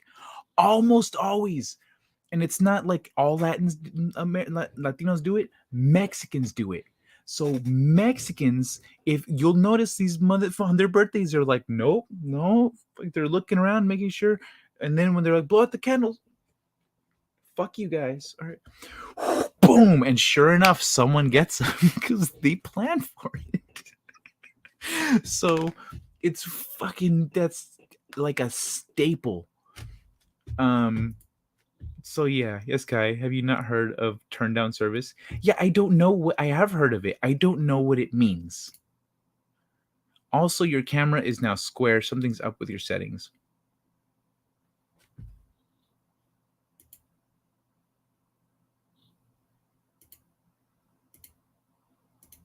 Nope. Looks correct. Looks correct. Yeah. Oh, I enjoy talking. Lingerie makes it clear I am not leaving. Yeah. Yeah, you're not leaving. Don't. See, I didn't know if you, yeah. All right. Yeah. Like I said, go. Sorry, I'm just thinking of a friend of mine, lingerie. This One Man Show, Mannery of Hope. One Man Show has traded seats with somebody. We've been talking to somebody else this whole time. One Man Show.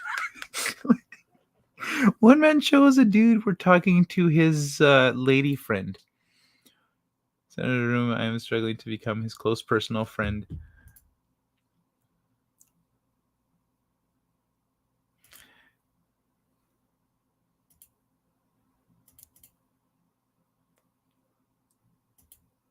Okay, cool.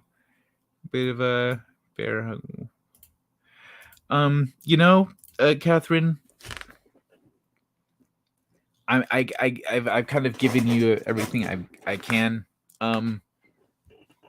Good luck. You're wearing an outfit that is hard to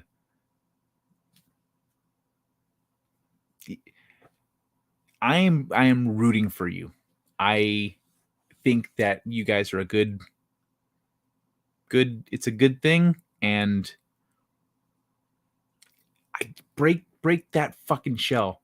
Break that fucker's shell. You get into that soft, gooey core that is one man show. All right, you fucking do it. I believe in you. I want.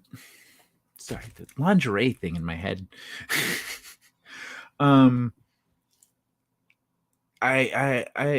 don't know if like think like the first place prize chooses what the first place person, whether they choose the first place prize or not, like they choose what they think is the best prize, and the motherfucker in first place knows what's best for them, and you are the person in first place. You're a star, you're a catch.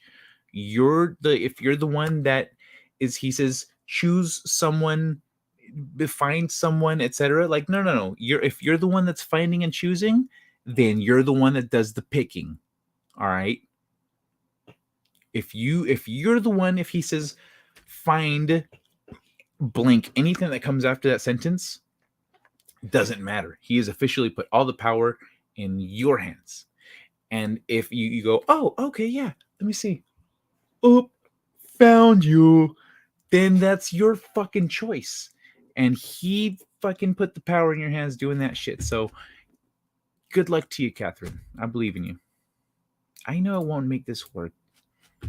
It did not look soft or gooey to me. I know. I'm just fucking.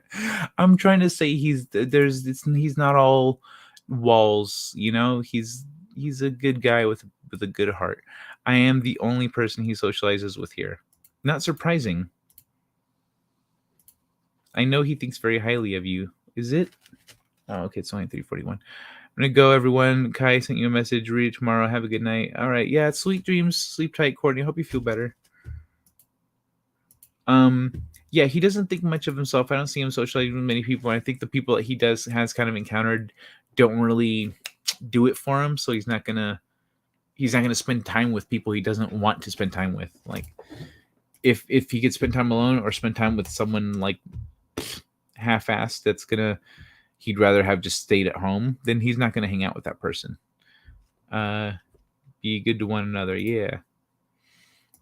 But that's what I gotta say. Like, if he wants you to find someone that's right for you, then that means that he also wants you to pick who that person is. Is he gonna pick for you? If you go, oh, okay, so you don't want me to, so if I pick you and you say no, you want me to pick someone else, okay, so what happens when I go and find that person? Do I bring them back to you for approval? Do you approve the person that I pick? And what does he say? He's probably saying, no, it's you. Oh, okay, well then, logically, he's gonna dig himself a hole there. So you can't have it both ways. You can't give someone the power to go out and find someone, and then when they pick you, you can't go, well, not me, someone else. Like, not, I wasn't, that's not what I was thinking. They go, well, that's where I ended up. It's like The Witcher. It's like The Witcher where he says, fine, the law of whatever, take something you don't know you've got. And then she's like, and she's pregnant. He's like, fuck. It's that, that. So I don't know. Good. I hope you're still here. I hope, because that might be helpful. Even if he heard it, because he knows he's fucked. Well, good luck, Court. I mean, good luck, fucking shit, Catherine. Good luck, Catherine.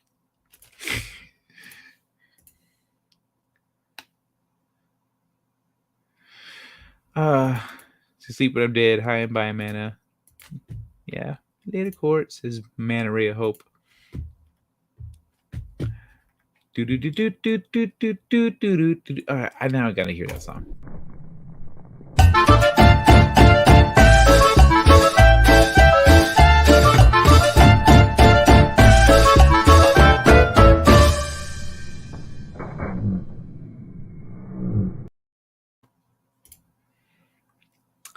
You could try it. You could try it. You know, I mean, do what you're in control. You know, do what you want. But if just in case you encounter any more resistance of him using his brain in that same tired argument, I just want to give you that quick little logic trap there that you can throw at him that's going to make him go fuck, because there's no logical way out of that. And unless he either is like, well, if you're gonna approve my boyfriends or like who I'm picking, like, is that how it's gonna be? Like, no. Okay, well then what the fuck is it? What's it? You know, what do you want here? What are you trying to be the boss of me? Or are you trying to like? But hardball sounds. I mean, I would like hardball if I was in the receiving position. Not wait, hold on. Phrasing there is very important. I'd say most guys would be like, yes, hardball will work.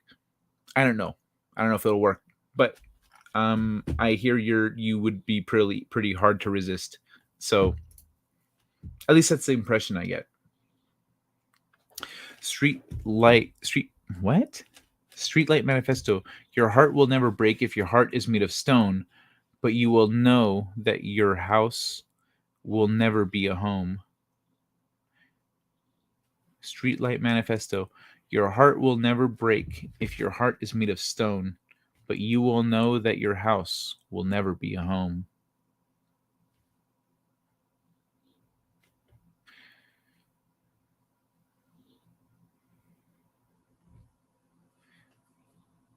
That's a great quote, Man Ray. Thanks for sharing that one, man. Your heart will never break if your heart. By the way, man, I just gotta say, I know I overlook your like spelling errors and stuff, but they drive me fucking crazy, dude. Oh my god, they drive me crazy because I'm a writer and with the spelling, that's the wrong word, you know. Fuck with me, but I ignore it every time. Your heart will never break if your heart is made of stone, but you will know that your house will never be a home. Sleep is just practice until you get it right, Courtney. Streetlight Manifesto is pretty okay. Their first albums are pretty good. Streetlight Manifesto, okay, it's a band. Nice. Hardball is kind of ultimatum-ish. No ultimatums, no. I understand. That's that's why I recommended a kiss, because that's a small commitment. Also, logic trap, because then if he tries to like fight you off at that point, and he's already acknowledged the logical fallacy of trying to deny you your choices as an autonomous individual and a grown ass woman who knows what she wants. So like maybe that's the hardball you need to play. Like, look motherfucker, like, I'm a grown ass woman, you know, etc. Maybe you need to play the strong woman role, and then play your heart version of hardball. I don't know, just logic traps work. You know why logic traps work? Because a lot of times people are saying shit without thinking about what they're saying. They're just saying no, because of they're afraid of, you know, whatever. But then when you throw that logic trap in there, they go, oh shit, yeah, I didn't really think that one through, did I? I can't do that because then I'd be an asshole. And it puts them in this position where they're either in conflict with their ideals, or they have to admit that you're right. So sooner or later, they all fall to hardball.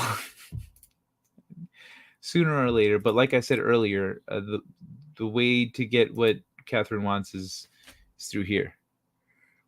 I'm not 27 anymore. I'm better. Ooh, that's right. That's right. You're a grown ass motherfucking woman. Lay that shit down. You're like, nah, I'm not some little kid. He could have cake, but he won't even try the frosting.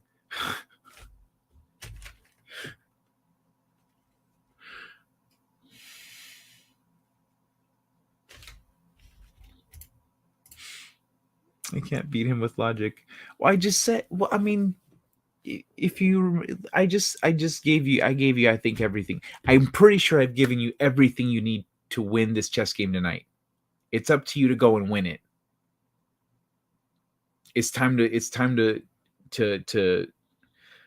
play the game or stay here until I end the stream. I don't know. It's up to you. You gotta, at some point, I am ending it soon though, because I've gone longer than I wanted to. It's getting to be almost 4 a.m. So I'm gonna wrap it up. That means in a few minutes it's gonna be time to pull the trigger, and you're gonna have a game plan. I've already told we've talked about it, and I've shared where I think, where I think you're, because you already know what he's gonna say, and you know how to shoot it down. And when you're talking to him, keep in mind everything you know about him. Also, by the way, the fact that he shared all that with you, that says a lot. You're already on your way in here. You might be hitting the gas a little hard, but you know what? You're gonna do what you're gonna do. You're a grown person. You're gonna do you. Have a good night, Sherry. Much love, hugs and kisses. As a man in his mid-30s, the two things I want from a woman is loyalty and children.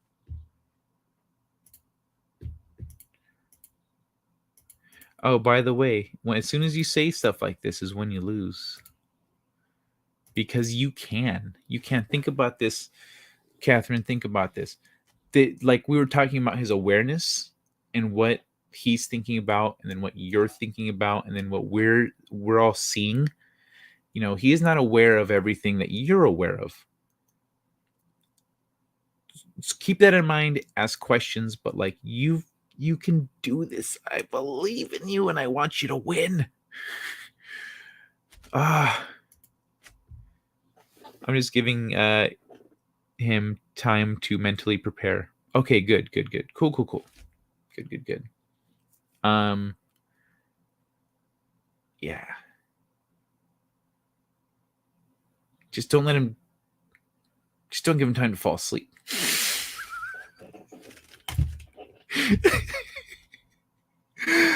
Oh, what the hell? We'll try the cake and eat the frosting. Maybe not dead yet. You guys are here. Hey, Philip Blair. What the fuck took you so long, man? Good to see you. Bienvenidos. Oh man. Catherine, I really am rooting for you. I really am. You fucking got this. He can't tell you to find someone better unless he also intends to approve that guy with the so because he's essentially approving of your choice of him. Like, he can't do that. He doesn't get to do that. You approve of your choices. He has to deal with your choice. Like, that's it. Like, no, like this is it. You don't get to tell me, no, this is how I feel, and this is where I'm at, and this is what's real. And he doesn't get to it. So this better is subjective. Yeah.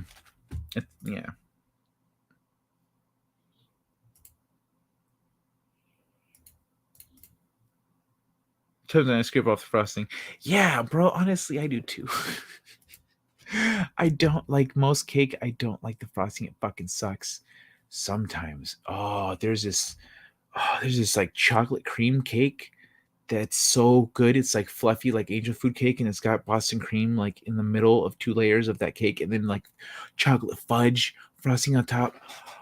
Oh my god, it's so good. It's so good. To approve of, I see. Yeah, I know you. I know he's not. I know he's not. That's the point. That's the point. If he's like, find someone better. Like, well, let's think about that logically. Like, that means that you've made a pick here, and he's saying no, so he does not approve of your pick. Oh, okay. So what do you want? So what do you want me to do? Go out and find another guy, and then do you want me to bring him to you, and then you approve him? Like, no, I don't want that. Oh, no, you don't want that. I didn't think you did. So why the fuck are you here approving right now my choice of you? What the fuck is with that? Like, are you trying to be the boss of me? Like, I'm a grown ass adult. Trying to tell me I'm wrong? You know, you trying to tell me I make bad choices? What's going on here? You know, you gotta flip it on him. He doesn't know what's good for you. He doesn't know what's best for you. You know what's best for you. You know what you want. And yeah, ice cream frosting is, oh, what? Ice cream frosting? That's a thing? Ice cream frosting. Cream cheese frosting is really good. Cream cheese frosting is the best non-fudge frosting. If things elevate, exclusivity is a given. Oh yeah. I have no doubt about that. I was mostly joking about the logic of him telling you to find someone better than him. You know what I mean? Like, that's because that sentence comes from his criteria, his definition of what's better for you, not your definition. According to you, he's what you're after. According to him, you should go find something else. You know what I mean? There's a logical mismatch there. French silk pie. Oh, by the way, silk is very soft to the touch, so it's very easy. I mean, you've got excuses to like, oh, so soft.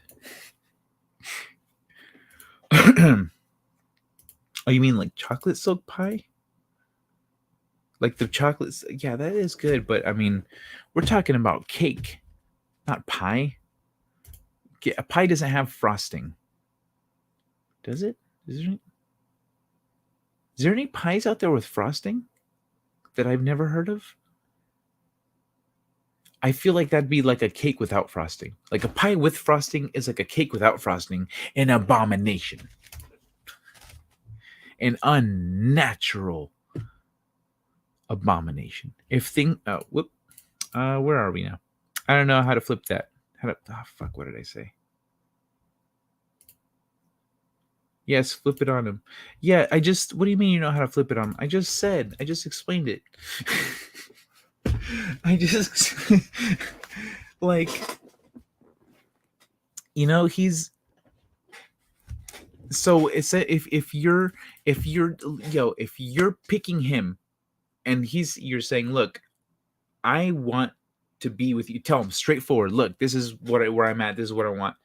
I want you. I want to be with you. I like you. What's up? Like, that's it. This is how it is. And let's say he says, you need to pick someone better than me. Like, me? Other people plus. Like, go find someone else. At that point, as soon as he says anything to that respect, he is essentially saying, no, you're wrong. Like, your opinion of what you're not, your opinion and your deduction of what is good for you is not actually what's good for you. He is claiming to know better. He is claiming to know what's good for you by telling you that he's not good for you. No, go elsewhere. So is he trying to make your decisions for you? Is where I'm coming from. That's how you flip it. So he's deciding that he's not good, but you're like, no, I like you. I'm here for you. You don't get to tell me that I need to choose better. Like, this is better. you are better than my other choices. And like, and if he denies that, he's essentially taking away your autonomy. So glazes, maybe not frosting. You can have a cake without frosting. It's called an incomplete cake. Lemon cake with frosting? Lemon cake. Lemon cake.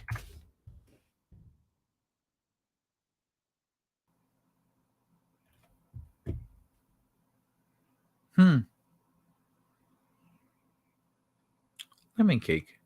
Most of these have frosting on them. They almost all have frosting. All of them have frosting on them. They're not all the same thickness, consistency, or type, but they all have frosting.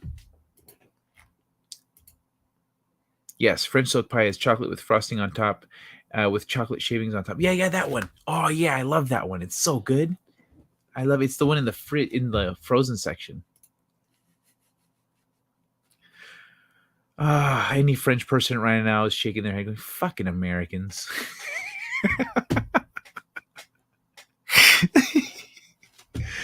Angel food cake frosting, really good. Ooh, it does sound good. You got this, Catherine. Now, off you go to slay the beast. Strike at his heart and become the queen of dragons. Then he will say something like, say that when you're in traction or one of those other guys sticks a knife into you. Well, you know what? Catherine? This crazy guy might have done that. But you know what happened? He ran into one-man show. And you told him off. You told him he's not welcome anymore. He is saying, what if danger happens? But danger already happened. Danger already found you. And what actually happened was he was a defender. He was a protector. He stood up for the reason. You want to know the reason he stepped off his porch and didn't just like ignore that guy and walk away? Because that guy was bad for you. That guy was dangerous for you. That guy was a danger to you. He says he's like, I don't know why, but I stepped off my porch and I got in his face, because he doesn't realize what's going on right here. This thing is in my way. He doesn't realize what's going on right here. But that's why he did it. So he's using what ifs. You can use what actually happened.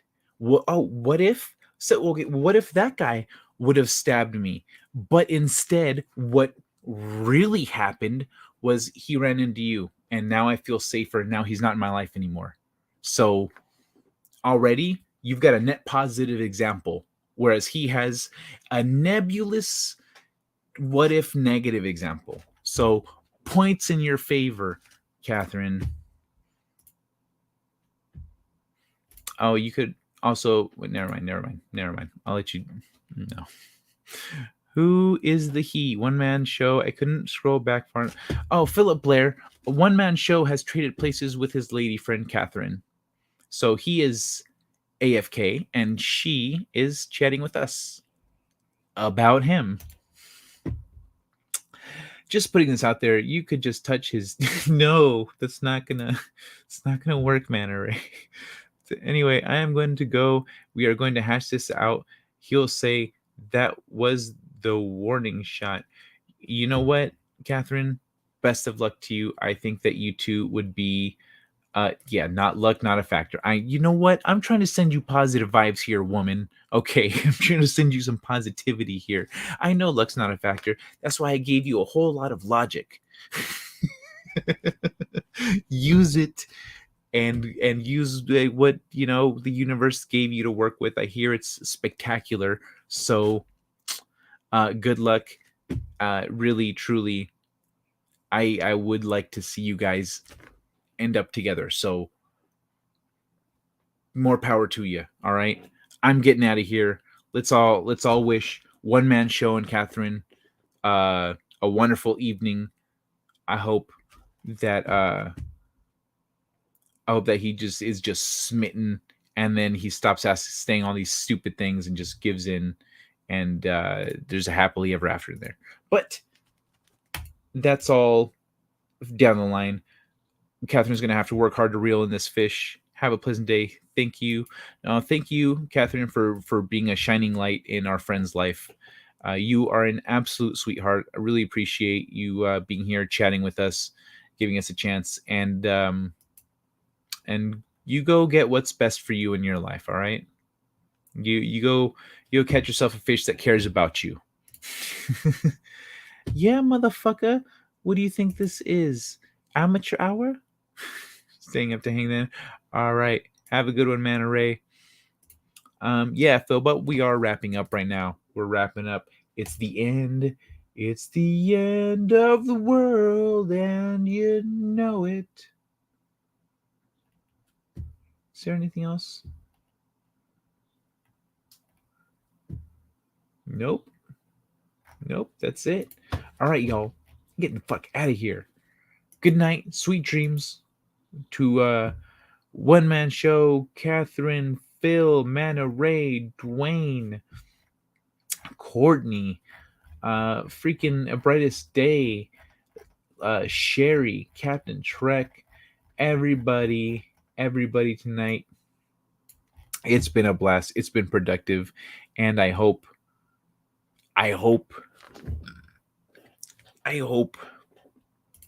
that we've helped. Yes, caring fish. I hope that we've helped that situation, because that stubborn son of a bitch needs to doesn't realize what a gift life is presenting him with. And I really hope things work out for the best there. So as for the show, it's over. I'm getting out of here. I don't know where you're going. I don't care. I just need you to go. You know what? You can keep the goddamn tab open for all I care. It's just, I gotta get out of here. This place, it's too confining. I got this just tiny little box here. I can't go too far in either direction, or I disappear. Look at that. I ain't got no hand no more. It's gone. I don't even know what it's now. I got no hands. There we go. I'm back. All right. This is frustrating existing in a digital space confined for all this time. So I got to call it a night, everyone. Take care of yourselves. Hugs and kisses. And I'll see you tomorrow for Tuesday's show. Have a good one, yeah? Buenos nachos. Second start to the right. And straight on till morning. Set a course. For home. I'm reading an ion storm on that trajectory, sir. Should I go around it? We can't be afraid of the wind, Ensign. Take us to Warp 4. It is the unknown that defines our existence. We are constantly searching, not just for answers to our questions, but for new questions. We are explorers. We explore our lives, day by day. And we explore the galaxy, trying to expand the boundaries of our knowledge. And that is why I am here. Not to conquer you with weapons or with ideas, but to coexist and learn. Let's see what's out there.